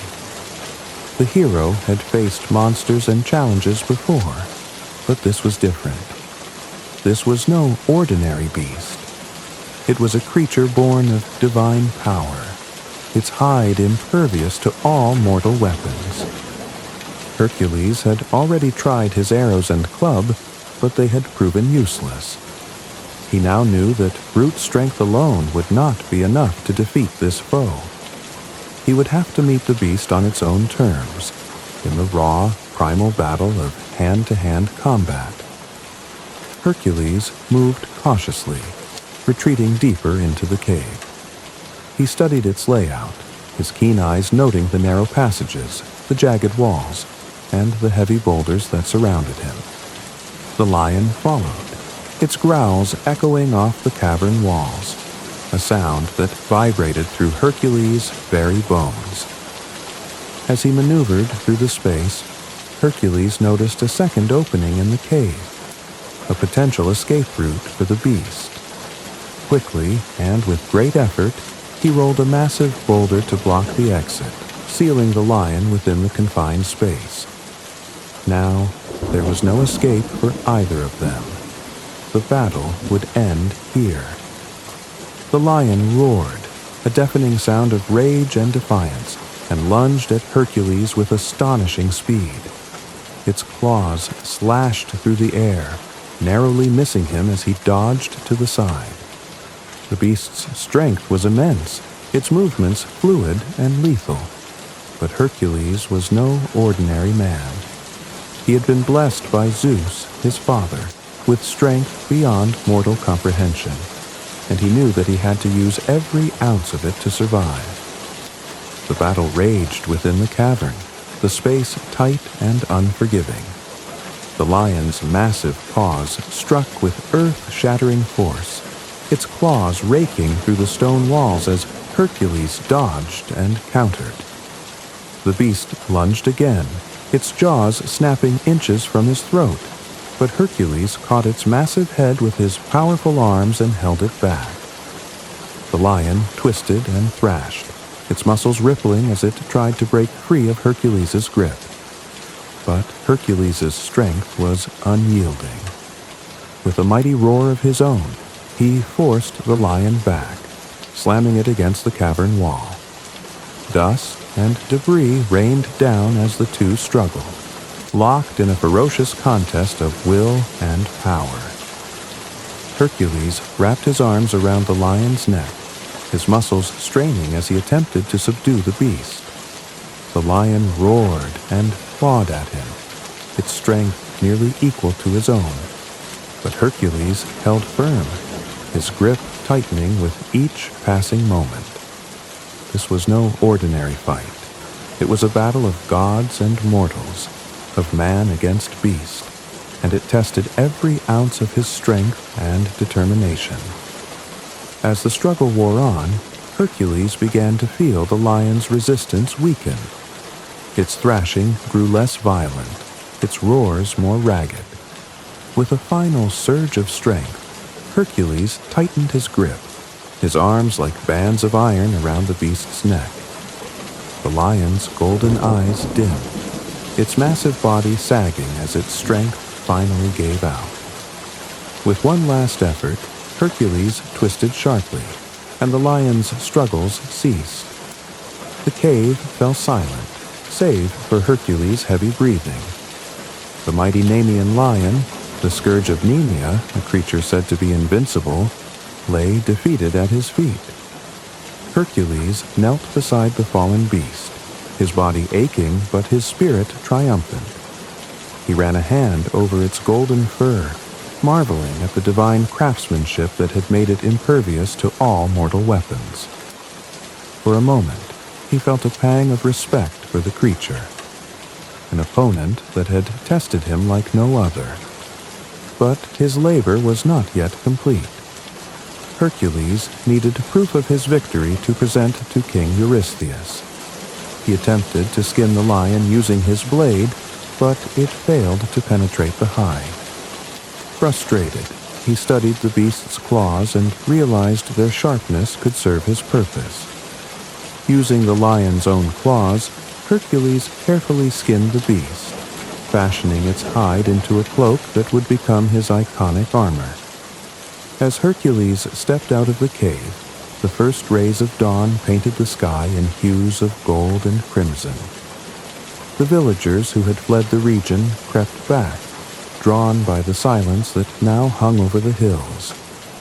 When they saw Hercules emerge, draped in the lion's impenetrable pelt, they fell to their knees in awe. "The Nemean lion is no more," Hercules announced, his voice carrying across the land. "Its terror has ended." Cheers erupted as the people hailed him, their hero and savior. Hercules, however, did not linger in their praise.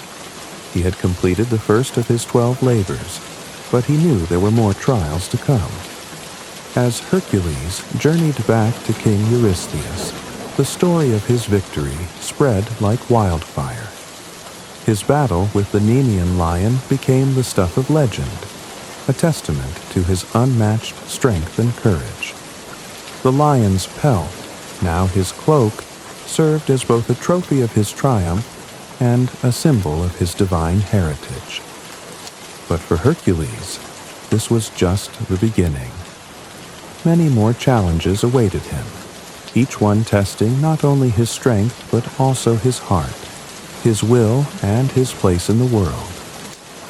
The morning sun crept over the hills of Nemea, its golden light illuminating the still form of the Nemean lion sprawled at the entrance of its cave.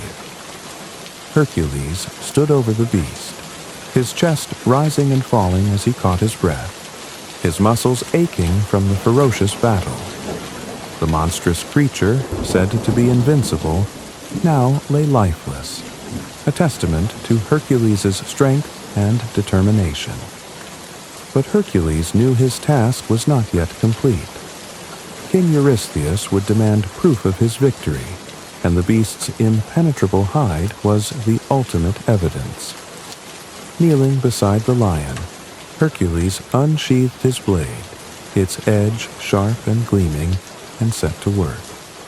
Hercules gripped the lion's fur and pressed his blade against it, expecting the sharp steel to slice through with ease. But as he drew the blade down, it barely left a mark. The lion's golden hide, as unyielding in death as it had been in life, resisted his efforts entirely. Frustrated but undeterred, Hercules tried again, applying all his strength. The blade skidded harmlessly off the fur, its edge dulled by the divine protection of the hide. For a moment, Hercules paused, frowning at the beast. "Even in death you defy me," he muttered, his voice tinged with admiration. He sat back on his heels, the weight of the lion's legendary invulnerability pressing upon him. But Hercules was no stranger to challenges that demanded more than brute force. His mind, as sharp as his strength, sought a solution. As he examined the lion's body, Hercules' gaze fell upon its massive claws. They gleamed in the morning light, their edges curved and razor-sharp. He remembered how those very claws had raked through stone and steel during their battle, their divine sharpness unmatched by any mortal weapon. An idea began to form in his mind. "These claws," Hercules murmured, "are sharper than any blade. Perhaps they hold the key." Carefully, Hercules took hold of one of the lion's paws, marveling at the size and power of the beast's natural weapons. Using his own strength, he pried loose one of the claws, its golden curve glinting in the sunlight. Testing its edge, he found it to be as sharp as he had hoped. With steady hands, Hercules set to work, using the lion's own claw to cut through its impenetrable hide.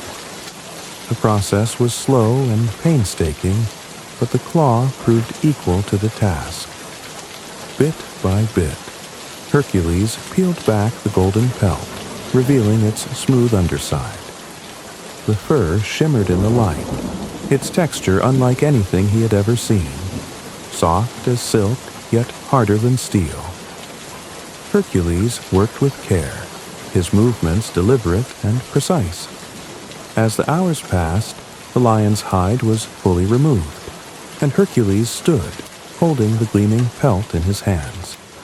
It was heavier than he had expected, but its strength was undeniable. He draped it over his shoulders, fastening it around his neck.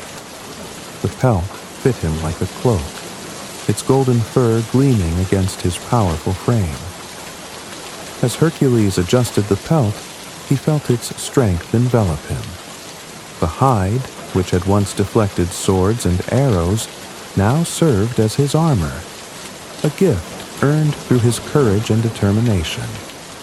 It would protect him in the trials to come, a constant reminder of his first great labor and the lessons it had taught him. For a moment, Hercules stood at the mouth of the cave, his figure silhouetted against the rising sun. He glanced down at the lifeless lion, a mixture of respect and triumph in his gaze. "You were a worthy foe," he said quietly, his voice carrying the weight of his victory. "And now, your strength becomes mine." With the pelt draped over his shoulders and the lion's claw tucked into his belt as a keepsake, Hercules began his journey back to King Eurystheus.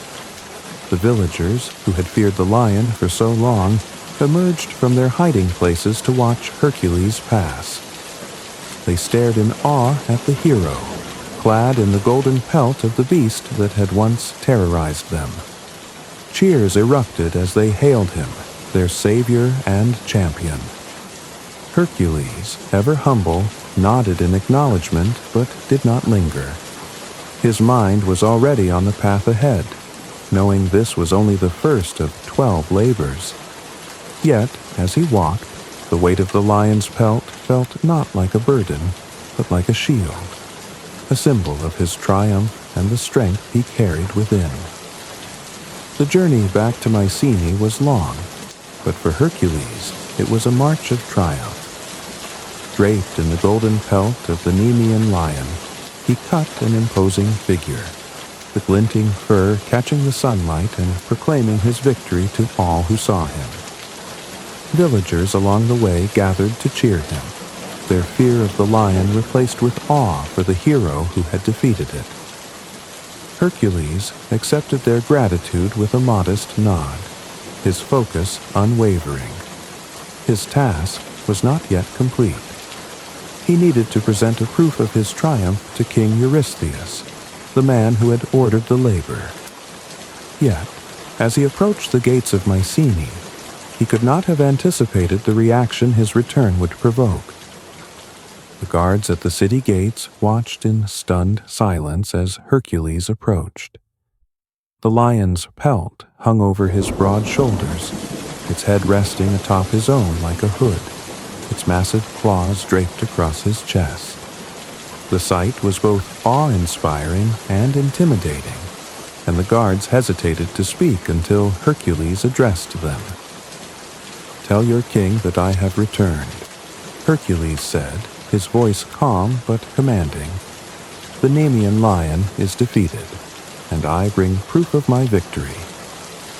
One guard, his hand trembling slightly, nodded and rushed off to deliver the message. Hercules waited patiently, standing tall and unbothered by the curious and reverent gazes of the townsfolk who gathered nearby. The whispers grew louder as they marveled at the golden pelt, wondering how any man could have achieved such an impossible feat. When King Eurystheus received the news of Hercules' return, he was overcome with a mixture of disbelief and fear. He had chosen the Nemean lion as Hercules' first labor because he believed it to be impossible. Yet now, Hercules stood at the gates, not only victorious but clad in the lion's indestructible hide. "Let him enter," Eurystheus commanded, though his voice betrayed his unease. He retreated to his throne, hoping to mask his growing dread behind a facade of authority. As Hercules entered the court, his presence filled the chamber. The golden pelt glinted in the light, and the lion's head, resting atop his own, gave him an almost godlike appearance. He strode forward with confidence, unshaken by the king's uneasy gaze. Eurystheus faltered, leaning back in his throne as if to put more distance between himself and the hero. You have completed the labor?" he stammered, his voice betraying his disbelief. Hercules nodded, his expression calm. "The Nemean lion is no more. Its pelt is proof of my victory." The king's eyes darted to the massive hide, the golden fur seeming almost alive in its brilliance. The sheer size of it, the ferocity still etched into its features, was overwhelming. Eurystheus realized then that Hercules was more than a man. He was a force of nature, a reminder of the god's power made flesh, and it terrified him. Eurystheus, struggling to maintain his composure, waved a trembling hand. "Leave it. Leave the pelt outside the gates," he said hastily. "You may not bring it into the city. From now on, you will not speak to me directly. All future labors will be communicated through a messenger." Hercules raised an eyebrow, amused but silent. He could see the fear in the king's eyes and understood its source. Eurystheus, who had hoped to humiliate and subdue him, now realized the magnitude of the hero's strength and resolve. Rather than confront it, the king chose to distance himself, hiding behind messengers and decrees. "As you wish," Hercules replied, his voice steady. He turned without further argument, leaving the court with the same quiet confidence that had marked his entrance. Hercules left the lion's pelt just outside the city gates, where it stood as a silent monument to his triumph. Villagers and travelers alike came to marvel at it, running their hands over its impenetrable fur and speaking in hushed tones of the hero who had brought it there. As he departed Mycenae, Hercules wore a small smile. He had completed the first of his 12 labors, but he knew that many more challenges awaited him. Each would test his strength, his courage, and his will. Yet he felt no fear. He had faced the impossible and emerged victorious, and he carried the lesson of that victory with him, that even the mightiest obstacles could be overcome with determination and ingenuity. For King Eurystheus, however, the sight of Hercules' triumph lingered in his mind, a constant reminder that the hero he sought to break was far more powerful and far more dangerous than he had ever imagined. The golden hills of Nemea were quiet once more, the terror of the lion gone, replaced by whispers of awe and admiration. News of Hercules' triumph spread like wildfire, carried by travelers, villagers, and merchants who had seen him clad in the beast's impenetrable hide. The tale of his victory grew with every telling, painting him not just as a man, but as a hero touched by the divine. For the people of Greece, the defeat of the Nemean lion was more than just the completion of a labor. It was the birth of a legend. The lion had been thought invincible, a creature of divine wrath sent to test the limits of mortal strength. By defeating it, Hercules had accomplished the impossible, proving that even the gods' creations could not withstand his courage and determination. In every corner of the land, bards began to sing of Hercules' deeds. Around tavern fires and within the walls of great halls, they recounted how the hero had faced the mighty lion in its lair, wrestled it with his bare hands, and emerged victorious, draped in its golden pelt. The people marveled at his strength and bravery, and his name became synonymous with greatness. The lion's pelt, now Hercules' most prized possession, became a symbol of his triumph. Its shimmering golden fur and the lion's fearsome visage struck awe into all who saw it. Worn as a cloak, the pelt made Hercules appear larger than life, an embodiment of raw power and divine favor. But for Hercules, the pelt was more than just armor or a trophy. It was a reminder of the lesson he had learned during his first labor, that strength alone was not enough to overcome every challenge. Facing the Nemean lion had required wit, strategy, and perseverance, traits that would serve him well in the trials to come. For the people of Nemea, Hercules' victory marked the end of a nightmare. Farmers returned to their fields, merchants resumed their trade, and families once again felt safe in their homes. To them, Hercules was not just a hero, but a savior, a beacon of hope in a world often ruled by chaos and fear. Word of his deeds inspired others to rise against their own struggles. Young warriors trained harder, dreaming of achieving even a fraction of Hercules' greatness. Poets and storytellers immortalized his name, ensuring that the tale of the Nemean lion would echo through the ages. For Hercules, however, the labor was only the beginning. As he departed Nemea, the golden pelt draped over his shoulders, his thoughts turned to the challenges that lay ahead. He knew that King Eurystheus would not make the next task any easier, and the labors to come would demand even more of his strength, cunning, and resilience. Yet Hercules felt no fear. With the Nemean lion defeated, he had proven to himself and the world that no obstacle was insurmountable. Each step he took now carried the weight of his burgeoning legend, a legacy that would inspire generations long after his mortal journey ended.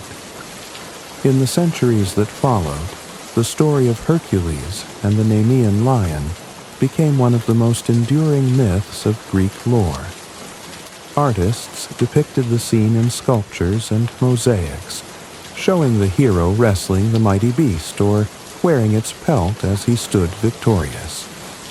The lion's golden hide became synonymous with Hercules, a visual shorthand for his strength and courage. For those who heard the tale, the message was clear.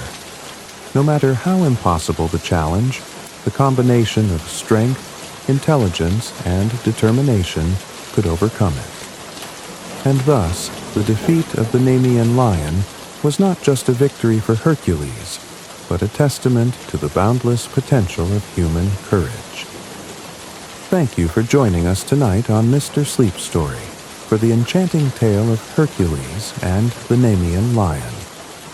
This timeless myth reminds us that even the greatest challenges can be overcome with courage, wit, and determination. As you drift into sleep, let the bravery of Hercules inspire your dreams, and the golden hills of Nemea guide you to a peaceful rest. If you enjoyed this story, please like, subscribe, and tap the bell icon to join us for more legendary tales every night.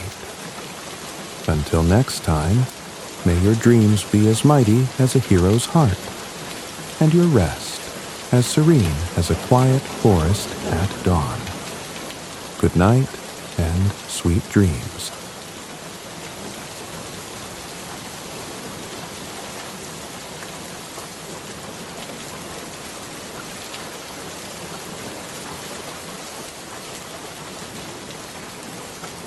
Tonight, we journey deep into the enchanting Sherwood Forest to revisit the legendary story of Robin Hood. This classic tale of courage, kindness, and justice follows the heroic outlaw who steals from the rich to give to the poor. Alongside his band of merry men, Robin Hood outwits the greedy Sheriff of Nottingham and fights for those who cannot fight for themselves. In the days of old, when England's green hills were dotted with castles and its forests stretched far and wide, there lived a young nobleman named Robin of Locksley.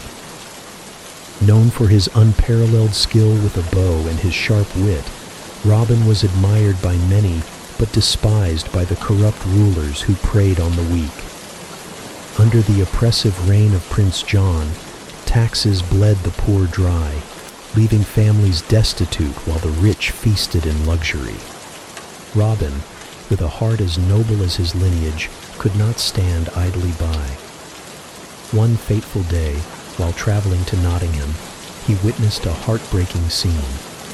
A poor farmer, bent with age and labor, being dragged to prison for failing to pay an unjust tax. The Sheriff of Nottingham, a cruel and cunning enforcer of Prince John's tyranny, watched with a smirk as his guards tore the man from his crying family. "Enough!" Robin's voice rang out like a clarion call. The guards turned, startled, as Robin stepped forward, his hand resting lightly on the hilt of his sword. "Release him or face me." The sheriff sneered. "And who are you to defy the law of the land?"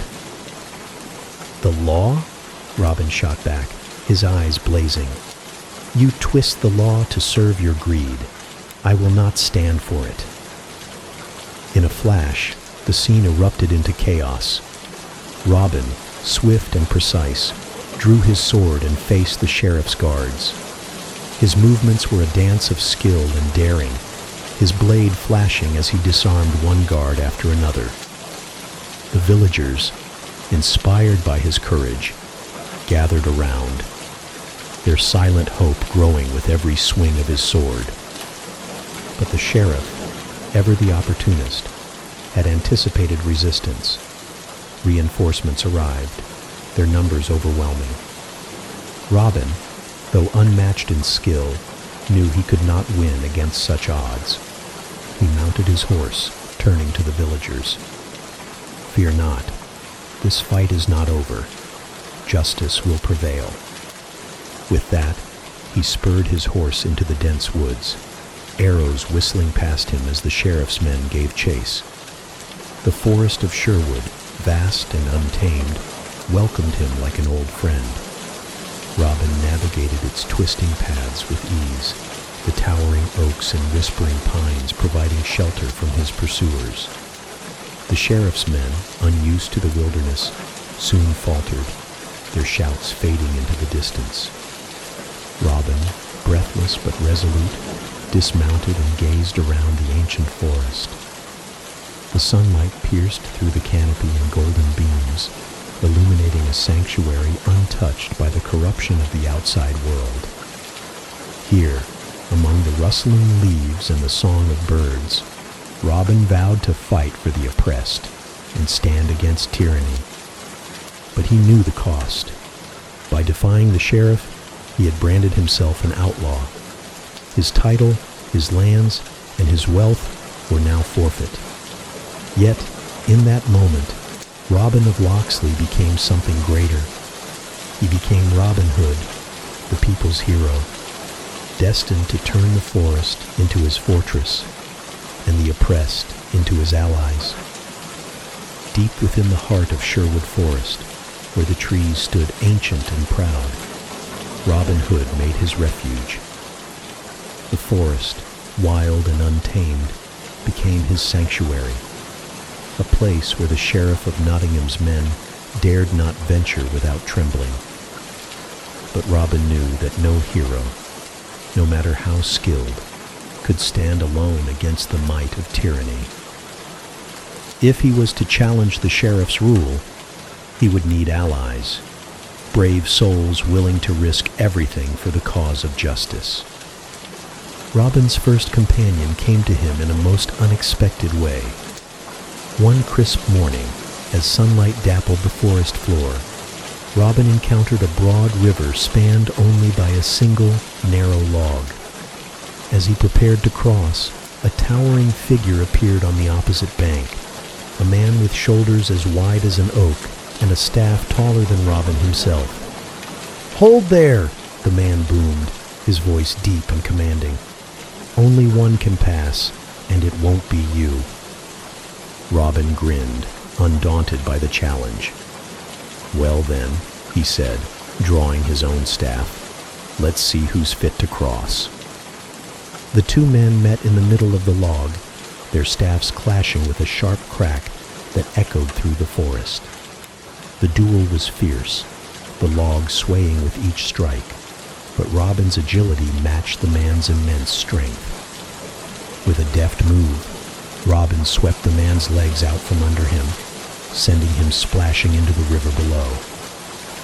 Instead of anger, the man erupted into laughter as he pulled himself from the water.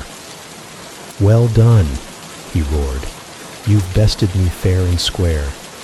My name's John Little, but after this, perhaps they'll call me Little John for jest." Robin extended a hand, helping him ashore. "I could use a man of your strength and good humor," he said. "Join me, and we'll fight for justice together." Little John clasped Robin's hand with a grin. "You'll find no stronger ally in all of England. I'm with you." Not long after, Robin's reputation began to spread throughout Sherwood. It was during a moonlit night that he found his next ally, a young man clad in bright red, his eyes sharp and his movements quick as a fox. Will Scarlet was a master swordsman, known for his daring exploits and knack for slipping out of trouble just as quickly as he got into it. Robin found Will cornered by a band of the sheriff's men, his blade flashing in the moonlight as he fought off overwhelming odds. Without hesitation, Robin loosed an arrow from the shadows, striking down one of the guards. His merry men, hidden among the trees, followed suit, and in moments, the sheriff's men fled, their shouts swallowed by the forest. Will, catching his breath, turned to Robin with a wry smile. "It seems I owe you my thanks.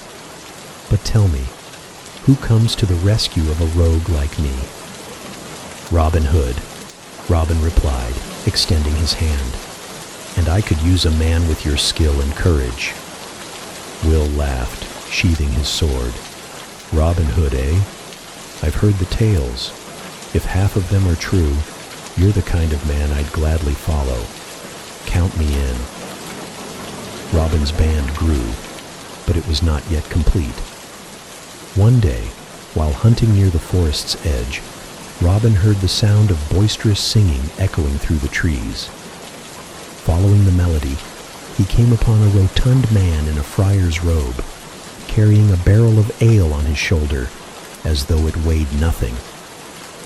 Robin stepped forward, his bow at the ready. "And who might you be, wandering so merrily in these dangerous woods?" The man set down his barrel and crossed his arms. "I am Friar Tuck, good sir, and these woods are no danger to me. But tell me, what business does Robin Hood have with a poor friar?" Robin's eyebrow arched. "You know my name?" "Who doesn't?" Tuck replied with a chuckle. "The man who steals from the rich to give to the poor? A worthy cause, if ever I've heard one." Robin grinned. "Then perhaps you'd like to join us. We could use a man of your strength, and your ale." Tuck laughed heartily. "I'll join you on one condition, that you let me teach your men the joys of a good drink and a hearty feast." "Done," Robin said, clasping Tuck's shoulder. "Welcome to the merry men." Under the towering oaks of Sherwood, Robin Hood gathered his companions, Little John, Will Scarlet, Friar Tuck, and many others who had joined their cause. Together, they swore an oath to protect the poor, defend the oppressed, and fight against the greed and corruption of the sheriff and Prince John. The forest became their home, its hidden paths and secret glades their fortress. They trained by the rivers, feasted beneath the stars, and shared in a bond of loyalty and friendship. Robin's merry men were not merely outlaws, they were a family united by purpose. The forest of Sherwood had become a sanctuary, not just for Robin Hood and his merry men, but for the hope of a downtrodden people. Word of Robin's exploits spread far and wide, whispered in hushed tones by villagers gathered around hearths. He was the hero they dreamed of, the outlaw who stood against the rich and corrupt to champion the poor and powerless. And now, his band of merry men was ready to make good on their vow, to take back what had been stolen by greed and return it to those who needed it most. It began with the sheriff's gold-laden caravans, trundling heavily through the forest. These wagons, escorted by armed guards, carried the fruits of Prince John's oppressive taxes, coins wrung from the hands of struggling farmers and merchants. Robin and his men, concealed among the trees, watched as one such caravan wound its way down a narrow path. Robin raised his hand, signaling for silence. His sharp eyes scanned the guards, counting their movements, their patterns, and their weaknesses. He drew his bow, its string taut, and loosed an arrow with unerring precision. The shaft struck the lead guard's shield, not to harm, but to startle. The guard's shout echoed through the trees, and confusion spread among the sheriff's men. "Now!" Robin called, his voice cutting through the chaos like a blade. From every shadow, the merry men emerged. Little John swung his staff with powerful precision, disarming guards with single blows. Will Scarlet, his red cloak a blur, danced through the fray with his sword flashing in the sunlight. Friar Tuck, laughing heartily, used his sheer size and strength to block the wagon's escape. Robin moved among them like a shadow, his arrows flying faster than the eye could follow. Each shot disarmed a guard, pierced a wheel, or struck the sheriff's men with such precision that resistance became futile. Within moments, the guards were subdued, their hands bound, and the gold lay in the hands of Robin and his men. Rather than hoard the spoils, Robin led his band to the nearby village of Edwinstowe. There, poverty and hunger clung to the people like a second skin, their faces lined with the weight of their suffering. When Robin appeared at the edge of the village, a sack of gold over his shoulder and his merry men following close behind, the villagers froze, their eyes wide with a mixture of fear and hope. Robin stepped forward, his voice steady and kind. "This gold was taken from you by greed and cruelty. Now, it is returned to where it belongs." He opened the sack, letting the coins spill onto the ground in shimmering cascades. The villagers hesitated, as though unable to believe their fortune, before they surged forward with cries of joy. Mothers clutched their children, fathers embraced one another, and laughter rippled through the crowd like a spring rain after a drought. "Thank you, Robin Hood," an elderly woman said, her voice trembling as she clutched a handful of coins. "You've given us back our lives." Robin smiled, tipping his hat. "And I shall give you more if I can. But for now, remember that we fight for you." Back in Nottingham, the sheriff raged as reports of Robin Hood's actions reached him. Each ambush was another insult, each act of generosity another blow to his authority. "An outlaw dares to defy me?" he thundered, his fists slamming against his desk. "I'll see him hanged if it's the last thing I do." The sheriff doubled the guards on his caravans and offered a hefty reward for information on Robin Hood's whereabouts. Yet no matter how tightly he tried to grip the forest, Robin always seemed to be one step ahead. Disguises, decoys, and clever strategies allowed the merry men to evade capture time and again, turning the sheriff's fury into humiliation. Robin's acts of rebellion became bolder with each passing week. He raided the coffers of greedy merchants, intercepted royal tax collections, and outwitted the sheriff's every trap. With each daring feat, his legend grew. Children played games where they pretended to be Robin and his band, shooting imaginary arrows into the sky. Ballads were sung in taverns about his cunning and bravery, and villagers whispered his name with a mix of awe and gratitude. But for Robin, it was never about fame. Each coin he returned, each family he saved, was a victory far greater than any tale could capture. His merry men shared in this purpose, their bond strengthened not just by their adventures, but by the knowledge that they were making a difference.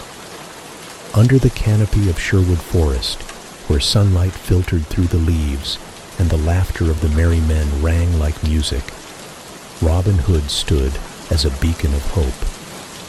For every coin stolen and every heart lifted, his message was clear. Justice would prevail, no matter the cost. And though the sheriff of Nottingham vowed to crush him, Robin's spirit, and the spirit of those he fought for, remained unyielding. The sheriff of Nottingham paced the stone floors of his castle, his face dark with fury. Robin Hood's name had become a symbol of rebellion, whispered in taverns and sung in ballads, and it seemed every attempt to capture the outlaw ended in humiliation. His guards had returned from Sherwood Forest time and again, empty-handed and grumbling about traps, decoys, and the impossible cleverness of Robin's band. "Enough!" the sheriff roared one evening, slamming his fist on a heavy oak table. "If brute force cannot catch this wretch, then I shall use my wit." A malicious gleam lit his eyes. He called his advisors close, and together they devised schemes designed to lure Robin Hood into his clutches. The sheriff's first plan was as tempting as it was treacherous. Knowing of Robin's legendary skill with a bow, he announced a grand archery contest, the winner to receive a golden arrow and a purse of gold. "He won't be able to resist," the sheriff said with a sly smile. "And when he reveals himself, we'll capture him on the spot." News of the contest spread quickly, reaching even the depths of Sherwood Forest. The merry men were wary, urging Robin to stay away. "It's a trap," Little John warned, his voice low with concern. "You'll be walking straight into his hands." Robin, however, only laughed, his green eyes gleaming with mischief. "Perhaps, but it would be rude not to attend such a fine event." Disguised as a humble woodsman, Robin joined the crowd at Nottingham's tournament grounds. The contest began, with archers from across the land stepping forward to test their skill. Each arrow flew true, some striking near the mark, others missing entirely. But when Robin's turn came, his arrow split the very center of the target, earning gasps of amazement from the crowd. The sheriff's eyes narrowed as he leaned forward. "That must be him," he muttered. Yet Robin's disguise was flawless, and his manner unassuming. When he was declared the winner and handed the golden arrow, he bowed humbly, thanking the sheriff with a grin hidden beneath his hood. It wasn't until Robin returned to the forest, the golden arrow glinting in the sunlight, that the sheriff realized he had been outwitted. "Curse that man!" he bellowed. "I'll not rest until he's in my dungeon!" Determined to corner Robin in Sherwood Forest, the sheriff dispatched heavily armed patrols to scour the woods. He laid traps, setting bait in the form of false caravans laden with treasure, hoping to lure Robin and his merry men into an ambush. But the forest was Robin's domain, and the merry men knew its every path and shadow. One such trap involved a wagon laden with glittering gold, left conspicuously on a forest trail. Robin and his men watched from the treetops, their laughter barely contained as they spotted the sheriff's men hiding in the underbrush. "Shall we give them what they want?" Will Scarlet whispered, his eyes gleaming with mirth. Robin grinned. "Why not?" With a signal, the merry men descended like ghosts, their movements quick and silent. Before the sheriff's men could react, the wagon's wheels were sabotaged, its gold spirited away, and the guards found themselves tied to trees, their shouts of frustration echoing through the woods. When the sheriff arrived to see his men bound and the gold gone, he fumed. A simple note was pinned to the wagon, written in bold script: "Better luck next time." Robin Hood. In another scheme, the sheriff himself ventured into Sherwood, disguised as a traveling monk. With a satchel of coins jingling at his side, he wandered the forest paths, hoping to be intercepted by Robin's band. Sure enough, the merry men appeared, surrounding the monk with their bows drawn. "Your gold, good sir," Robin said, stepping forward, "will serve the poor far better than it serves you." The sheriff, suppressing a smirk, allowed Robin to take the satchel, knowing it was filled with marked coins that would lead his men to the outlaw's lair. But as the merry men inspected the coins, Robin's sharp eyes caught something unusual. "These markings," he said, holding up a coin, "are no accident." His grin widened. "And neither is this monk." In an instant, the merry men surrounded the sheriff, who now realized his disguise had failed. Stripped of his satchel and his dignity, the sheriff was sent stumbling back to Nottingham, his robes in tatters and his fury boiling over. Each scheme the sheriff devised, Robin countered with wit and daring. The sheriff's caravans grew emptier, his guards more demoralized, and his own reputation tarnished by Robin's unstoppable ingenuity. Meanwhile, the people's faith in Robin grew stronger, his legend spreading beyond Sherwood to the farthest reaches of the land.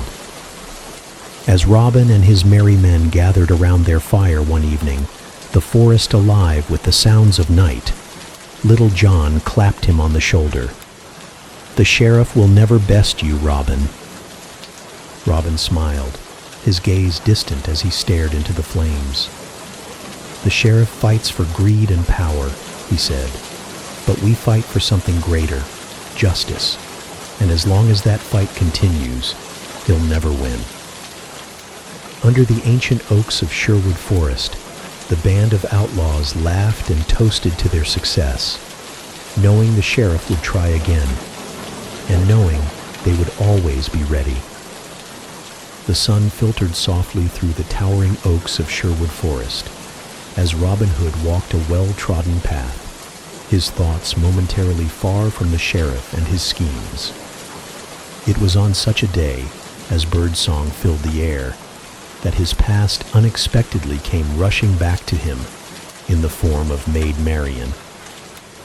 Marian, the spirited and clever daughter of a noble family, had been a part of Robin's life in his youth, before the days of outlaws and rebellion.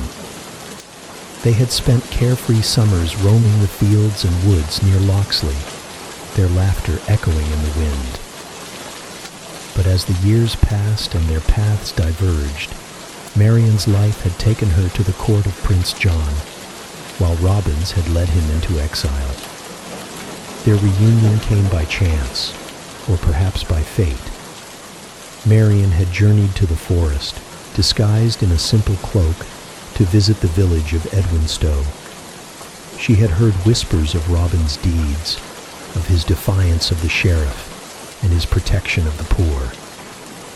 Her heart swelled with both admiration and concern. She needed to see him, to know if the boy she had once loved was the same man who had become a legend. As Marian walked through the forest, Robin, hidden in the shadows, observed her approach.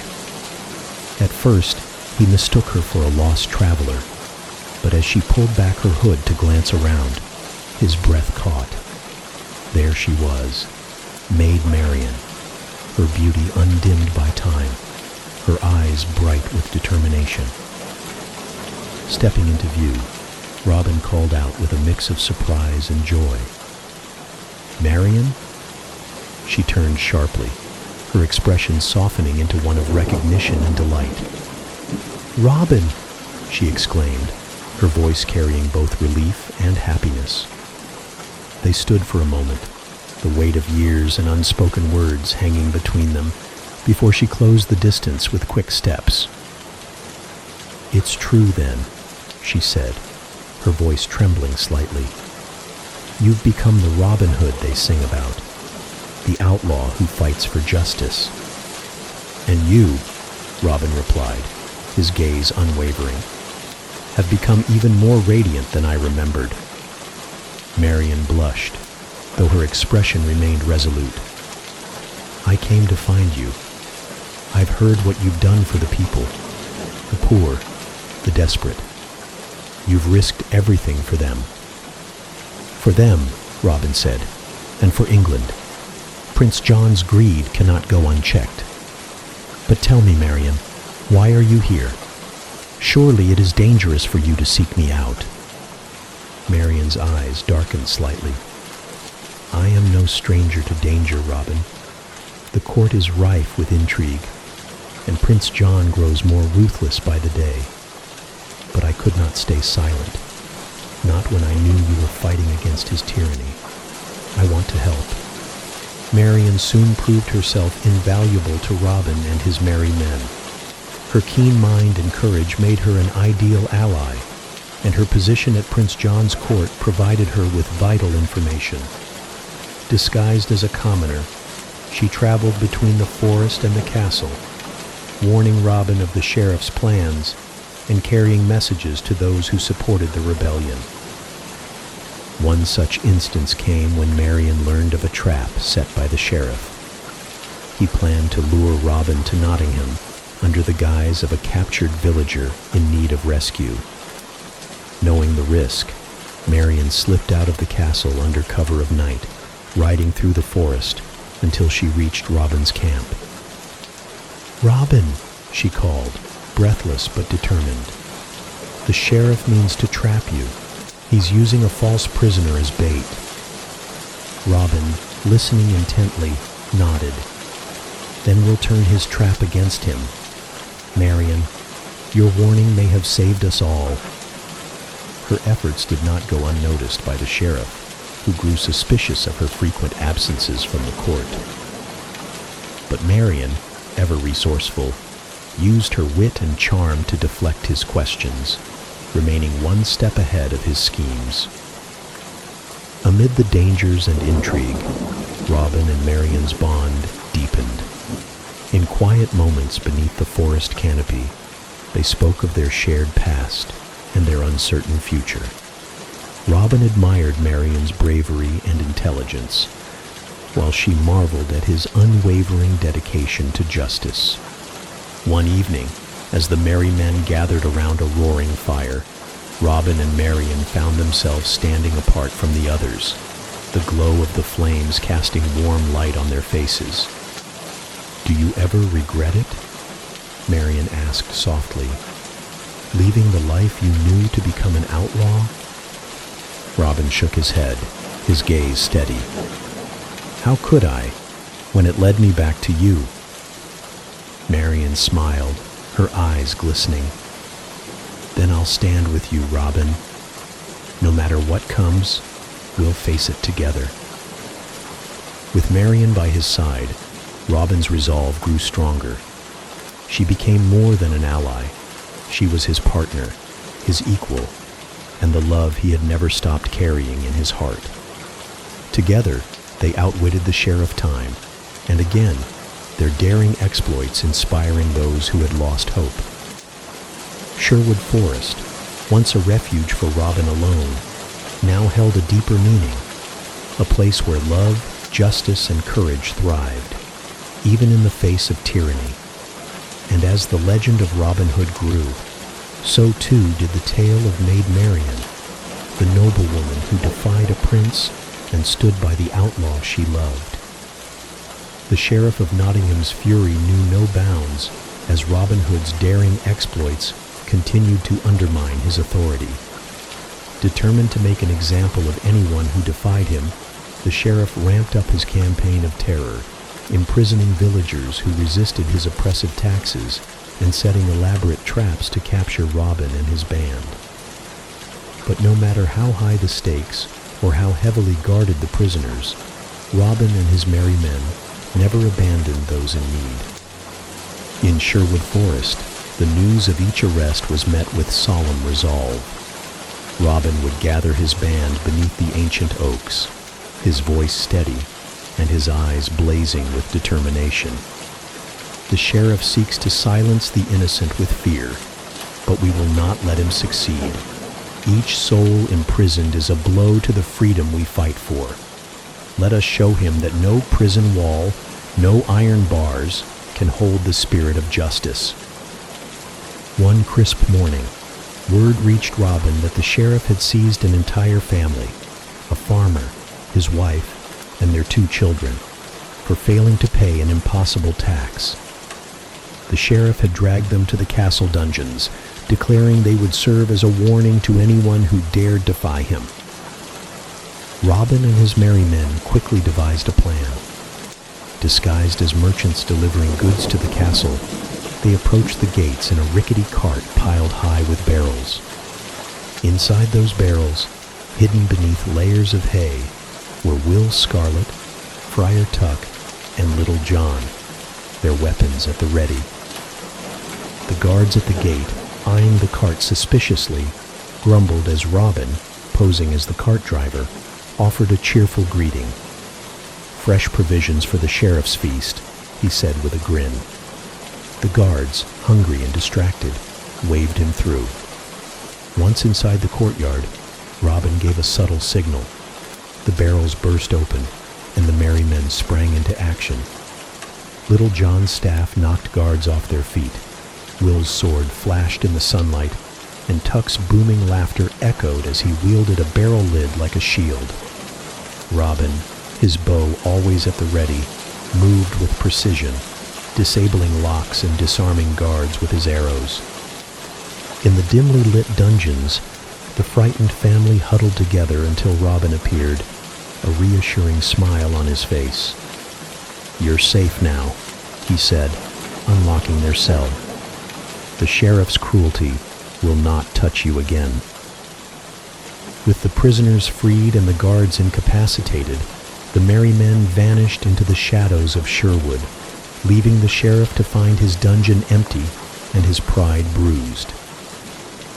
The sheriff, enraged by his latest failure, devised an elaborate trap to lure Robin out of the forest. He spread false rumors of a caravan carrying innocent villagers to execution, hoping to bait Robin into an ambush. The plan was whispered through the villages, reaching Robin's ears as the sheriff had intended. But Robin, ever the strategist, saw through the ploy. "If the sheriff wishes to set a trap," he said, "then we shall turn it against him." Under cover of night, the merry men set their counterplan into motion.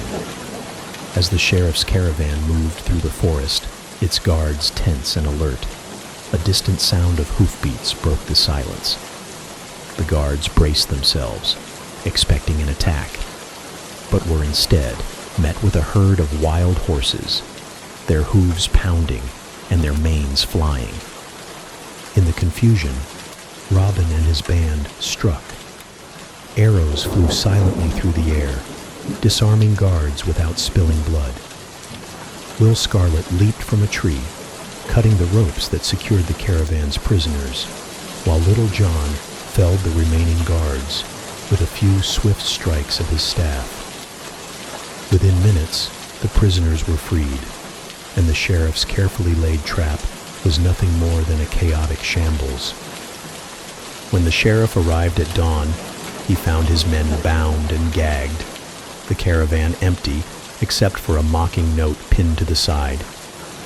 "Better luck next time, Sheriff. Robin Hood." The sheriff's frustration boiled over when he captured one of Robin's own, Alan Adale, a talented minstrel and loyal member of the Merry Men. Alan had been caught spreading tales of Robin's bravery in the villages, and the sheriff intended to hang him as an example. Robin, upon hearing of Alan's capture, was resolute. "Alan has sung our story to inspire hope in the people," he said. "We will not let his voice be silenced." The merry men launched a daring rescue. Disguised as wandering performers, they infiltrated the sheriff's castle under the pretense of entertaining the court. With pipes, drums, and Robin's own lute in hand, they distracted the guards with raucous music and dancing.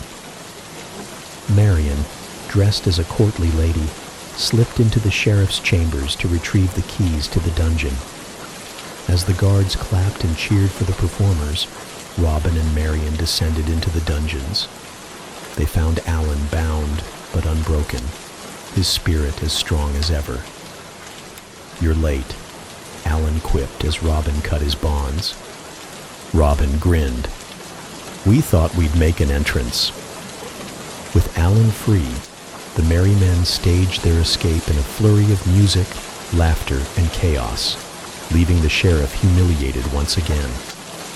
Through every daring rescue, Robin Hood and his merry men reminded the sheriff and the people of Nottingham that no prison could hold justice captive. Each mission strengthened their bond and deepened their resolve, for they knew their fight was not just for freedom, but for hope. And in the hearts of those they rescued, Robin's name became a symbol of unshakable courage, his deeds echoing far beyond the forest of Sherwood. The forest of Sherwood was alive with whispers, carried on the wind and spreading like wildfire through the villages and towns of Nottinghamshire. News had come from distant lands. King Richard the Lionheart, the true and noble ruler of England, was returning from the Crusades. For years, the king's absence had allowed Prince John to seize power, ruling with greed and cruelty. But now, the tides of fate seemed to be shifting. In his hidden camp beneath Sherwood's ancient oaks, Robin Hood stood before his band of merry men, his expression alight with a rare mixture of hope and determination. "King Richard is returning," he announced, his voice strong and steady. "Our rightful king comes to reclaim his throne, but we must ensure that he finds a land worthy of his rule. Until he arrives, we cannot rest." With Prince John still clinging to power, Robin and his band redoubled their efforts to undermine his oppressive rule. They targeted the prince's tax collectors, intercepting wagons laden with gold meant to line the royal coffers. Each stolen coin was redistributed among the poor, ensuring that the people would not buckle under the weight of Prince John's greed. One such raid took place on a moonlit night, when Robin and his merry men ambushed a heavily guarded caravan. The guards, clad in armor emblazoned with Prince John's crest, were confident in their numbers. But Robin's knowledge of Sherwood's hidden paths turned their strength into weakness. Arrows flew from the shadows, horses were startled into chaos, and Robin himself leapt onto the lead wagon, his sword flashing in the moonlight. "This gold does not belong to you," Robin said, his voice ringing clear as he confronted the captain of the guard. "It belongs to the people of England." The merry men overwhelmed the guards with precision and skill, disappearing into the forest with the treasure before reinforcements could arrive. The villagers awoke the next morning to find sacks of gold left on their doorsteps, tokens of hope delivered under the cover of night. Robin's loyalty to King Richard was unwavering, and he knew the fight against Prince John could not be won by force alone. Through Marion's position at court, Robin established a secret network of allies, nobles who still supported King Richard and resented Prince John's usurpation. Messages were carried by trusted couriers, coded in songs sung by minstrels and poems recited in taverns. One of Robin's most trusted couriers was Alan Adale, whose quick wit and talent for weaving messages into ballads made him invaluable. Posing as a traveling minstrel, Alan carried news of Robin's victories and the king's impending return to the ears of loyalists, uniting them in quiet resistance. Marion, too, played her part with unwavering courage. At great personal risk, she attended Prince John's court, listening carefully to his plans and passing critical information to Robin. Her reports of troop movements and supply routes allowed Robin to strike with precision, foiling the prince's schemes at every turn. As word of King Richard's return spread, a sense of hope began to take root in the hearts of the people. For too long, they had suffered under Prince John's oppressive rule, but now they dared to dream of a brighter future. Robin Hood became more than an outlaw. He was a symbol of resistance, his name spoken with reverence in every village and town. The Sheriff of Nottingham, sensing the growing tide of rebellion, grew more desperate. He increased patrols, tightened his grip on the villages, and set even more elaborate traps for Robin and his band. But each measure was met with Robin's cunning and the unyielding spirit of the merry men. As the day of King Richard's arrival drew closer, Robin called his band together in a clearing deep within Sherwood. The moon hung high above them, casting its silvery light on the gathered faces of the merry men. Robin's voice, steady and resolute, carried through the still night. Prince John has ruled with cruelty, but his time is ending. King Richard's return is not just the end of tyranny, it is the beginning of hope for England. We must be ready to stand with him, to fight for the justice we have sought for so long. Little John, his staff resting on his shoulder, stepped forward. "We've followed you through every danger, Robin. We'll follow you still." The band raised their weapons in silent agreement, their faces illuminated by the flickering firelight. Together, they prepared for the final chapter of their rebellion, knowing that their fight was not just for themselves, but for the future of England. Though Prince John's spies worked tirelessly to suppress the news, the truth could not be silenced. King Richard was coming, his banners flying high, his knights riding at his side. The people of Nottinghamshire, emboldened by Robin's efforts, began to resist Prince John's forces openly, their courage ignited by the promise of their king's return. For Robin, the arrival of King Richard was not just the end of a long fight, but the fulfillment of a dream. The dream of a just and noble England. As he stood beneath the towering trees of Sherwood, the forest alive with the whispers of change, Robin Hood smiled. The Lionheart was coming home, and with him, the hope of a brighter tomorrow. The day dawned clear and bright, the skies a brilliant blue that seemed to reflect the mood of a long-suffering England. The news had finally become reality. King Richard the Lionheart had returned. His banners flew proudly as he rode through the countryside, his golden armor gleaming in the sunlight. The people gathered in the streets and fields to cheer their rightful king, their cries of joy echoing far and wide. In Sherwood Forest, Robin Hood and his merry men stood ready to greet him. For years, they had fought against injustice in his absence, risking their lives to protect the people and resist Prince John's tyranny. And now, the moment they had dreamed of was upon them. King Richard, flanked by his loyal knights, rode into Sherwood under the ancient canopy of trees. Robin stepped forward, bowing low, his hand resting on the hilt of his sword. "Your Majesty," he said, his voice steady but filled with reverence. "We have waited long for your return." The king dismounted, his sharp eyes taking in the outlaw who had become a legend. "Robin of Locksley," he said, his voice warm and commanding. "I have heard of your deeds, of your courage and cunning. They say you are an outlaw, but I see a hero before me." Robin rose, meeting the king's gaze. "We fought not for ourselves, but for England, your Majesty, to protect your people and defy those who would see them suffer." King Richard's expression softened. "And for that, you shall be pardoned. You and your band have done what was right, even when it meant becoming outlaws. England owes you a great debt." The merry men cheered, their voices ringing through the forest. Little John clapped Robin on the back, his grin as broad as his shoulders. "You've done it, Robin. We've all done it." While Robin and his band were honored, the same could not be said for their enemies. Prince John, stripped of his ill-gotten power, fled into obscurity, his dreams of seizing the throne shattered.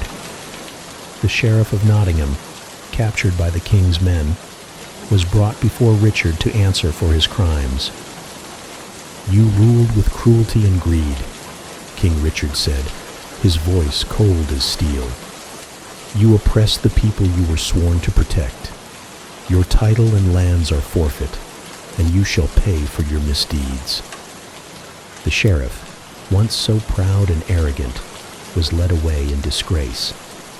For the people of Nottinghamshire, his fall marked the end of an era of fear and oppression. With peace restored to the land, the villagers of Nottinghamshire turned their thoughts to celebration. It was during this time that Robin Hood and Maid Marian stood before the gathered crowd, their hands clasped and their faces radiant with joy. Under the towering trees of Sherwood, with the forest bathed in golden light, they were married in a simple yet beautiful ceremony. Friar Tuck presided, his jovial voice carrying over the laughter and cheers of the merry men and villagers. Marian, resplendent in a gown of soft green, looked every bit the queen of the forest, while Robin, clad in his familiar garb, seemed at last at peace. "You've given us hope, Robin," Marian said softly, her eyes glistening. "And now we can dream of a future filled with love and freedom." Robin smiled, his voice steady and full of promise. "It's a dream we'll share together, Marian. Always." The celebrations lasted long into the night, with music, dancing, and feasting beneath the stars. Villagers toasted to freedom, to King Richard's return, and to the bravery of Robin Hood and his band. Children ran through the forest, pretending to be merry men, their laughter mingling with the crackling of the fire. As the festivities wound down, Robin stood with Marian at the edge of the clearing, the quiet sounds of the forest wrapping around them like an old friend. "Sherwood has been our home," Robin said, his voice thoughtful. "But now, it's time to build something more, to rebuild what was lost." "And we'll do it together," Marian replied, her hand slipping into his. With the rightful king restored, the oppressors vanquished, and the people free at last, England began a new chapter. Robin Hood's name became more than a legend. It became a symbol of hope, courage, and justice. And though he and Marian stepped away from the forefront of rebellion, their story lived on in the hearts of the people, a reminder that even in the darkest times, the light of freedom can never be extinguished. Thank you for joining us tonight on Mr. Sleep Story for the epic tale of Robin Hood. This timeless story of courage, justice, and love reminds us that even in the darkest times, heroes can rise to restore hope and freedom. As you drift off to sleep, let the enchanting forests of Sherwood and the bravery of Robin Hood carry you into peaceful dreams. If you enjoyed this story, please like, subscribe, and hit the bell icon to join us for more soothing tales every night. Until next time, may your dreams be filled with adventure, and may your sleep be as peaceful as a quiet forest under the stars. Good night and sweet dreams.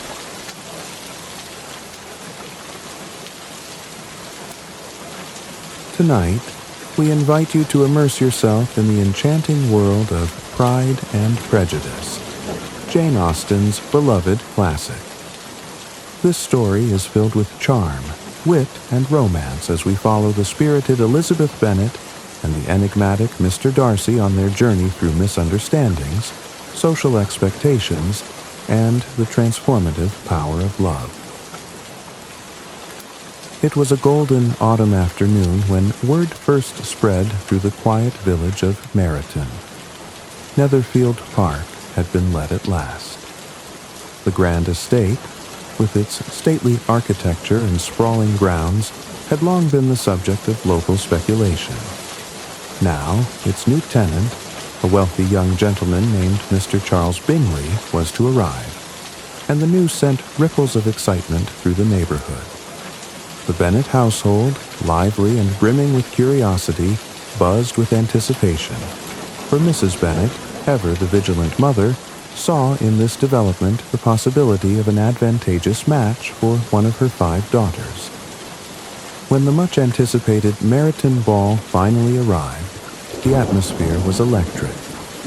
The ballroom, filled with glowing candlelight and the lilting strains of music, seemed like a scene from a fairy tale. Ladies in flowing gowns and gentlemen in crisp coats danced beneath glittering chandeliers, their laughter and conversation weaving a tapestry of enchantment. It was there, amidst this dreamlike setting, that the Bennets first laid eyes on Mr. Bingley. He was everything a young gentleman ought to be. Handsome, affable, and radiating an easy charm that endeared him to everyone he met. His smile was warm, his manners unpretentious, and his enthusiasm for the evening contagious. When he requested the first dance from the eldest Bennet daughter, Jane, a hush fell over the room. Jane, with her serene beauty and quiet grace, seemed to glow in his presence, and as they glided across the floor, their connection was undeniable. It was as though the music played just for them, and the entire room faded into the background. But alongside Mr. Bingley stood another gentleman, one who captured the attention of the room for very different reasons. Mr. Fitzwilliam Darcy, tall and striking, had an air of undeniable authority.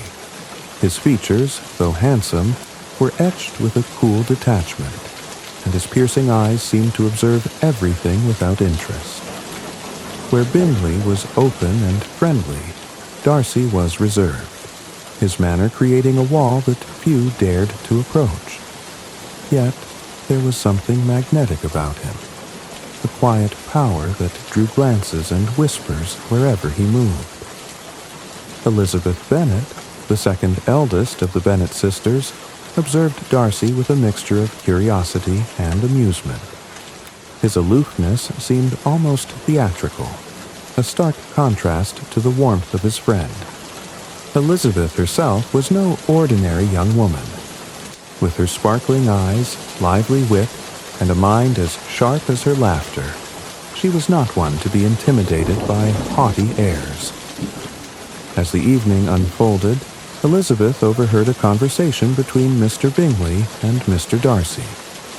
Bingley, eager to draw Darcy into the merriment, suggested he ask Elizabeth to dance. Darcy, however, dismissed the idea with a cutting remark. "She is tolerable, I suppose, but not handsome enough to tempt me," he said, his voice cool and indifferent. Elizabeth's cheeks flushed, not with embarrassment, but with indignation. Yet, rather than retreat, she laughed softly, a sound as light as a summer breeze. She relayed the comment to her friends with playful humor, her pride unshaken. If Mr. Darcy thought himself too grand for her, then she would waste no further thought on him. And yet, as the evening wore on, her gaze occasionally flickered toward him, and she could not help but wonder at the contradictions in his character. The ball concluded with Jane and Bingley exchanging shy but lingering smiles, the promise of something budding between them. Elizabeth, meanwhile, returned home with stories that left her family in fits of laughter. Yet, beneath her outward amusement, a faint spark of intrigue remained, a spark she scarcely acknowledged.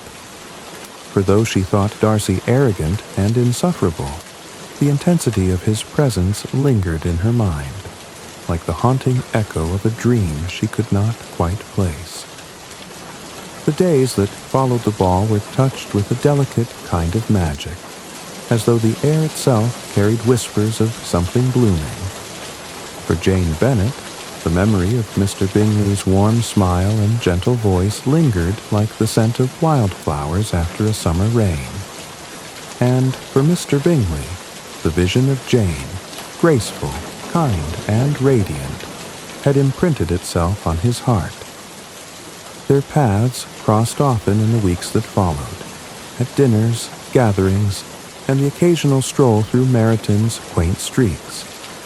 Each meeting seemed to weave an invisible thread between them, drawing them closer with a quiet inevitability. Bingley's eyes would light up the moment Jane entered the room, his natural exuberance softening into something tender when he spoke with her. Jane, though reserved in her expressions, felt her heart flutter in his presence.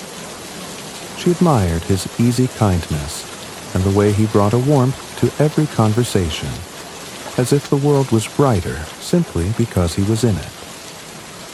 At one particularly lively dinner at Lucas Lodge, Jane and Bingley found themselves seated near one another, their conversation flowing effortlessly. As others around them laughed and chattered, they seemed to inhabit a world of their own, where every word was a treasure and every glance carried unspoken understanding. When Jane spoke of her love for the countryside, Bingley leaned closer, as if her words were the only ones worth hearing.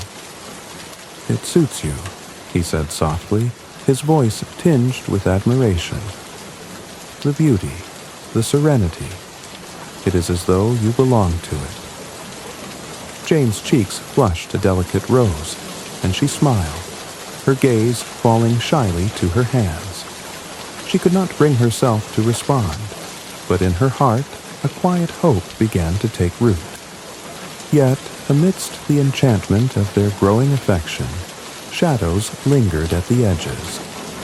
Mr. Darcy, with his piercing gaze and unyielding sense of propriety, observed their interactions with increasing concern. To him, Jane's gentle nature was evident, but he doubted the depth of her feelings.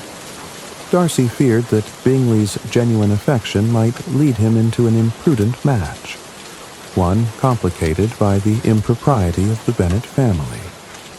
The Bennet household, though lively and loving, lacked the refinement that Darcy deemed essential for a connection with a man of Bingley's status. Mrs. Bennet's exuberant matchmaking and Lydia's unchecked flirtations often drew disapproving glances from those in Bingley's circle, particularly his sisters, Caroline and Louisa. Caroline Bingley, who harbored her own ambitions of securing Darcy's attention, viewed Jane with thinly veiled disdain. She saw Jane's reserved demeanor not as a mark of grace, but as a sign of indifference, and sought to highlight the Bennet family's flaws at every opportunity. One evening, as the Bingley party dined at Netherfield, Caroline addressed her brother with feigned casualness. "Charles, do you not think it unwise to be too forward with one whose connections are so unsuitable?" she said, her voice smooth but pointed. Darcy, seated nearby, offered a slight nod of agreement, his expression unreadable. Bingley, however, brushed off their concerns with an easy laugh. "Jane Bennet is as good and kind as anyone I have ever met," he replied, his voice firm but good-natured. "Her family may not be grand, but they are warm and true, and I cannot think of a finer quality in any acquaintance." Caroline, though silenced, exchanged a meaningful glance with Darcy, her disapproval simmering beneath her polished exterior. Darcy, though less overt, resolved to speak with Bingley about the potential consequences of his attachment.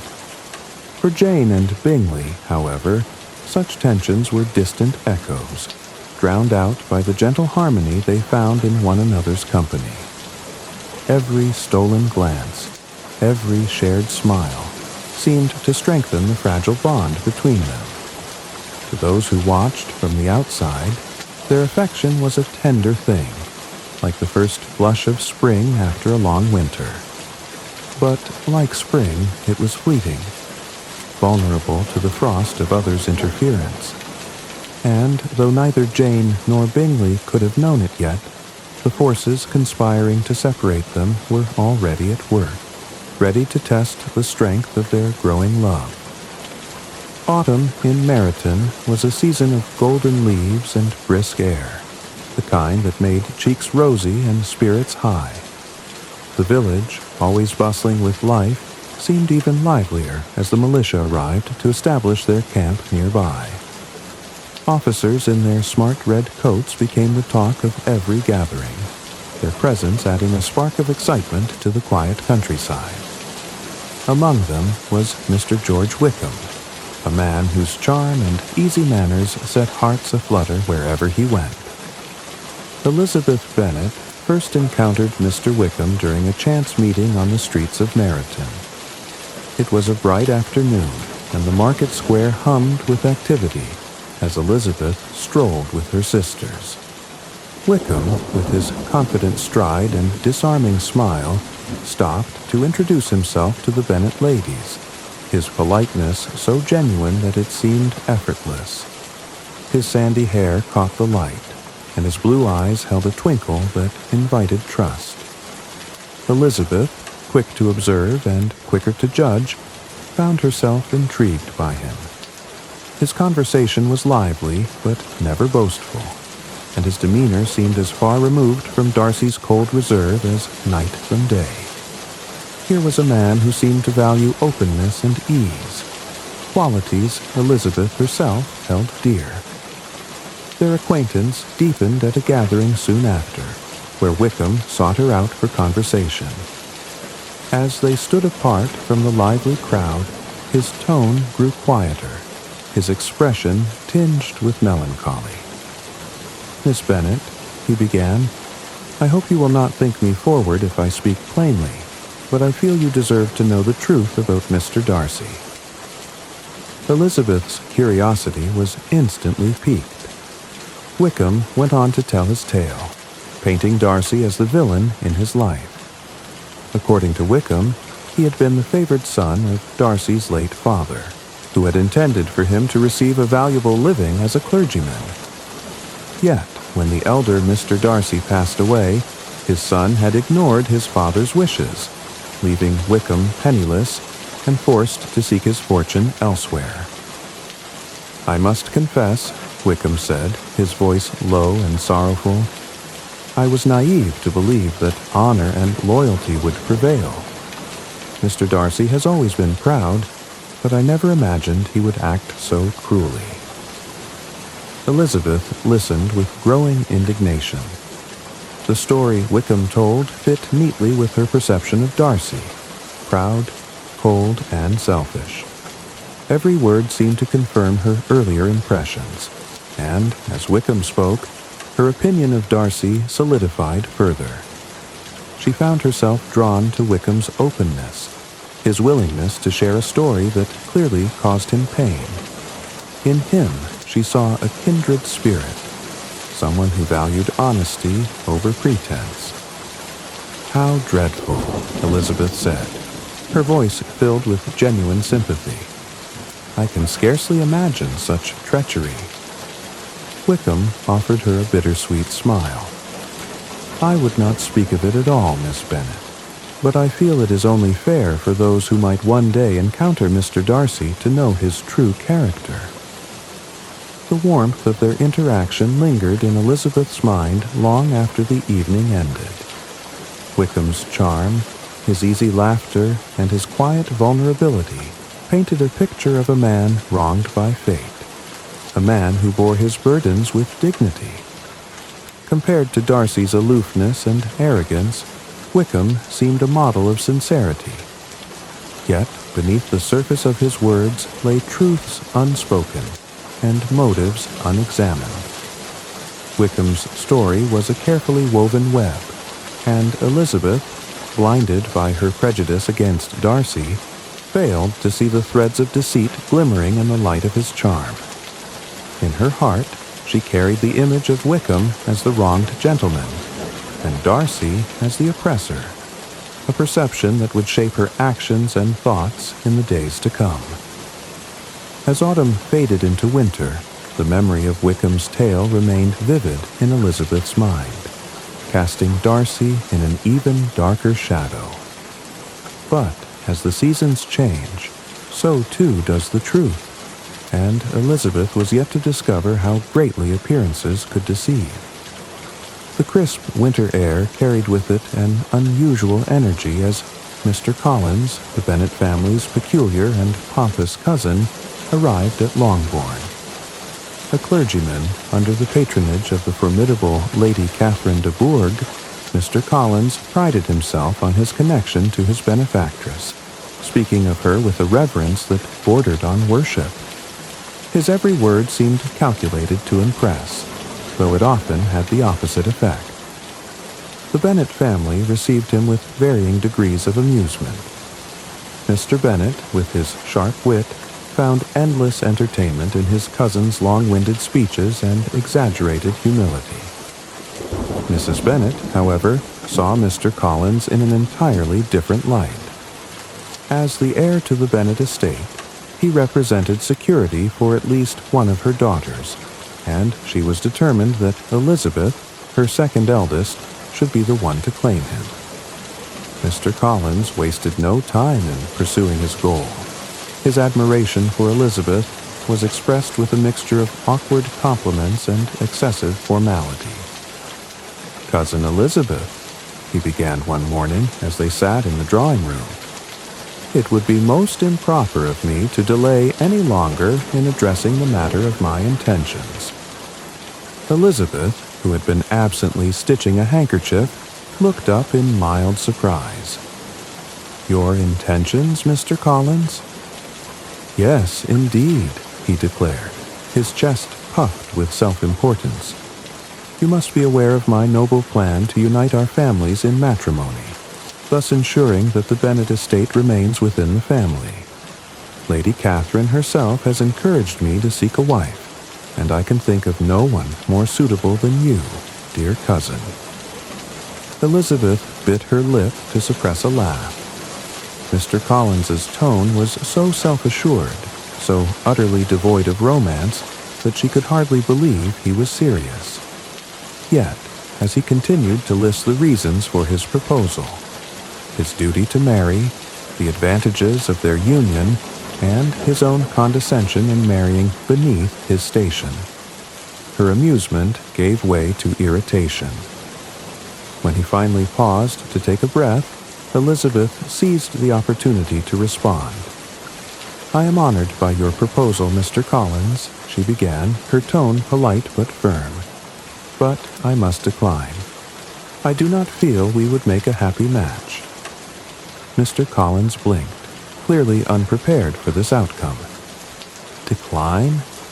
But, Cousin Elizabeth, you surely cannot mean it. It is customary for young ladies to reject a proposal at first, only to accept upon further persuasion. I shall take your refusal as a sign of modesty, not finality." Elizabeth, her patience waning, shook her head. "You are mistaken, Mr. Collins. My answer is not an attempt at modesty. It is my true and final decision." His face reddened, and he launched into a lengthy monologue about her folly in rejecting such a generous offer.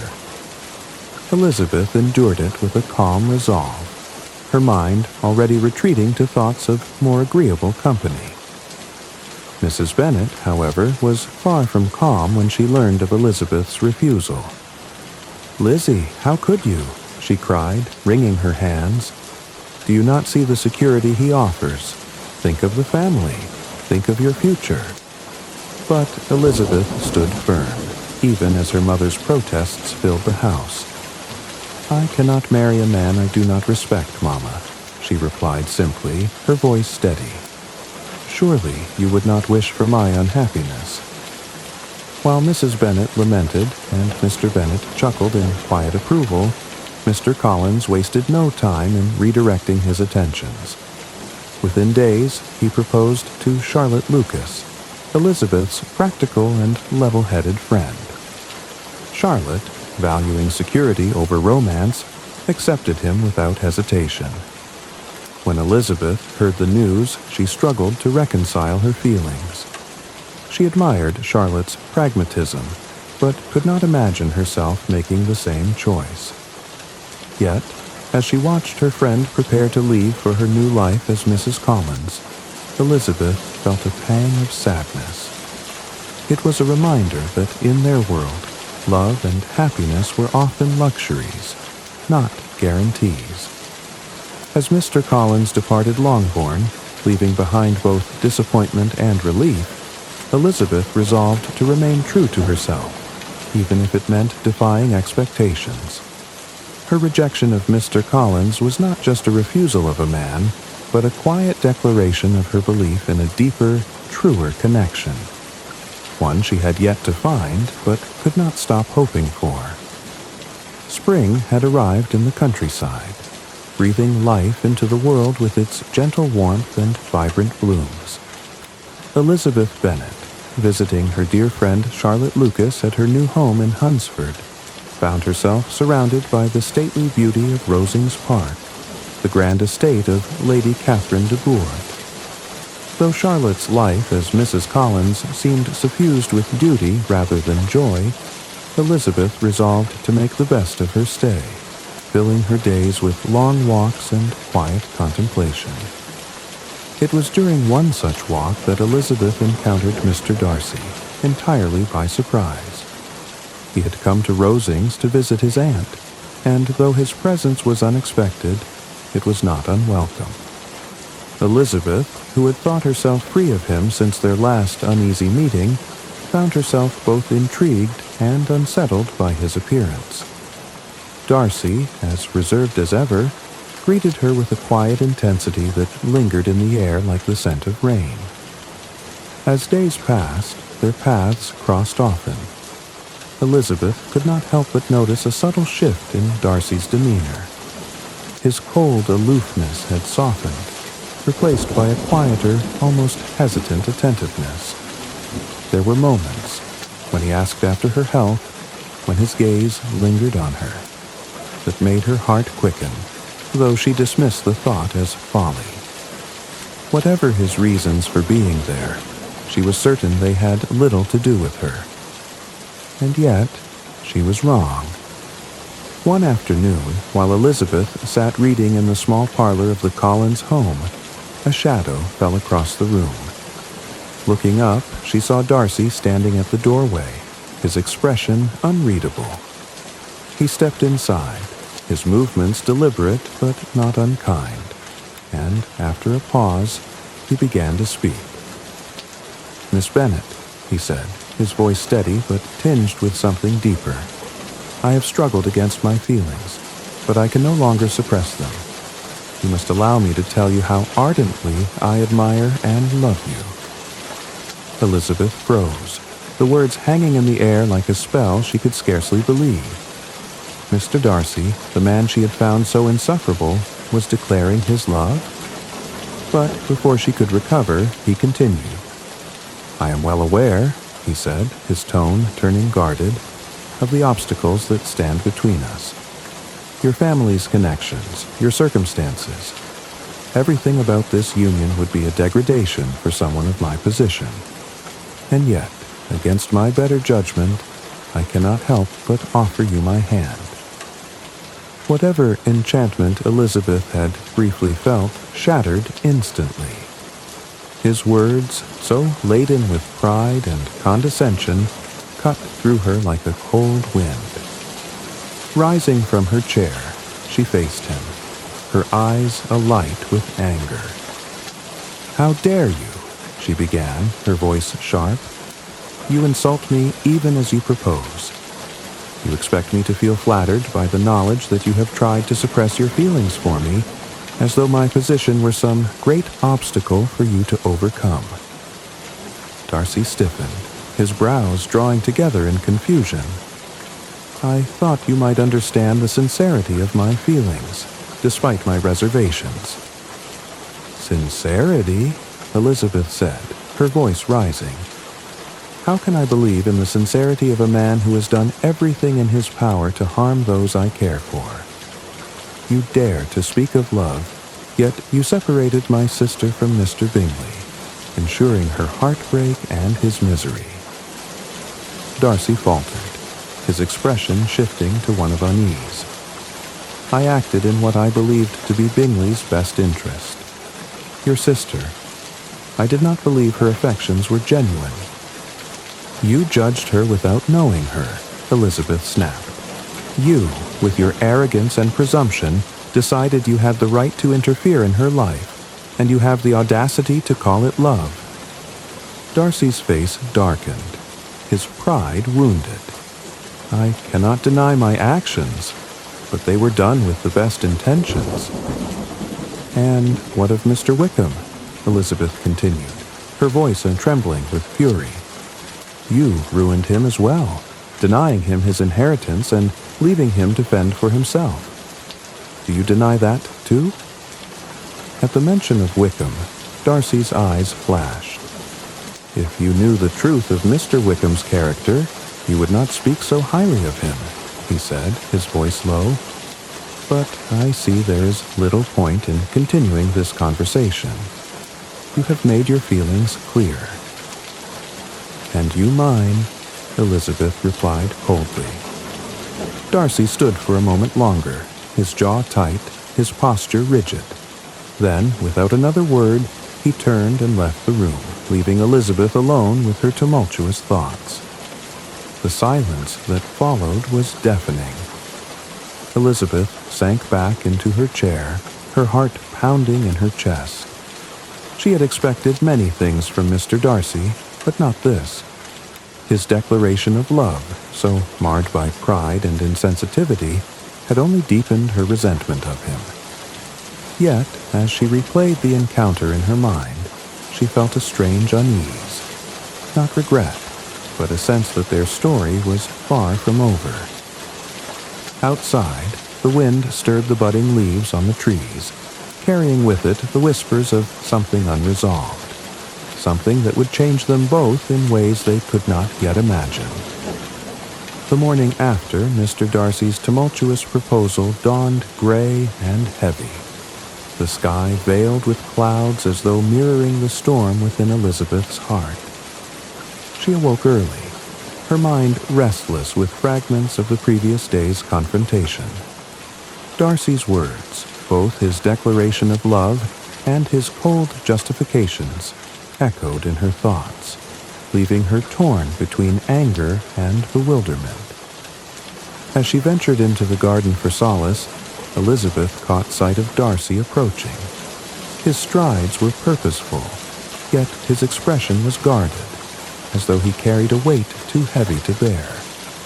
When he reached her, he paused, producing a folded letter from his coat. "Miss Bennet," he said, his voice steady but low, "I ask only that you read this." He handed her the letter, and, without waiting for her reply, turned and walked away, disappearing into the misty morning. Elizabeth stared at the letter, her heart pounding. She hesitated, unsure if she wanted to face the words within. Yet, curiosity and a desire for answers compelled her to break the seal. As she unfolded the paper, Darcy's precise handwriting met her gaze, and she began to read. "Be not alarmed, madam, at receiving this letter. My intent is not to renew my sentiments, but to offer explanations where I believe I have been misunderstood. You accused me of 2 offenses: separating Mr. Bingley from your sister and wronging Mr. Wickham. I shall address each in turn." Darcy's letter began with an account of Jane and Bingley. He admitted to advising Bingley against pursuing Jane, but his reasoning was not the cold-hearted manipulation Elizabeth had assumed. "From my observations," Darcy wrote, "Miss Bennet appeared indifferent to my friend. Her composure, though admirable, led me to believe her affections were not deeply engaged. My motive was to protect Bingley from potential heartache." Elizabeth paused, her mind racing. Had Jane's natural reserve been misinterpreted as indifference? Could Darcy have acted, however misguidedly, out of genuine concern for his friend? The thought unsettled her, yet she continued reading. Darcy then turned to Mr. Wickham, and his tone grew more personal, more anguished. He recounted how his father, the late Mr. Darcy, had favored Wickham and left him a generous inheritance. However, Darcy explained, Wickham squandered this fortune through reckless living and sought further funds by demanding a clergyman's position, which he had no intention of fulfilling. Darcy described how he refused Wickham's demands, prompting Wickham to seek revenge in the most vile manner. "Last summer," Darcy wrote, "he attempted to elope with my younger sister Georgiana, then but 15 years old. He sought her fortune and cared nothing for the disgrace it would bring to her name. Only by chance did I arrive in time to prevent the calamity." Elizabeth's breath caught as she read. The image of Wickham, the charming wronged gentleman she had so readily trusted, shattered before her eyes. In its place, she saw the picture Darcy painted, a manipulative man whose deceit ran deeper than she could have imagined. The letter ended simply, with Darcy asserting that his intentions, while flawed, were not born of malice. "I hope this explanation may soften your opinion of me, though I do not expect it to alter your feelings." As Elizabeth folded the letter, her hands trembled. Her initial reaction was disbelief. Could Wickham, with his open smile and easy manners, truly have behaved so cruelly? But the weight of Darcy's words, their clarity and sincerity, could not be ignored. She replayed her past conversations with Wickham, the ease with which he had painted himself as the victim, and the absence of any concrete proof to support his claims. Slowly, painfully, the truth began to settle in her mind. Her thoughts then turned to Darcy. Though his proposal had been clumsy and filled with pride, his letter revealed a man who valued honesty, a man willing to expose his vulnerabilities to defend his character. She thought of his concern for his sister, his loyalty to Bingley, and the quiet pain that had laced his words. These were not the actions of a villain, but of someone who had acted, however imperfectly, out of love and duty. And what of herself? Elizabeth's cheeks burned as she recalled her own judgments. She had been so quick to condemn Darcy, so eager to see him as the villain of the story, that she had overlooked the possibility of her own prejudice. Her wit and confidence, qualities she had always taken pride in, now seemed hollow in the face of her mistakes. As the day wore on, Elizabeth wandered the grounds of Rosings, her thoughts a tangled web of regret and revelation. The pride she had accused Darcy of possessing now mirrored her own, and the prejudice she had so readily attributed to him had colored her own judgments. She had been blind to the truth, not because it was hidden, but because she had chosen not to see it. The letter had done more than explain Darcy's actions. It had opened her eyes to herself. And as the sun dipped below the horizon, casting the world in hues of gold and amber, Elizabeth felt a strange sense of resolve. The man she had dismissed so readily, the man she had thought she despised, was far more complex than she had ever imagined. And though her feelings toward him remained uncertain, one thing was clear. Her view of the world, and of herself, would never be the same again. Summer had settled over the English countryside, draping the world in golden sunlight and casting a languid ease over Longbourn. Elizabeth Bennet, having returned home from her travels, found herself restless yet introspective. The revelations from Darcy's letter lingered in her mind, reshaping her understanding of him and of herself. Yet, life at Longbourn soon shattered her contemplative peace, for it was during this quiet season that chaos descended upon the Bennet family. Lydia Bennet, the youngest and most impetuous of the sisters, had been invited to Brighton by the wife of Colonel Forster, a family friend. The invitation filled Lydia with unrestrained delight, for Brighton was not only a seaside town but also the temporary home of the militia, including the dashing Mr. Wickham. Elizabeth, sensing the danger of such a trip, urged her father to refuse, warning him of Lydia's lack of restraint and Wickham's untrustworthy nature. But Mr. Bennet, weary of Lydia's antics, dismissed Elizabeth's concerns with a wave of his hand. "Let her go," he said. "She will soon grow tired of her flirtations and learn to behave." But Elizabeth's fears were not misplaced. A few weeks later, a letter arrived at Longbourn, trembling in the hands of Jane as she read aloud the shocking contents. Lydia had eloped with Wickham, leaving Brighton without a word of their destination. Worse still, there was no indication that Wickham intended to marry her.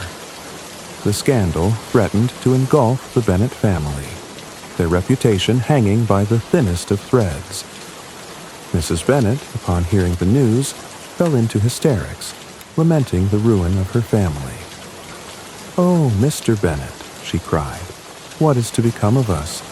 Who will marry the other girls now? We are undone, utterly undone." Mr. Bennet, his usual composure shattered, set off for London immediately to search for Lydia, though with little hope of success. Elizabeth, meanwhile, was overcome with a mixture of shame, despair, and helplessness. She blamed herself for not revealing Wickham's true nature sooner, and feared that this disaster would cast a shadow over her family forever. Amid this turmoil, Elizabeth confided in Darcy during an unexpected meeting in Derbyshire. Though the encounter was filled with tension, she found herself unburdening the entire story to him. Darcy's expression darkened as she spoke, his eyes betraying both anger and resolve. Elizabeth, embarrassed and heartbroken, could hardly bear to meet his gaze. "This is my family's ruin," she said, her voice trembling, "and it is my fault for not speaking out sooner." Darcy, however, said little. His silence was heavy with thought, and when he finally spoke it was with a quiet intensity. "You must not blame yourself, Miss Bennet," he said. "This is not your burden to bear alone." Elizabeth did not know what to make of his words, but she could not have imagined what they would lead to. Unbeknownst to her, Darcy took it upon himself to rectify the situation. With a determination born of love and a sense of duty, he traveled to London, where he sought out Wickham. It was not an easy task. Wickham, true to his character, had no intention of marrying Lydia unless his considerable debts were paid, and he was offered financial incentive. For the sake of Lydia's reputation, and that of the entire Bennet family, Darcy agreed to these terms, securing Wickham's compliance with a substantial sum. But Darcy did not stop there. To protect the Bennets from further disgrace, he insisted that his role in resolving the matter remain a secret. He orchestrated the marriage quietly, ensuring that Lydia and Wickham were wed before their scandal could escalate further. Darcy's actions were not driven by pride or obligation, but by his deepening feelings for Elizabeth. He knew the damage this incident could cause her family, and he could not bear to see her suffer. A few days later, news arrived at Longbourn that Lydia and Wickham had been found and were to be married. Mrs. Bennet's despair transformed into giddy delight, as though the crisis had never existed. "A wedding," she exclaimed, her hands clapping together. "And Lydia shall be married before any of her sisters. Oh, how grand this will be." Elizabeth, however, was not so easily comforted. The terms of the marriage arranged by an unnamed benefactor puzzled her. Who could have intervened so decisively and at such cost? The question lingered in her mind, but she did not dare hope for the answer she suspected. When Lydia visited Longbourn as a married woman, her careless and self-satisfied demeanor did little to ease Elizabeth's concerns. Over dinner, Lydia let slip the truth in a moment of thoughtless pride. "It was Mr. Darcy who found us, you know," she said with a smug smile. "Wickham told me he arranged everything and paid all the debts." Elizabeth froze, the weight of Lydia's words settling over her like a sudden storm. Mr. Darcy? Could it be true? The man she had once thought cold and arrogant had taken it upon himself to save her family from ruin. Her heart swelled with gratitude and something deeper, something she could not yet name. As the truth of Darcy's actions became clear, Elizabeth was overcome with emotion. She thought of the man who had once professed his love for her, whose words she had rejected so fiercely. Darcy had no reason to involve himself in her family's troubles, yet he had done so quietly, selflessly, and at great personal cost. For the first time, Elizabeth allowed herself to see Darcy not as a man of pride, but as a man of principle and depth. His actions spoke of a love that transcended his initial flaws and misunderstandings, a love that sought not recognition but the happiness of others. And in that moment, Elizabeth's feelings toward Darcy began to change, her heart opening to the possibility of something she had once thought impossible. The golden hues of early autumn bathed the countryside as the Bennet family at Longbourn prepared for yet another unexpected turn of fate. News spread quickly that Mr. Bingley had returned to Netherfield Park, and with him came whispers of renewed possibilities. Jane Bennet, ever composed and gentle, kept her hopes hidden behind a calm exterior, though her sisters could see the flicker of anticipation in her soft eyes. Elizabeth, too, watched the unfolding events with a quiet mix of hope and unease. Darcy's intervention in Lydia's scandal weighed heavily on her mind, and her growing admiration for him was a secret she scarcely dared admit to herself. She wondered if his feelings for her had endured, or if the pain of her earlier rejection had driven him away forever. When Bingley arrived at Longbourn, it was as though the sun itself had stepped into the drawing room. His warm smile and easy manner instantly set everyone at ease, and his attention to Jane was as unmistakable as it had been at the beginning of their acquaintance.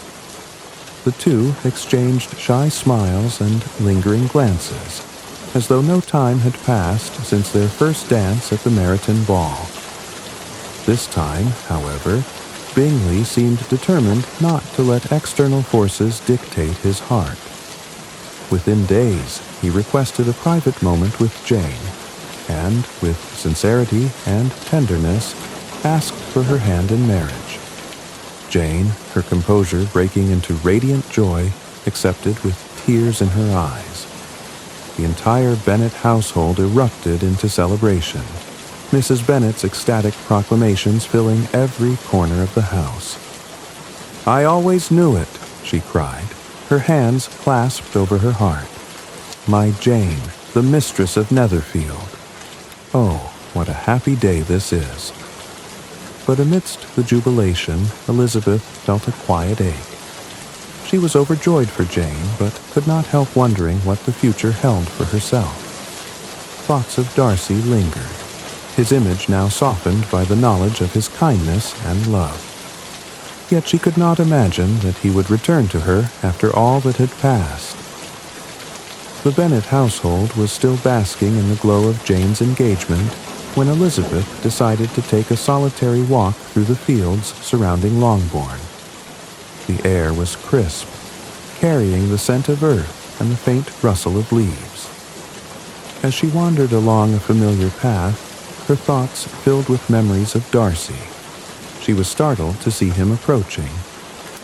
He looked as he always did, tall, composed, and commanding. But there was something different in his expression, a vulnerability that softened the intensity of his gaze. Elizabeth's heart raced as he stopped a few steps away, hesitating as though unsure of her reception. "Miss Bennet," he began, his voice steady yet tinged with emotion. "I had hoped for the chance to speak with you." Elizabeth nodded, her breath catching in her throat. "Of course, Mr. Darcy." Darcy's gaze searched hers, and when he spoke again, his words were free of pride, filled instead with quiet humility. "My feelings for you have not changed. If anything, they have only grown stronger. But I have no wish to presume upon your kindness or cause you discomfort. If you still find my affection unwelcome, I shall trouble you no further." Elizabeth's heart swelled as she listened. Gone was the arrogance of his first proposal, replaced by a man who had grown, who had learned. She took a deep breath, gathering her courage.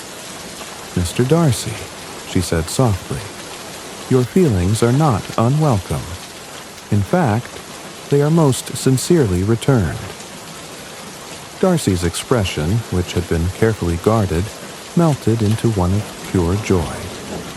"Elizabeth," he murmured, stepping closer, "you cannot imagine how happy you have made me." In that moment, the world seemed to stand still. The mistakes of the past were forgiven, the misunderstandings resolved, and what remained was the promise of a love built on mutual respect and admiration. The weddings of Jane and Elizabeth were celebrated on the same day, a double ceremony that brought together not only two couples, but also their families and friends in joyous union. The village church, adorned with flowers and ribbons, seemed to glow with the happiness of the occasion. Jane, as radiant as the morning sun, walked down the aisle on Bingley's arm, their smiles a picture of contentment. Elizabeth, meanwhile, felt her heart flutter as she stood beside Darcy, his steady presence grounding her in the moment. As they exchanged vows, their eyes met, and in that gaze was a shared understanding of all they had overcome to reach this day. The celebrations that followed were lively and filled with laughter. Mrs. Bennet basked in the triumph of seeing two daughters married to wealthy gentlemen, while Mr. Bennet, quieter but no less pleased, looked on with a rare smile. Even Lady Catherine de Bourgh, though notably absent, could not dampen the spirits of the day. Jane and Bingley settled into the comfort of Netherfield, their home filled with warmth and kindness that reflected their gentle natures. Bingley's boundless cheer and Jane's serenity created a life of quiet happiness, one that charmed all who visited.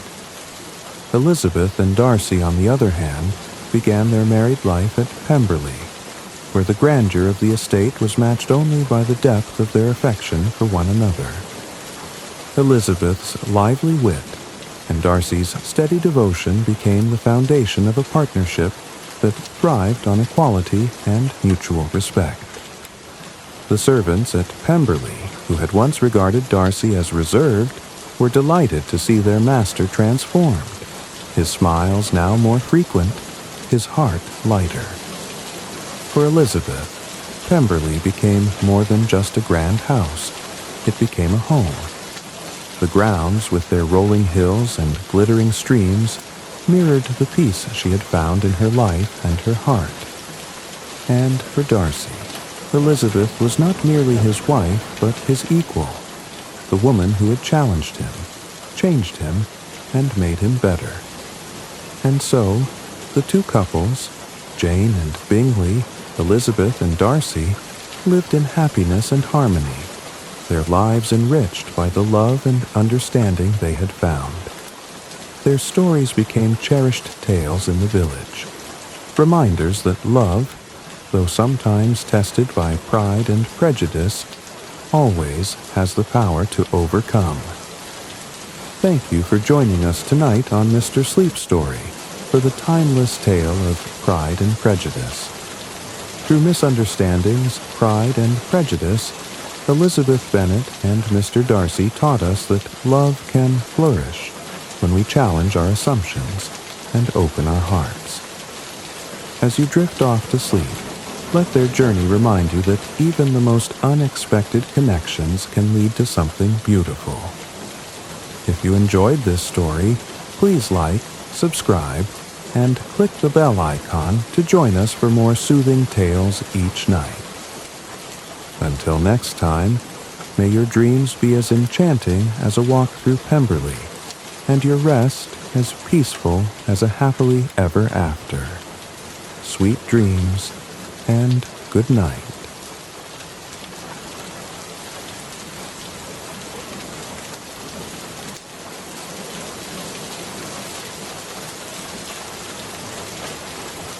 Tonight, we invite you to relax as we journey into the magical world of fairy tales with a beloved classic, The Princess and the Pea.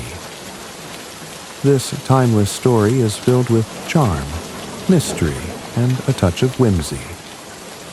Perfect for quieting your mind and letting go of the day.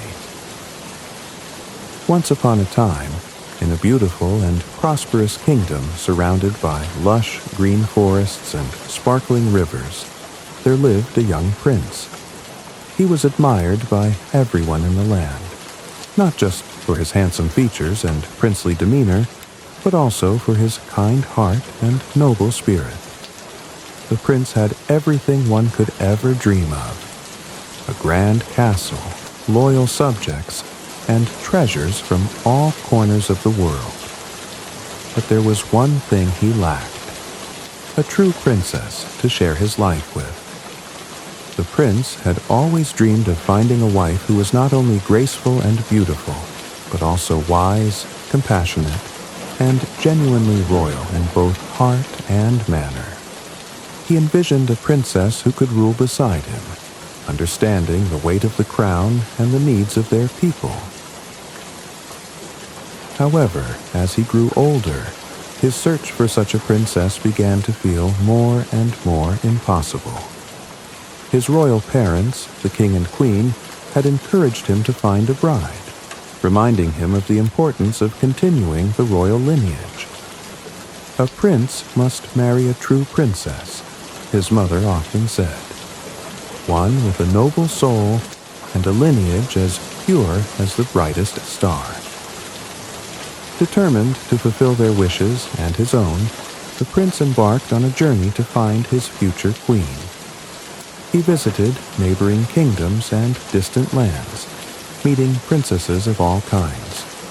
There were princesses who were incredibly beautiful, their radiant smiles lighting up entire halls.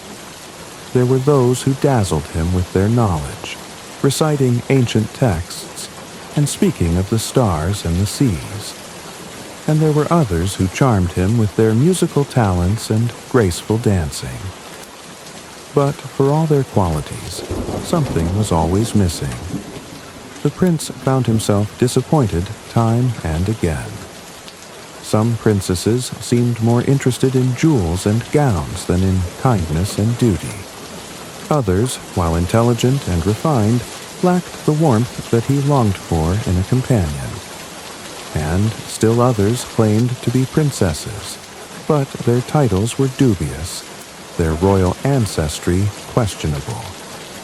The prince's heart grew heavy as he returned to his castle after each failed attempt.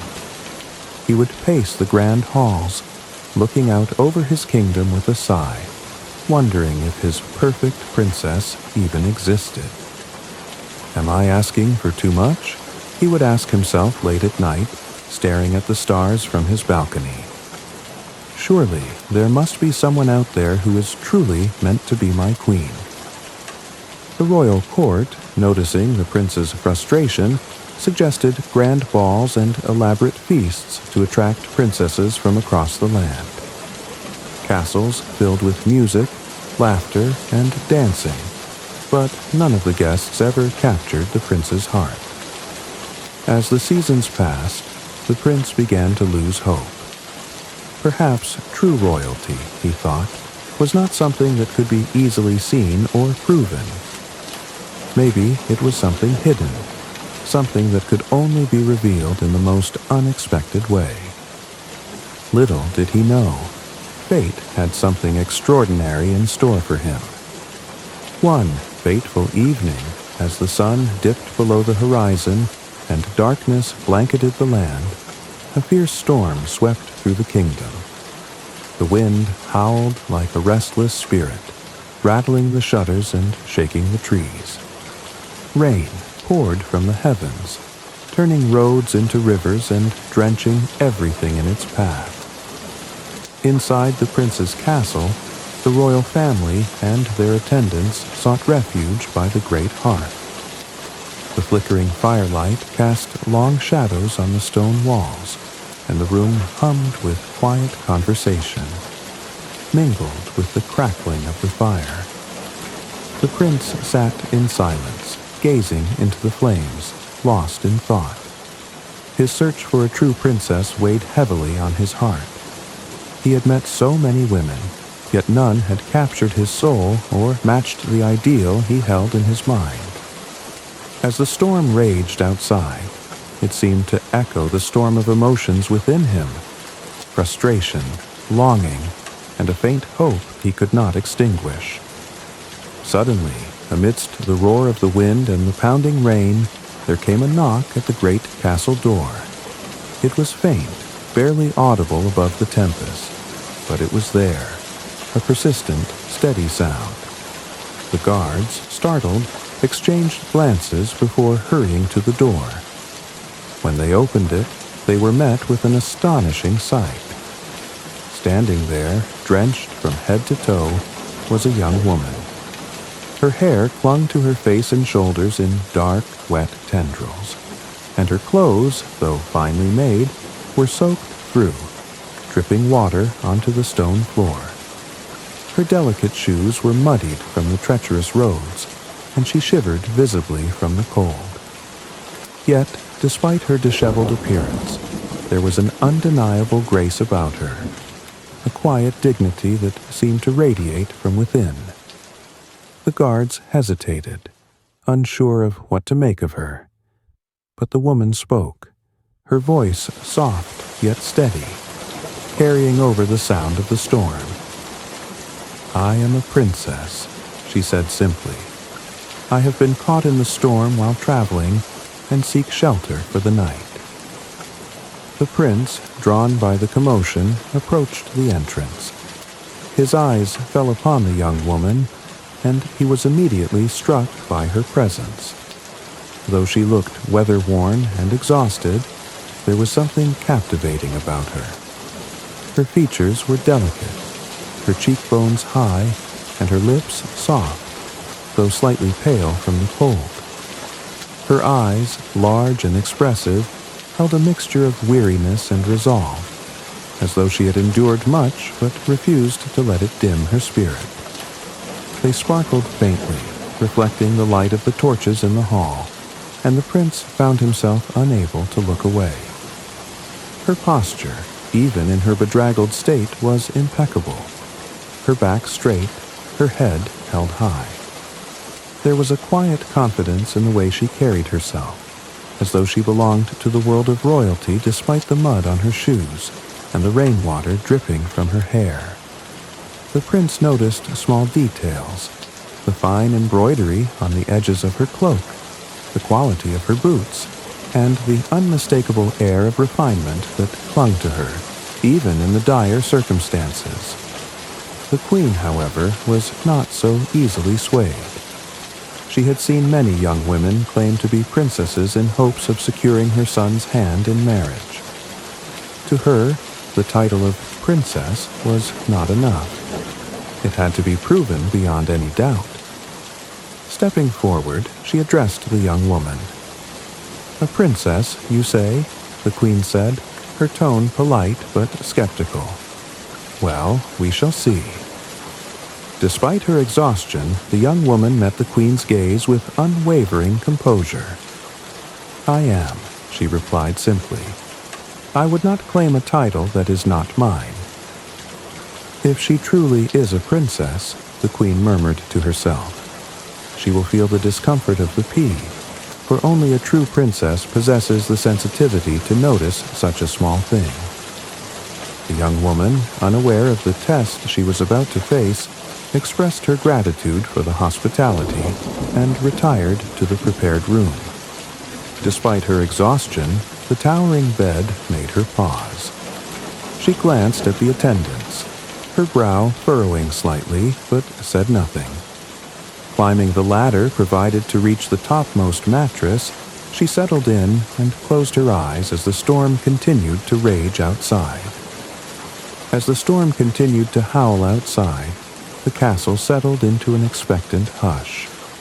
The mysterious young woman had retired to her room, unaware that her claim of being a princess would be tested in a way she could never imagine. The queen, a woman of sharp intellect and unshakable tradition, was determined to uncover the truth. For her, the title of princess was not merely a matter of lineage, but one of innate sensitivity and refinement. And so, she devised a plan, a test that only a true princess could pass. In the grand guest chamber, the queen oversaw the preparation of the bed herself. She began by instructing the servants to place a single green pea, small, smooth, and seemingly insignificant, on the wooden frame of the bed. The servants exchanged puzzled glances but followed her instructions without question. "Now," the queen said, her voice calm but authoritative, "pile 20 mattresses atop the pea." The mattresses were thick and luxurious, each crafted from the finest materials in the kingdom. One by one, the servants hauled them into the room, stacking them carefully, until the pile reached an impressive height. The queen inspected their work with a critical eye before giving the next order. "On top of the mattresses, add 20 feather beds," she commanded. The feather beds were equally opulent, filled with the softest down plucked from the royal swans. They were light as clouds, yet plush and yielding, promising a sleep as comfortable as one could ever hope for. The attendants, now visibly struggling under the weight of the task, completed the towering bed with great effort. When they were done, the bed reached nearly to the ceiling, a structure so grand and unusual it seemed almost comical. The queen stepped back to admire her work, a satisfied smile playing on her lips. To anyone else, the bed appeared to be a masterpiece of luxury, designed for unparalleled comfort. But the queen knew better. Beneath it all, hidden at the very bottom, was the tiny pea, a test of sensitivity that no ordinary person could pass. "If she truly is a princess," the queen murmured to herself, "she will feel the presence of the pea, no matter how many layers of softness lie above it." The servants brought in a sturdy wooden ladder and leaned it against the bed. When everything was ready, the queen summoned the young woman to the room. The princess entered, her expression still composed despite her evident exhaustion. She gazed up at the towering bed with a mixture of surprise and curiosity. "This will be your bed for the night," the queen said with a warm, almost motherly smile. "We hope you find it comfortable." The young woman hesitated for a moment, her sharp eyes flickering over the unusual setup. However, she gave no indication of doubt or complaint. Instead, she inclined her head graciously and said, "Thank you for your kindness." The attendants helped her climb the ladder, guiding her carefully to the top of the bed. As she settled under the silken covers, she offered a quiet word of gratitude before closing her eyes. The castle fell silent once more, the storm outside finally beginning to subside. In the stillness of the night, the queen's thoughts lingered on the test she had devised. She felt confident that her plan would reveal the truth by morning. Meanwhile, the prince could hardly sleep, his mind racing with thoughts of the mysterious woman who claimed to be a princess. Could she be the one he had been searching for all this time? As the castle settled into the quiet hours of the night, the mysterious woman lay atop the towering bed, staring at the intricate patterns woven into the canopy above her.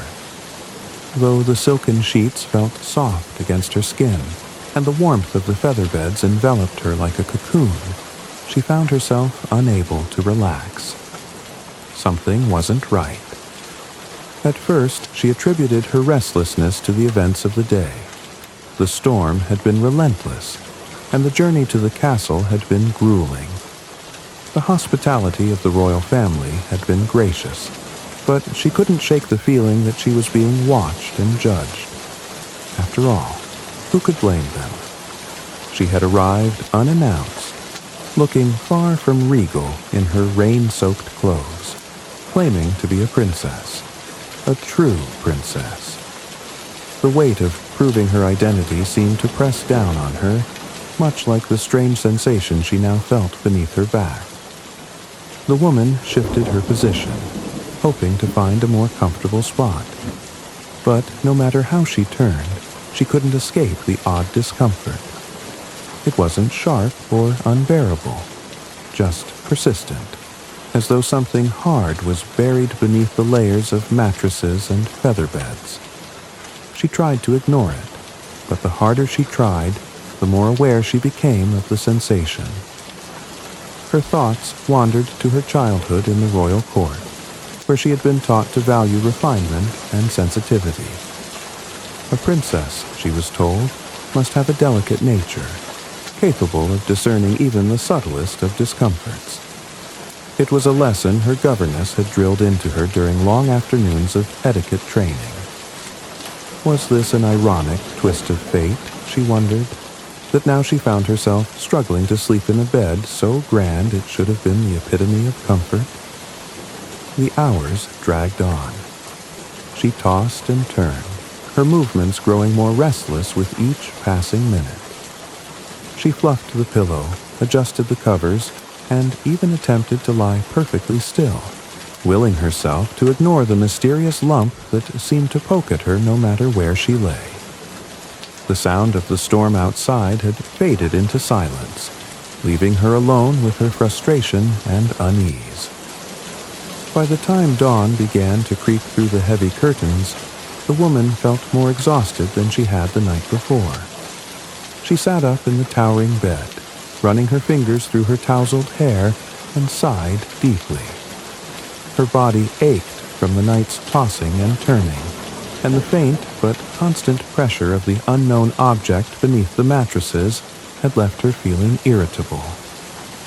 When the knock at her door came, she straightened her posture and composed herself as best she could. A maid entered, bowing politely, and informed her that breakfast was ready, and the royal family awaited her in the dining hall. The woman nodded, thanked the maid, and made her way to prepare for the morning.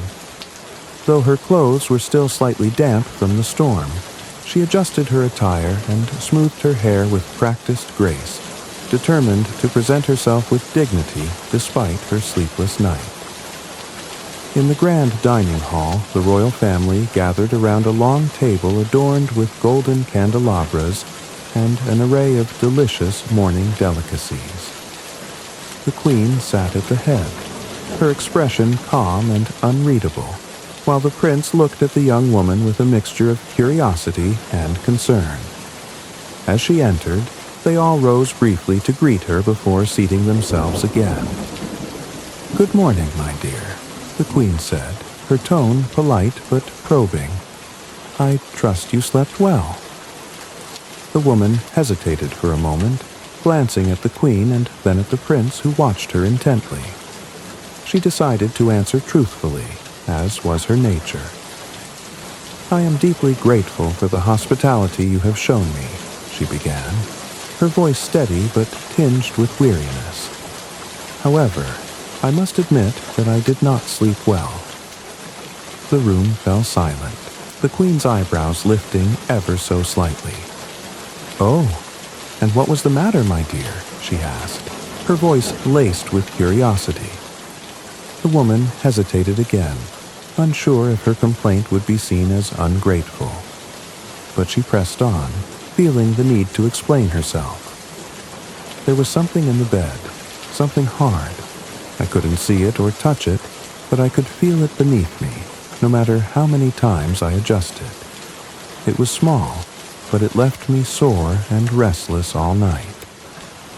The queen exchanged a knowing glance with the prince, her lips curling into a faint smile. The prince, meanwhile, leaned forward, his interest clearly piqued. "You could feel something beneath all those layers?" he asked, his tone filled with awe. The woman nodded, looking slightly embarrassed. "Yes, it may sound strange, but It was as if the bed wasn't quite as soft as it appeared.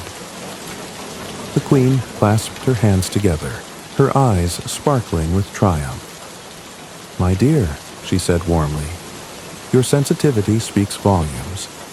You see, I had a small test in mind when preparing your room. Beneath the 20 mattresses and 20 feather beds lay a single pea, a test of true royalty." The woman's eyes widened in surprise. "A pea," she repeated, astonished. I had no idea." "Exactly," the queen replied with satisfaction. "Only a true princess could feel such a thing, no matter how deeply it was buried. And now, there is no doubt in my mind that you are exactly who you claim to be." The prince's face lit up with a smile, his heart swelling with newfound hope.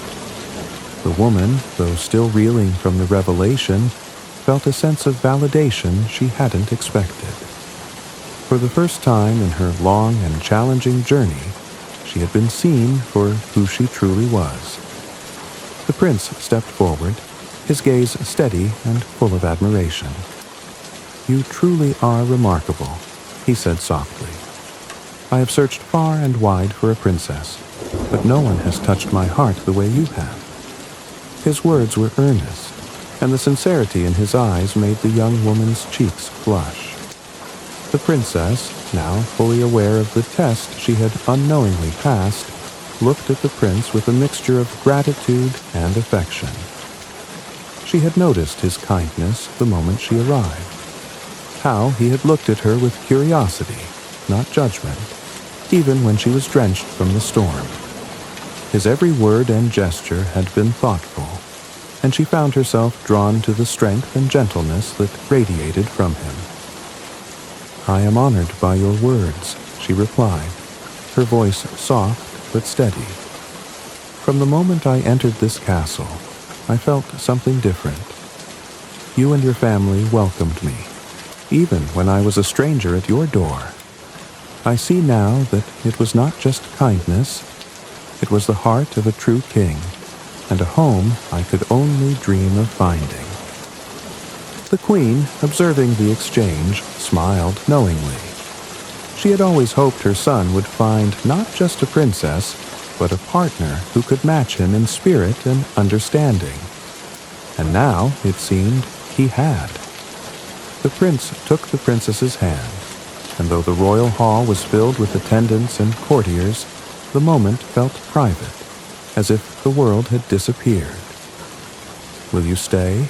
he asked gently. "Will you allow me the honor of calling you my queen?" The princess's heart swelled with joy. "Yes," she said, her voice unwavering. "I will." Preparations for the royal wedding began immediately. News of the engagement spread quickly, and the kingdom erupted in celebration. The prince and princess's love story, born from a stormy night and a curious test, became the talk of the realm. Invitations were sent to rulers and dignitaries from neighboring kingdoms, and the castle was adorned with flowers, banners, and ribbons in vibrant shades of gold and ivory. On the morning of the wedding, the castle gardens were transformed into a vision of splendor.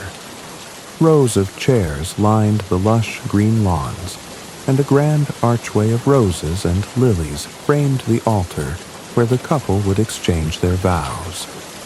Birds sang from the trees, and the sun shone brightly, as if the heavens themselves were blessing the occasion. The prince stood tall at the altar, dressed in a regal suit of deep blue and silver, the colors of his kingdom. His heart raced with anticipation as he waited for his bride. When the princess appeared, escorted down the aisle by the queen, a collective gasp swept through the crowd. She was radiant, her gown a masterpiece of fine silk and lace that shimmered with every step. A delicate tiara adorned her hair, and her eyes sparkled with a happiness that matched the prince's own. But it was not her attire that captivated everyone. It was the love that shone in her face, a love directed entirely at the man waiting for her. As the princess reached the altar, the prince took her hand, and their eyes met in a moment of unspoken connection. The officiant began the ceremony, speaking of the strength of love, the unity of hearts, and the shared responsibility of ruling with wisdom and compassion. When it came time to exchange vows, the prince spoke first. "From the moment you stepped into my life, you have brought light to my world. I promise to stand by your side, to cherish and honor you, and to build a life together filled with love and purpose." The princess's voice was steady, though her eyes glistened with tears. "You have shown me kindness when I was vulnerable, and you have seen me for who I truly am. I promise to be your partner, your queen, and your greatest ally in all that we face together." With those words, the officiant declared them husband and wife. As they kissed, the crowd erupted in cheers, the sound of joy echoing across the gardens and beyond. The celebration that followed was grand, yet heartfelt. Tables laden with feasts stretched across the castle grounds, and music filled the air as guests danced and laughed under the stars. The prince and princess shared their first dance as a married couple, their movements graceful and filled with a tenderness that spoke of their love. As the night wore on, the couple stole a quiet moment together on the balcony, overlooking the kingdom they would now rule side by side. The stars sparkled above them, and the distant laughter of their guests floated in the air. The prince turned to his new bride, his expression soft. "It seems the storm that brought you here wasn't so terrible after all." The princess smiled, leaning into him. "It wasn't," she agreed. "It led me to you." And so the prince and princess began their life together, bound by love, trust, and a shared destiny. Their story, marked by a tiny pea and a grand wedding, became a cherished legend in the kingdom, a reminder that true royalty is found not just in titles, but in the heart. With the wedding celebrations behind them, the prince and princess began their new life together as rulers of the kingdom. Their love, tested by circumstance and sealed with trust, became an inspiration to their people. Tales of the stormy night, the towering bed, and the tiny pea beneath it spread far and wide, becoming a cherished story told in homes, schools, and marketplaces. The queen, ever a woman of tradition and symbolism, saw an opportunity to preserve the memory of that extraordinary night. She retrieved the tiny green pea, still intact after being hidden beneath the layers of mattresses and feather beds. Holding it delicately between her fingers, she smiled, marveling at how such a small thing had revealed so much about the strength and grace of the princess. "This pea," the queen declared to the royal court, "is more than just an object. It is a symbol of truth, sensitivity, and the journey that led to our prince finding his true love. It shall not be forgotten." And so, the queen ordered that the pea be placed in the royal museum, displayed in a beautiful glass case atop a velvet cushion. Beneath it, a plaque was engraved with the story of how the princess arrived at the castle on a stormy night and proved her royal nature through the most curious test. The museum itself became a place of wonder, attracting visitors from all corners of the kingdom and beyond. Children marveled at the tiny pea, their eyes wide with amazement as they listened to the tale. Couples stood hand in hand, inspired by the love that had brought the prince and princess together. Scholars and poets penned verses and essays about the symbolic power of the story, reflecting on the idea that even the smallest things can hold great meaning. The princess, now queen, would occasionally visit the museum herself. She would stand before the glass case, her reflection merging with the tiny object that had unknowingly changed her life. Though she had once viewed the test with mild amusement, she had come to see the pea as a reminder of her journey, not just to the castle, but to finding her true self and her place in the world. The prince often joined her on these visits, his arm wrapped gently around her waist. "It's strange, isn't it?" he would muse with a smile. "Such a small thing, yet it brought us together." The princess would nod, her eyes sparkling with warmth. "It reminds me that even in the most unexpected moments, destiny has a way of finding us." And so, the pea remained in its place, a treasured relic of a love story that transcended time. Generations came and went, and the story of the prince, the princess, and the tiny pea became legend, woven into the very fabric of the kingdom's history. Even today, if you visit that distant land, you might find the Royal Museum and the tiny pea preserved under glass. And, as you stand before it, you'll remember the lesson it carries, that true royalty is not found in grandeur or titles, but in the heart, the soul, and the sensitivity to recognize the extraordinary in the smallest of things. And they all lived happily ever after.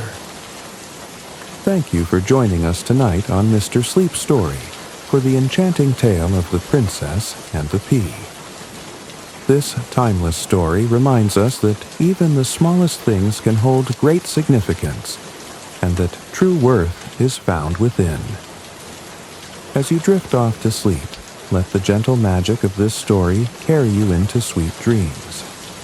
If you enjoyed this bedtime tale, don't forget to like this video, subscribe to Mr. Sleep's Story, and click the bell icon so you never miss a night of soothing stories. Until next time, may your dreams be as magical as a fairy tale, and your sleep as peaceful as a royal night. Sweet dreams, and good night.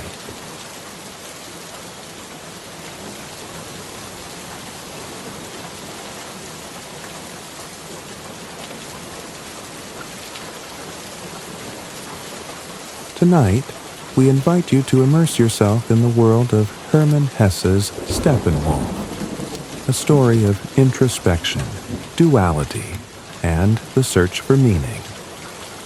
In this timeless tale, we follow Harry Haller, a man caught between the constraints of society and the wild, untamed nature within him, like a lone wolf.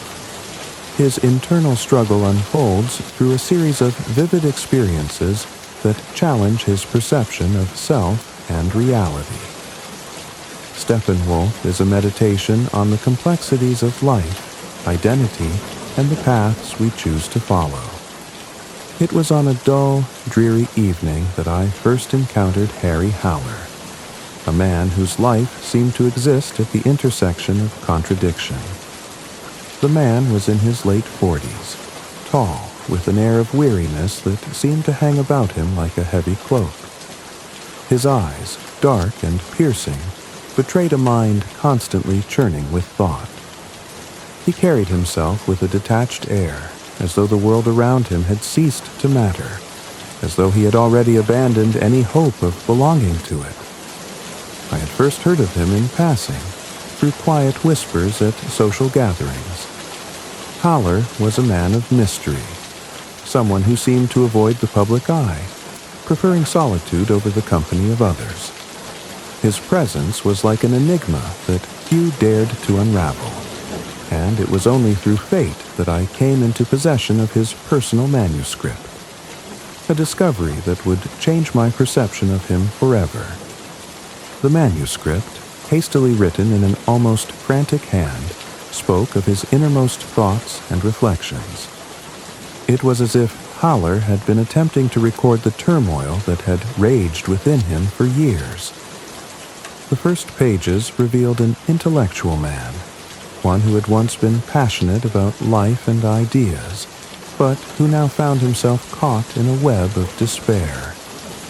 The truth of his life seemed to be far more complex than I had initially imagined. As I delved deeper into the manuscript, I began to understand more of Haller's psyche. He referred to himself in ways that were both alarming and revealing, referring to the Steppenwolf within him, a wild, untamed wolf that lived at war with the man he presented to the world. He was not only dissatisfied with society, he loathed it. To him, the people around him were shallow, their lives devoid of the intellectual and spiritual depth he craved. The world seemed to him a barren wasteland of mediocrity, and he often described his sense of isolation as a prison he could not escape from. Yet, this was only one side of Haller. The man I encountered in the pages of his manuscript was simultaneously tortured and self-aware.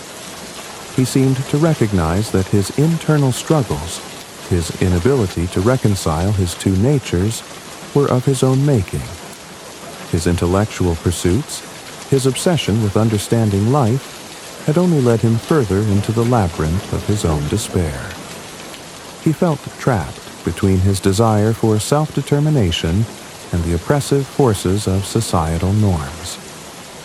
What intrigued me most was his recognition of the duality within himself. The Steppenwolf, as he described it, was a beast that lurked in the recesses of his soul, always threatening to break free. It was an untamable, instinctual force, one that rejected civilization, rejected reason. Haller was not merely at war with the world, he was at war with himself. As I read on, I began to grasp the true depth of his alienation. Haller was not merely a man suffering from loneliness, he was a man suffering from a deep existential crisis, caught between two worlds, the rational and the primal, the human and the beast. This internal conflict had rendered him incapable of finding peace or purpose in life. His writing was poetic, almost tragic in its honesty, and it spoke of a profound struggle to find meaning in a world that seemed to offer none. Haller was desperate to reconcile his intellectual, civilized nature with the wild instincts that stirred within him. Yet, despite his insight into his own nature, he was lost, unable to find a way to bring harmony to the forces that tore at him. And so, I sat, absorbed in the words of a man who had constructed his own prison, a man whose soul seemed to be locked in eternal conflict. What had become of Harry Haller, and what would become of him? The answer, I would soon discover, lay in the strange and mystical journey that Haller was about to undertake. A journey that would not only reveal the true nature of the Steppenwolf, but also unveil the path to his salvation. The manuscript I had stumbled upon began to take a darker, more intense turn as I read on. As I continued to pore over Haller's anguished writings, I felt as though I were peering into the very depths of his soul. A soul twisted by despair and longing. It was clear that Haller had come to see himself as something both noble and cursed, trapped within a web of his own making, unable to find his place in the world. In the pages that followed, Haller spoke of the pamphlet he had discovered in his own life. A simple, unremarkable piece of paper titled The Treatise on the Steppenwolf. It had caught his eye one fateful day, much like how it had caught mine. The tract was a strange and almost prophetic document, a manifesto of sorts, describing a creature within him that could neither be tamed nor fully understood. It defined him, the Steppenwolf, a wolf of the steppe, fierce and untamable, lurking in the very core of his being. Howler's mind raced as he read the words of the track, feeling as though they were describing him with uncanny accuracy. They spoke of the wild, primal forces that had once defined humanity, but had since been buried beneath the trappings of civilization. These primal instincts, these unrefined desires, were the Steppenwolf, the force within him that yearned to be free. Yet, this same Steppenwolf was a force that Howler feared, a side of him that he could not control. It was a part of him that made him feel both superior and repellent, both a king and an outcast. He was ashamed of it, yet simultaneously captivated by its untamed nature. The pamphlet had not only provided Howler with a new understanding of his internal struggle, but had also confirmed his deepest fears. The Steppenwolf, as the treatise explained, was not merely a metaphor for his inner wildness, but was a reflection of a more dangerous and unrelenting side of human nature. The idea of reconciling his intellectual pursuits with the wildness that resided within him had become an obsession. How could a man who yearned for meaning and enlightenment coexist with the beast that lurked inside him? As Howler continued to reflect on the words of the pamphlet, he was plunged deeper into despair. The tract's suggestion that one could never truly escape the pull of the Steppenwolf, that one could never truly silence its hunger, struck him like a blow. He felt as though his own humanity was in constant jeopardy, caught between the seemingly irreconcilable forces within him: the intellectual, civilized man and the savage beast. Two warring sides that could never find peace. Yet, despite the pain and fear the pamphlet stirred within him, Howler found a strange comfort in it as well. The words seemed to offer an explanation for his life, for his ongoing struggle. He had always felt like an outsider, like an alien in a world that made no sense. Now, with the Steppenwolf's concept laid bare before him, he could finally put a name to the part of himself he had long denied, the dark, rebellious side that had always haunted him. But this discovery came with a price. Howler grew more withdrawn. He could not rid himself of the feeling that he was trapped, locked in a cage of his own making. He became obsessed with the idea of freeing himself from the Steppenwolf, of somehow managing to silence the voice that told him to embrace his instincts, his urges, his animal nature. But each attempt at rationalizing or controlling it only seemed to make it stronger. The more he tried to suppress the beast, the more it clawed at him, demanding attention, demanding release. As Howler reflected on his growing isolation and torment, I could feel the intensity of his internal battle. His intellectual mind would argue one thing, his animal instincts would pull him in another direction, and he stood at the center, unable to make sense of it all.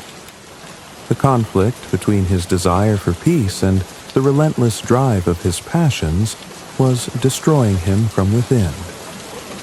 In the late hours of the night, when the weight of his thoughts became unbearable, Howler would walk the streets of the city, feeling utterly disconnected from everything around him.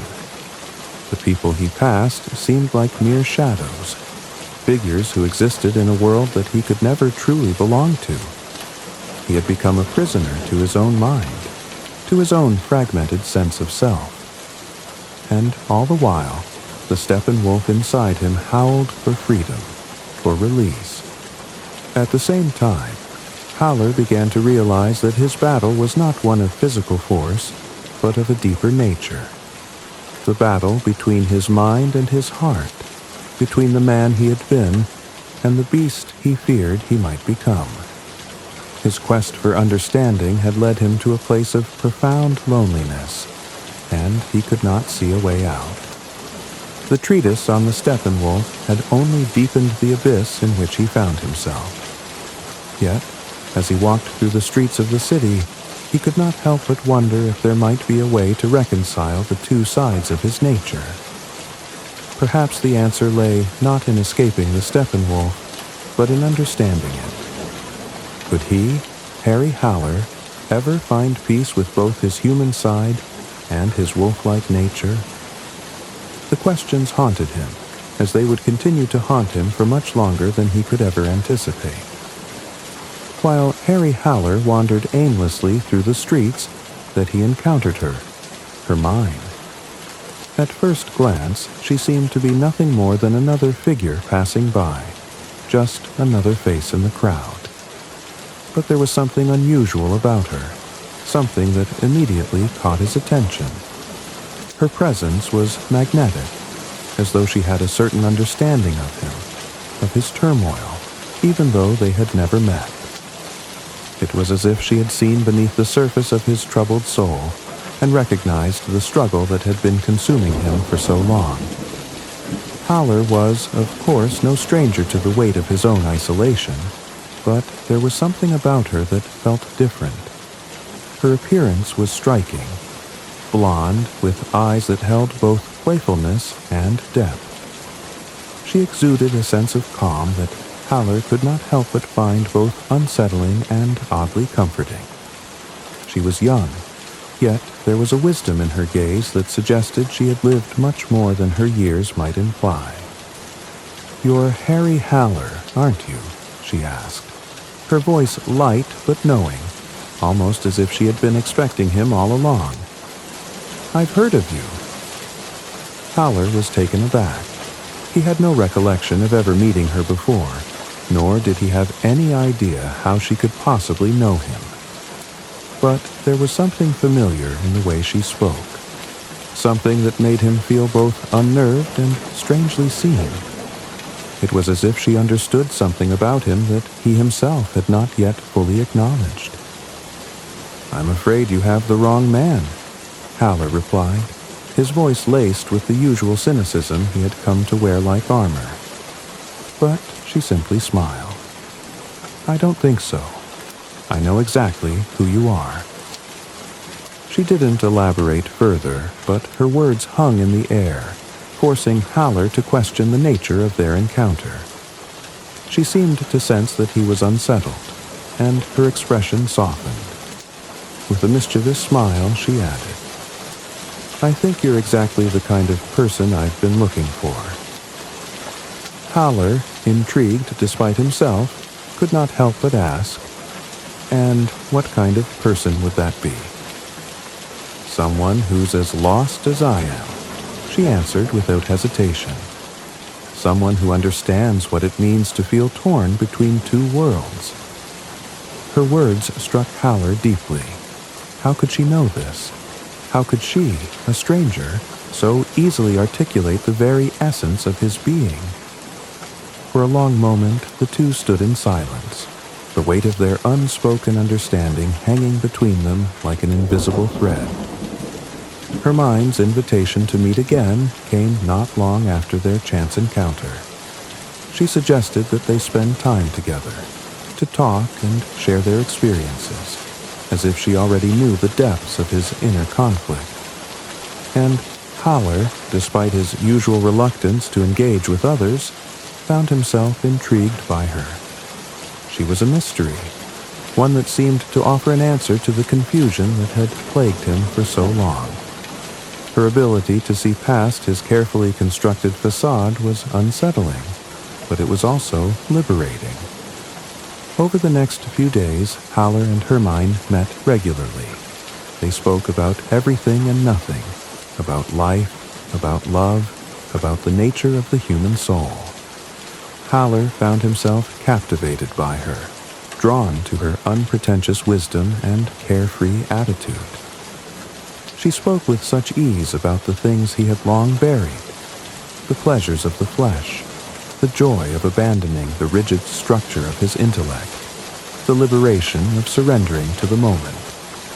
These were concepts that had always seemed foreign to him, like temptations he could never quite give in to. But Hermione was different. She was not bound by the same constraints that had shackled Haller for so long. She seemed to embody a kind of freedom that Howler could scarcely imagine, and yet he was fascinated by it. In her presence, the walls he had built around himself began to crumble, and he found himself questioning everything he had once believed about himself. She had an uncanny ability to draw him out of his shell, to make him confront the very parts of himself that he had long suppressed. She encouraged him to let go of his intellectual pretensions and embrace the more primal, instinctual aspects of life. "You are both man and beast, Harry," she said one evening as they sat in a small cafe, the night air thick with the scent of rain. "The wolf is as much a part of you as the man. You cannot escape it, but you can learn to dance with it." Her words echoed in Howler's mind long after their meeting ended. Dance with the wolf. Was it possible? Could he truly reconcile the two sides of himself? Her mind seemed to believe it was not only possible, but necessary. And for the first time in a long while, Howler began to wonder if she might be right. The days that followed were marked by a strange mixture of excitement and apprehension. Howler felt both drawn to Hermione and terrified by her influence over him. She was both a mirror reflecting his inner turmoil and a guide offering him a way out of his self-imposed prison. But he was not yet ready to fully embrace the path she suggested. It was as if he stood on a precipice, uncertain whether to leap into the unknown or retreat back into the safety of his solitary existence. Hermione, however, was not one to allow him to retreat. She gently but persistently pushed him toward a life less confined by fear and self-doubt. She made it clear that the only way for Howler to truly understand himself was to break free of his intellectual cage and allow his animal instincts to rise to the surface. In her, Howler found a strange blend of wisdom and wildness, an embodiment of the very thing he had been searching for. But whether he was ready to accept her vision for him was still unclear. The journey that lay ahead would force him to confront not only the Steppenwolf within, but the very essence of what it meant to be both human and beast. The days that followed Harry Howler's deepening conversations with Hermione seemed to stretch on endlessly. Yet there was a sense of anticipation in the air, as if something unknown was drawing closer. Hermione's presence in his life had begun to open up new dimensions, pulling him further away from the world of books and theory, and into a realm that felt at once exhilarating and terrifying. She had already shown him a side of life he had always dismissed, one of pleasure, spontaneity, and embracing the unpredictability of human existence. One evening, when the weather had turned particularly crisp, Hermione invited Howler to accompany her to an event that, she assured him, would change his life forever. With a twinkle in her eyes and an enigmatic smile on her lips, she told him about the Magic Theater. It was a place, she explained, where the boundaries between reality and illusion dissolved, where one could experience the inner workings of the soul in their most raw and unfiltered form.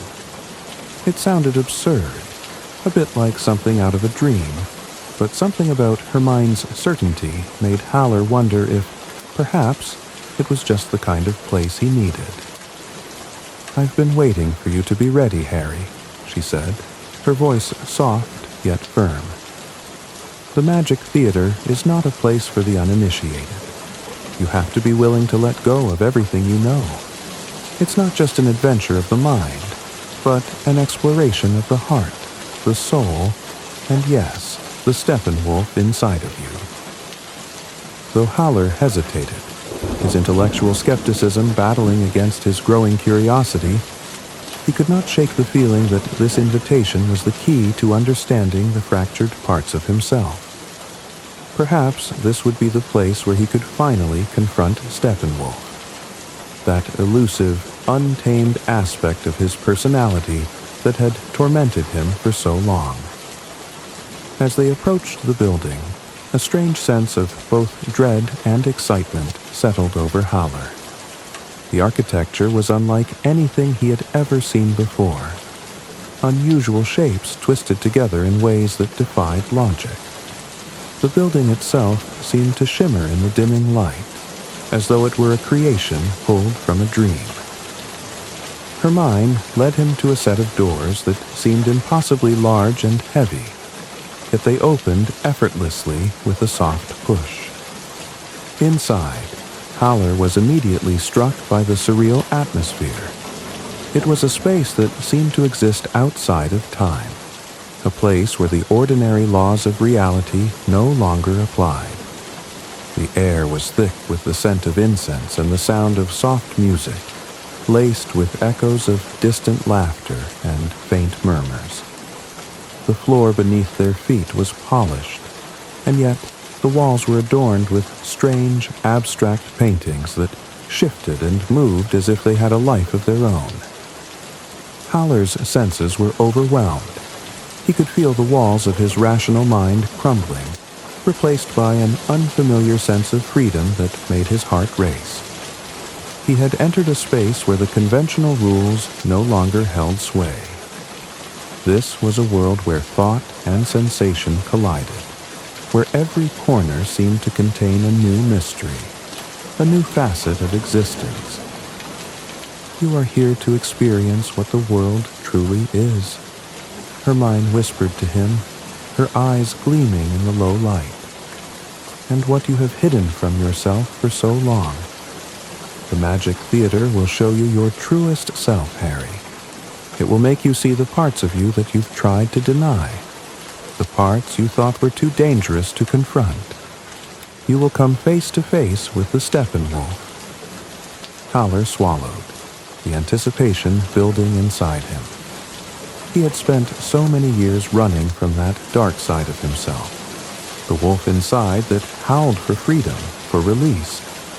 He had tried to suppress it, to control it, but now, in the midst of this strange, dreamlike world, he felt that he might finally be forced to confront it. The two of them moved through the dimly lit corridors, which seemed to stretch on forever, leading them into a large room where a small group of people had gathered. The people here were unlike anyone Howler had ever met. There was a freedom in their expression, a carefree quality to their laughter, and yet beneath that surface, Howler could sense something deeper, something profound. It was as if they were not just existing, but were fully alive, unafraid to experience everything that life had to offer, even the pain, the chaos, the darkness. Her mind led him to a small, velvet-covered seat in the center of the room, a space that seemed to welcome him as though it had been waiting for him all along. Around him, strange figures appeared and disappeared, shifting shapes, flickering lights, and projections of images that seemed to speak directly to his soul. The atmosphere grew thick with the sensation that something was about to happen, that he was on the cusp of an epiphany. Then a figure appeared before him, an old man, his face obscured by shadows, his voice both soothing and unsettling. The figure spoke, though his words were not entirely clear. They seemed to come from deep within Howler's mind, as though the man were speaking to the very essence of his being. You have been running from the wolf, Harry, the voice said. But the wolf is not something you can outrun. The wolf is a part of you, just as the man is. You must embrace both to truly be free. Howler's heart pounded in his chest as the figure's words rang through him. It was as though the Steppenwolf itself had spoken directly to him. For the first time, he felt the weight of his inner struggle in a way that was visceral, immediate, and undeniable. The old man's face flickered before Howler's eyes, disappearing into the shadows as the world around him seemed to shift once again. Images and sensations flooded his consciousness, of running through fields, of howling at the moon, of tearing away the chains that had bound him for so long. In that moment, Howler understood something he had never grasped before, that the man and the wolf could coexist, that by embracing both, he could finally find peace. The room grew quiet, the music fading, the images dissipating into the ether. Howler sat there in silence, his mind racing. The experience had left him shaken, but it had also opened a door, one that had been closed for so long. He felt as though he had seen a glimpse of something beyond the veil, something profound and liberating. Hermione's voice broke through the silence, soft and reassuring. "You've seen it, haven't you, Harry?" she asked. He could only nod, his mind still reeling from the intensity of what he had just experienced. The Magic Theater had not just been a place of illusion. It had been a doorway to his own soul. Howler's immersion into the bizarre world of the Magic Theater were clouded with a kind of surreal intensity. He could no longer tell where the theater's illusions ended and his reality began. It was as though a veil had been lifted, revealing a world he had never truly seen before. One of blurred lines, shifting shadows, and unexpected freedom. After the haunting experience with the old figure in the Magic Theater, Harry Howler found himself grappling with an intense emotional upheaval. The figure's words had struck deep, stirring something primal within him. The wolf is not something you can outrun. The wolf is a part of you. These words reverberated in his mind, echoing through every corner of his existence. He had always kept his inner darkness, his wild side, locked away, fearing it would consume him if unleashed. He had tried to live as a man of reason, an intellectual in a world that seemed more chaotic than ever. But now, after his encounter in the Magic Theater, he understood that the man and the wolf were not opposites. They were two halves of the same being, two faces of the same coin. Howler had been living his life as though he could control one side while suppressing the other. But it was clear now that both parts must be embraced if he were ever to experience true liberation. Hermione, with her knowing gaze and her magnetic presence, had seen something in him from the beginning. She had led him into the theater not just to reveal the duality of his nature, but to help him understand that it was only by integrating both parts, man and wolf, that he could achieve peace. But this was no simple task. It required not only a shift in perception, but an active, deliberate choice to surrender to the chaos within. One evening, Howler met Hermione again, though this time their conversation was different. There was a sense of urgency in her voice, a glimmer of something more profound in her words. "You've seen the wolf, Harry," she said softly, her voice almost a whisper. "Now you must dance with it." The metaphor struck him with unexpected clarity. Dance with it. He had always been running from the wolf, avoiding its dark, wild nature, believing that by denying it, he could keep his life under control. But now, Hermione was telling him to do the unthinkable, to embrace the wolf, to dance with it. Was it possible? Could he truly give himself over to this chaotic force without losing himself entirely? Her eyes shone with an almost mischievous light as she continued. "The wolf is not your enemy, Harry. It's a part of who you are, and until you accept it, you'll never be truly free." This revelation, this acceptance of his duality, was not a gentle one. It was a wild, untamed call to action. Howler felt a surge of energy, a rush of adrenaline that made his pulse quicken. He was standing at the edge of a precipice, staring down into the abyss that was both terrifying and alluring. "You don't understand," Howler said, his voice barely a whisper. "I'm not sure I can control it. What if the wolf takes over and destroys everything I've built?" Hermione's smile was knowing, calm. "The wolf won't destroy you, Harry, but your refusal to acknowledge it will destroy you far more quickly. You've spent your life in denial, and that denial has become a prison. You've confined yourself to a world of sterile intellect, and it has left you empty." Her words hit him like a bolt of lightning. How long had he been trapped in his own mind?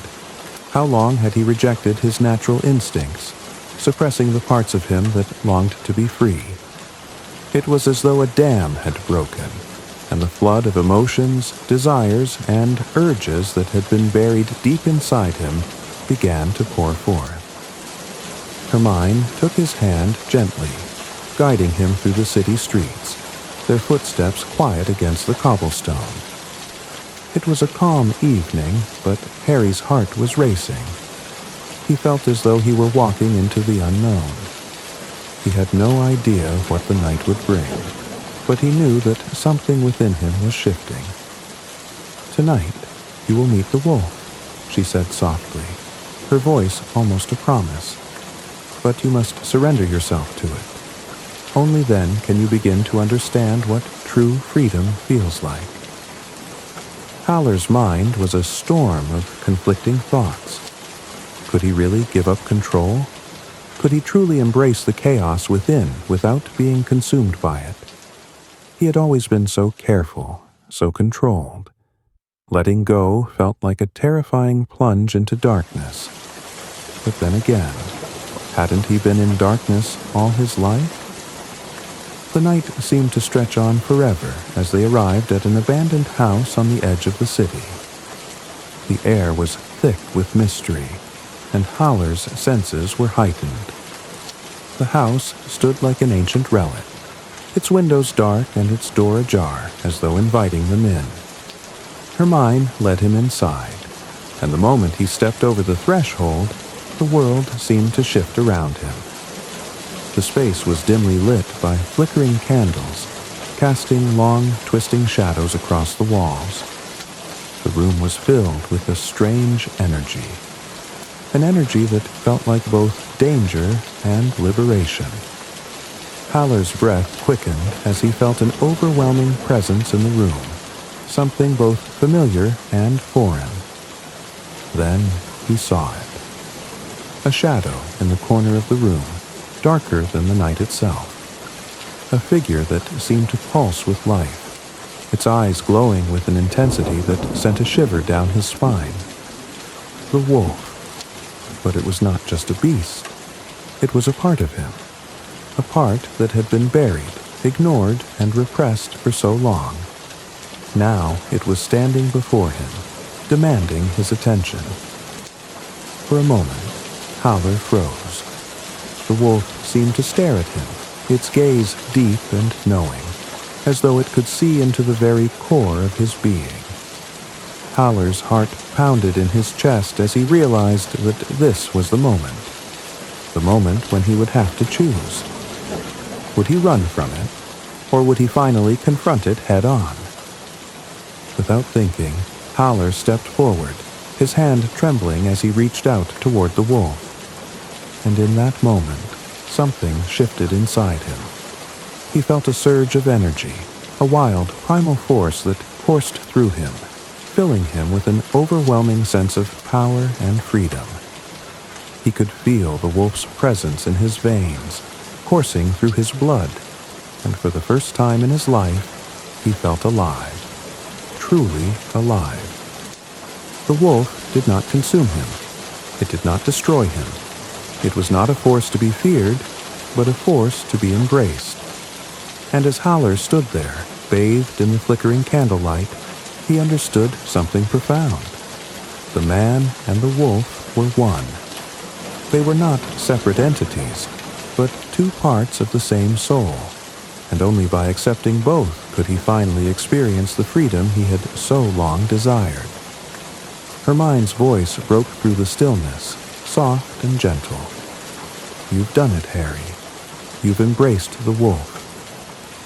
Howler turned to her, a sense of peace settling over him for the first time in years. "I understand now," he whispered. "I understand." And for the first time, he felt truly free.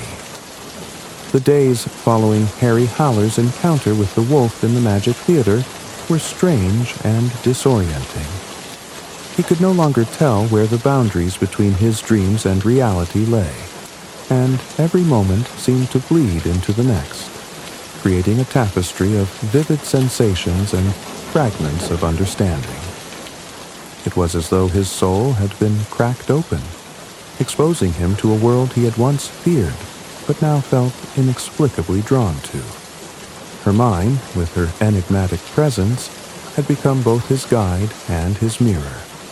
She had introduced him to a realm where the human and the animal, the civilized and the primal, could coexist, where the rigid distinctions he had once clung to could no longer be maintained.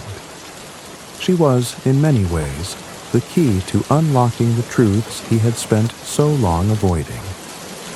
As the days wore on, Howler found himself increasingly restless. The realization that he could not continue living as a man of pure intellect had left him feeling untethered. Yet there was also a strange sense of liberation in this newfound freedom. His former life, one of quiet isolation, of intellectual pursuits and self-imposed exile, now seemed distant, almost irrelevant. The world outside was no longer something to be observed from a safe distance, but something to be engaged with, embraced, and lived fully. One evening, Hermione took Howler to a theater, one of the many curious venues that seemed to exist on the outskirts of normal society. This theater was unlike any Howler had ever seen, a place where boundaries between actors and audience disappeared, and where the very act of watching seemed to alter the nature of reality itself. The air in the theater was thick with anticipation, and as they settled into their seats, Howler could feel the hum of energy around him, as though the building itself were alive with possibility. The play began, but it was unlike any performance Howler had ever encountered. The actors seemed to move with an animalistic grace, their movements fluid and unpredictable, as though they were not merely performing a script, but engaging in an ancient ritual.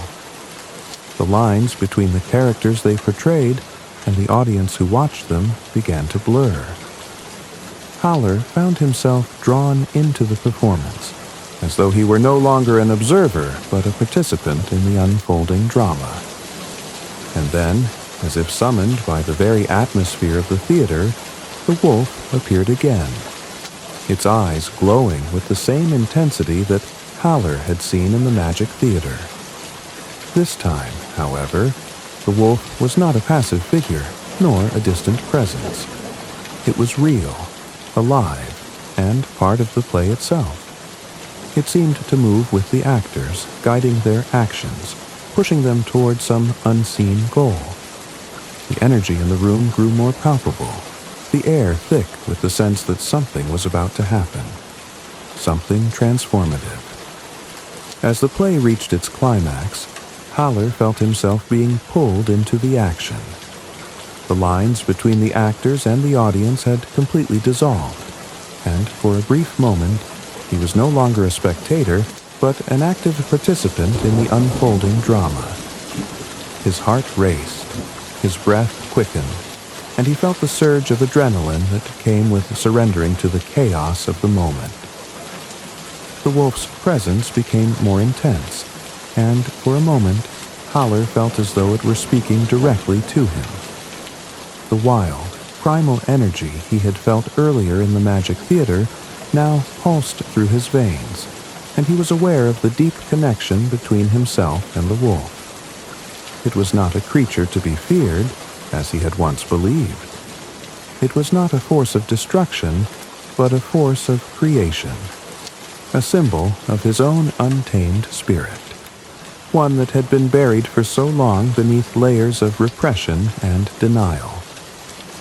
As the final act of the play unfolded, Howler felt the walls of his old self begin to crumble. The man he had been, the solitary intellectual, the self-contained hermit, was no longer enough. He could no longer hide behind the comforts of his mind, retreating into the safe, predictable world of ideas and theories.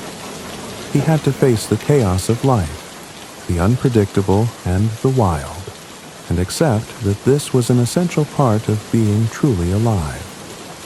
When the play ended, the audience erupted into applause, but Howler remained seated, his mind spinning with the realization that something profound had shifted within him. He had been transformed by the experience, not in the way he had expected, but in a deeper, more lasting way. The duality within him was no longer something to be feared or avoided. It was something to be embraced. Hermione looked at him with a knowing smile, her eyes filled with a strange, otherworldly wisdom. "You've seen it, haven't you?" she asked softly. "The world is not something to be controlled or understood. It's something to be lived. And the wolf, your wolf, is a part of that life." Howler nodded slowly, feeling a weight lift from his shoulders. The fear that had once gripped him, fear of the wolf, fear of losing control, was no longer present. For the first time in years, he felt as though he had stepped out of the darkness and into the light. But there was still a long road ahead. Howler knew that he had only just begun to understand the full extent of his journey. The path ahead was uncertain, filled with both beauty and danger. But he was no longer afraid. The wolf was not something to be feared. It was something to be integrated into his being, something to guide him as he walked the fine line between the human and the animal, the rational and the irrational. Hermione's voice broke through his reverie. "Come, Harry," she said softly, her hand on his arm. "There is more to see, more to experience. The journey is only beginning." With a deep breath, Howler stood, feeling the weight of the moment settle over him. He had embraced the wolf, and in doing so, he had embraced himself. The road ahead would not be easy, but for the first time, he felt ready to face whatever came next. Harry Howler awoke the following morning with a sense of disorientation, a swirling feeling in his chest as though his very essence had been reconfigured. The night had passed in strange flashes, as if reality and dream had melded into a single, surreal experience. The theater, the wolf, the intensity of the performance, all these sensations clung to him like a second skin. He could not shake the vivid images or the deep stirrings within his heart. He felt both free and lost, liberated and uncertain. He had tasted something profound the night before, something that defied his long-held beliefs about life, about humanity, and most importantly, about himself. He had touched the wild and untamed side of his nature, and though it had shaken him to his core, it also left him with a yearning to understand more. He knew he could no longer live as a mere spectator of life, detached from its raw energy. He had been a passive observer for too long, trying to mold himself into a figure of reason and intellect, when, in truth, he had been neglecting the parts of himself that were untamable, fierce, and utterly human. He was neither just a man nor just a wolf. He was both, and the dance between these two selves was his to navigate. But how? The answer came in the form of Hermione, who arrived with a knowing smile, as though she had been expecting this transformation all along. She had seen the struggle within him, had understood the conflict between his intellectual self and his untamed side. And now, she was there to guide him, to help him take the next steps on the path of integration. You felt it, Harry, haven't you? She asked, her voice a gentle invitation. The freedom, the chaos, the wonder of it all. Howler nodded, his thoughts tangled in the emotions that surged within him. Yes, he whispered, but I feel like I am on the edge of something. I don't know where this will lead. Will I lose myself completely? Will I be swallowed by this chaos? Hermione's smile deepened, her gaze steady and calm. You won't lose yourself, Harry. You'll find yourself. The only way to truly live is to embrace every part of you. You've known this for a long time, but now you must act upon it. She extended her hand to him, and he hesitated for only a moment before taking it. He was no longer afraid. He was no longer the man who feared his own desires, his own instincts. He was stepping into a new version of himself, one that could no longer be contained by the walls of the intellect or by the cages of his own making. The city outside was alive with movement, its streets bustling with energy and noise. But Harry felt detached from it all, as if he were walking through a dream. He no longer had a clear sense of where he was going, but for the first time in his life, he didn't feel the need to know. He was simply being, and that was enough. Hermione led him to a secluded garden hidden behind a tall iron gate. The flowers here were wild, untamed, growing in all directions without regard for the structure of man-made order.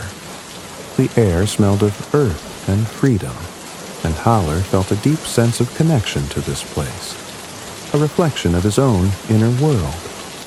This garden was a space where the chaos of life could exist alongside its beauty. It was a place where contradictions could coexist peacefully. In the center of the garden, there was a small pond, its surface still and reflective like a mirror. Hermione gestured for him to approach, and as he did, he saw his own reflection. But it was not just his face staring back at him. It was a face that seemed to change, shifting between that of a man, a wolf, and something altogether otherworldly. He could feel the presence of both his human and animal nature, side by side, both equally valid, both equally a part of him. You see, Harry, Hermione's voice was soft but insistent. The reflection you see is not a fixed thing. It's always shifting, always changing, because you are not one thing, but many. You are not just a man, nor just a wolf. You are both, and it is in the synthesis of these two aspects that your true freedom lies. Howler stared at his reflection, a sense of awe washing over him. For the first time, he saw himself as a whole, as a complete being, rather than a fragmented, conflicted self. He had spent so many years fighting against the darker aspects of his nature, trying to suppress them, to mold himself into a more acceptable form. But now, he saw that the struggle had been unnecessary. His wild side, the wolf, was not his enemy. It was simply another expression of his own existence, one that he had been denying for too long. This is who I am, he murmured, his voice filled with wonder. Yes, Hermione said, her eyes filled with understanding. And now you can begin to live fully, not as a divided being, but as a whole one. You've freed yourself from the prison of your own making. The wolf is no longer something you need to fear. It is a part of your spirit, and it will guide you on your journey. Howler looked down at his hands, feeling the pulse of life coursing through his veins. He had spent so many years searching for meaning, trying to understand the complexities of the world and the self. But now, in this moment, he realized that the answers had always been within him. It was not a question of intellect, but of acceptance. Acceptance of the contradictions within him, acceptance of the chaos, and acceptance of the beauty that came with surrendering to it. He turned to Hermione, his heart full. "Thank you," he whispered. "I don't know how to express it, but thank you." She smiled, her gaze kind and knowing. "The journey is never over, Harry. There is always more to learn, more to experience. But you are ready now. You are ready to walk the path of freedom." As they stood in the garden, the world around them seemed to shift. The line between the self and the world outside began to blur.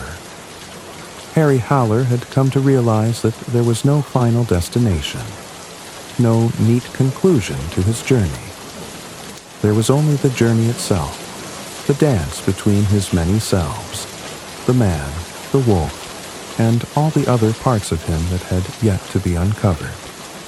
And with each step, he would discover something new, something that had always been there but had been waiting for him to see it. The garden stretched out before him, filled with the wild beauty of nature, and he felt a sense of peace settle over him. He was not lost. He was not alone. He was whole. Harry Howler had reached a point of profound stillness, a point where the conflicts within him had ceased to rage, at least for the moment. He stood at the edge of the garden, gazing into the distance, his mind and heart in a state of quiet contemplation. The sun was setting, casting a warm glow over the wild flowers and tall grasses, and the air was thick with the sweet scent of evening. For the first time in years, he felt a sense of peace. Peace not from understanding or control, but from acceptance. The reflections in the pond no longer appeared strange or fragmented. They were simply a part of him, as natural as his heartbeat, as inevitable as the changing seasons. He saw the man he had always known, but now he saw the wolf beside him, both sharing the same space, the same life. There was no longer a war between these two halves. They had found their harmony. Hermione's words echoed in his mind. "The journey is never over, Harry. There is always more to learn, more to experience." And for the first time, he understood what she meant. The path ahead was not a linear one, not one with an end or resolution. It was a dance, a never-ending rhythm between the many parts of himself, each moment a new step, a new discovery. But there was something else, something still unsettled within him, like a lingering shadow. It was the memory of the wolf that had been both a guide and a mirror, showing him not only the parts of himself he had tried to ignore, but also the parts he had feared. The wildness within him, which had once seemed terrifying, now felt familiar, even comforting. The duality of his nature had ceased to be a paradox. He had come to accept that he was both man and beast, that these two natures could coexist without diminishing one another. And yet, there was still the question, what next? Hermione's presence was like a soft, constant anchor to his thoughts, and when she appeared beside him in the garden once again, he felt a deep sense of gratitude. She had shown him a world of possibility, a world where he no longer had to choose between the intellectual and the primal, the human and the animal.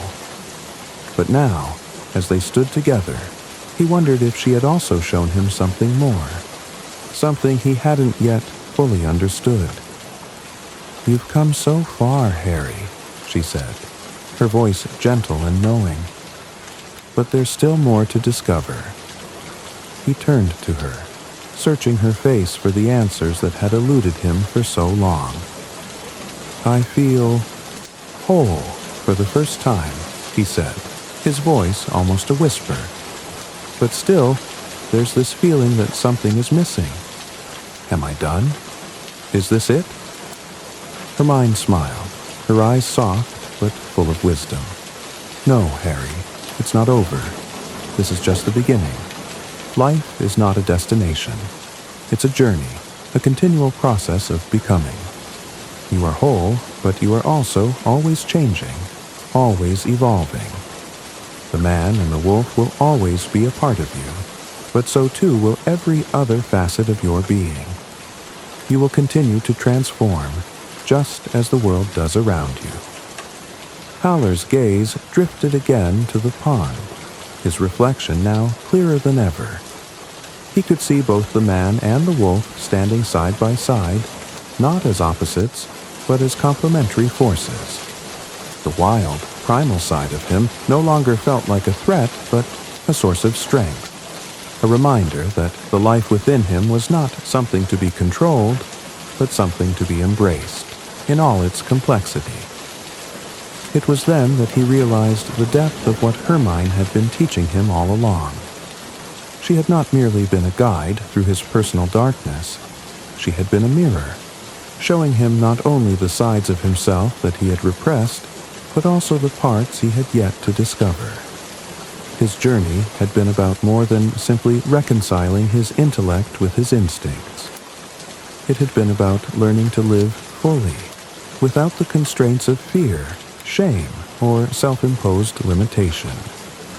It had been about embracing the fullness of existence, the beauty and the chaos that came with it. Hermione took a step closer to him, her presence calm and steady. "Now," she said, "you are ready to live, not as a fragmented man, but as a whole one, ready to embrace the contradictions, the complexities, and the wonders of life." For a moment, Harry felt a surge of emotion rise within him, both joy and sadness, as though something precious was slipping away even as it was being fully realized. He had fought so long to understand himself, to fix the broken pieces. But now, in this quiet moment of surrender, he realized that he had never been broken. He had only been incomplete, and now he was whole. A soft wind stirred the leaves in the garden, and Harry closed his eyes for a moment, letting the breeze wash over him, feeling it carry away the last remnants of his old self. The self that had clung to intellect, to order, to control. That self was gone now, replaced by a new version of Harry Howler, one who was no longer afraid to feel, to live, to be wild. He turned to Hermione, his heart full of gratitude. "Thank you," he said quietly, "for everything." She smiled, her expression gentle and full of understanding. "You've always had it within you, Harry. I merely helped you see it. Now, you are free to walk your own path. And remember, the journey is never over. Life is always waiting, and the wolf will always be there to guide you." As Howler walked away from the garden, he felt the world around him open up in new and unexpected ways. There was no longer a division between himself and the world. He had embraced his wildness, his humanity, and everything in between. The journey was never over, and he was ready for whatever came next. And with that, we reach the end of Harry Howler's profound journey in Steppenwolf. We've walked with him through the deepest corners of his soul, embracing the complexity and contradictions of life itself. Just as Harry found peace within his own duality, may we all come to understand that we are more than the sum of our parts, and that true freedom lies in embracing every aspect of ourselves. Thank you for joining us on this journey through Hermann Hesse's masterpiece. If you've enjoyed this exploration of self-discovery, be sure to subscribe to Mr. Sleep Story for more literary adventures and soothing tales to guide you into the quiet moments of reflection. Until next time, sleep well, dream deeply, and remember that the journey within is never truly over. Good night.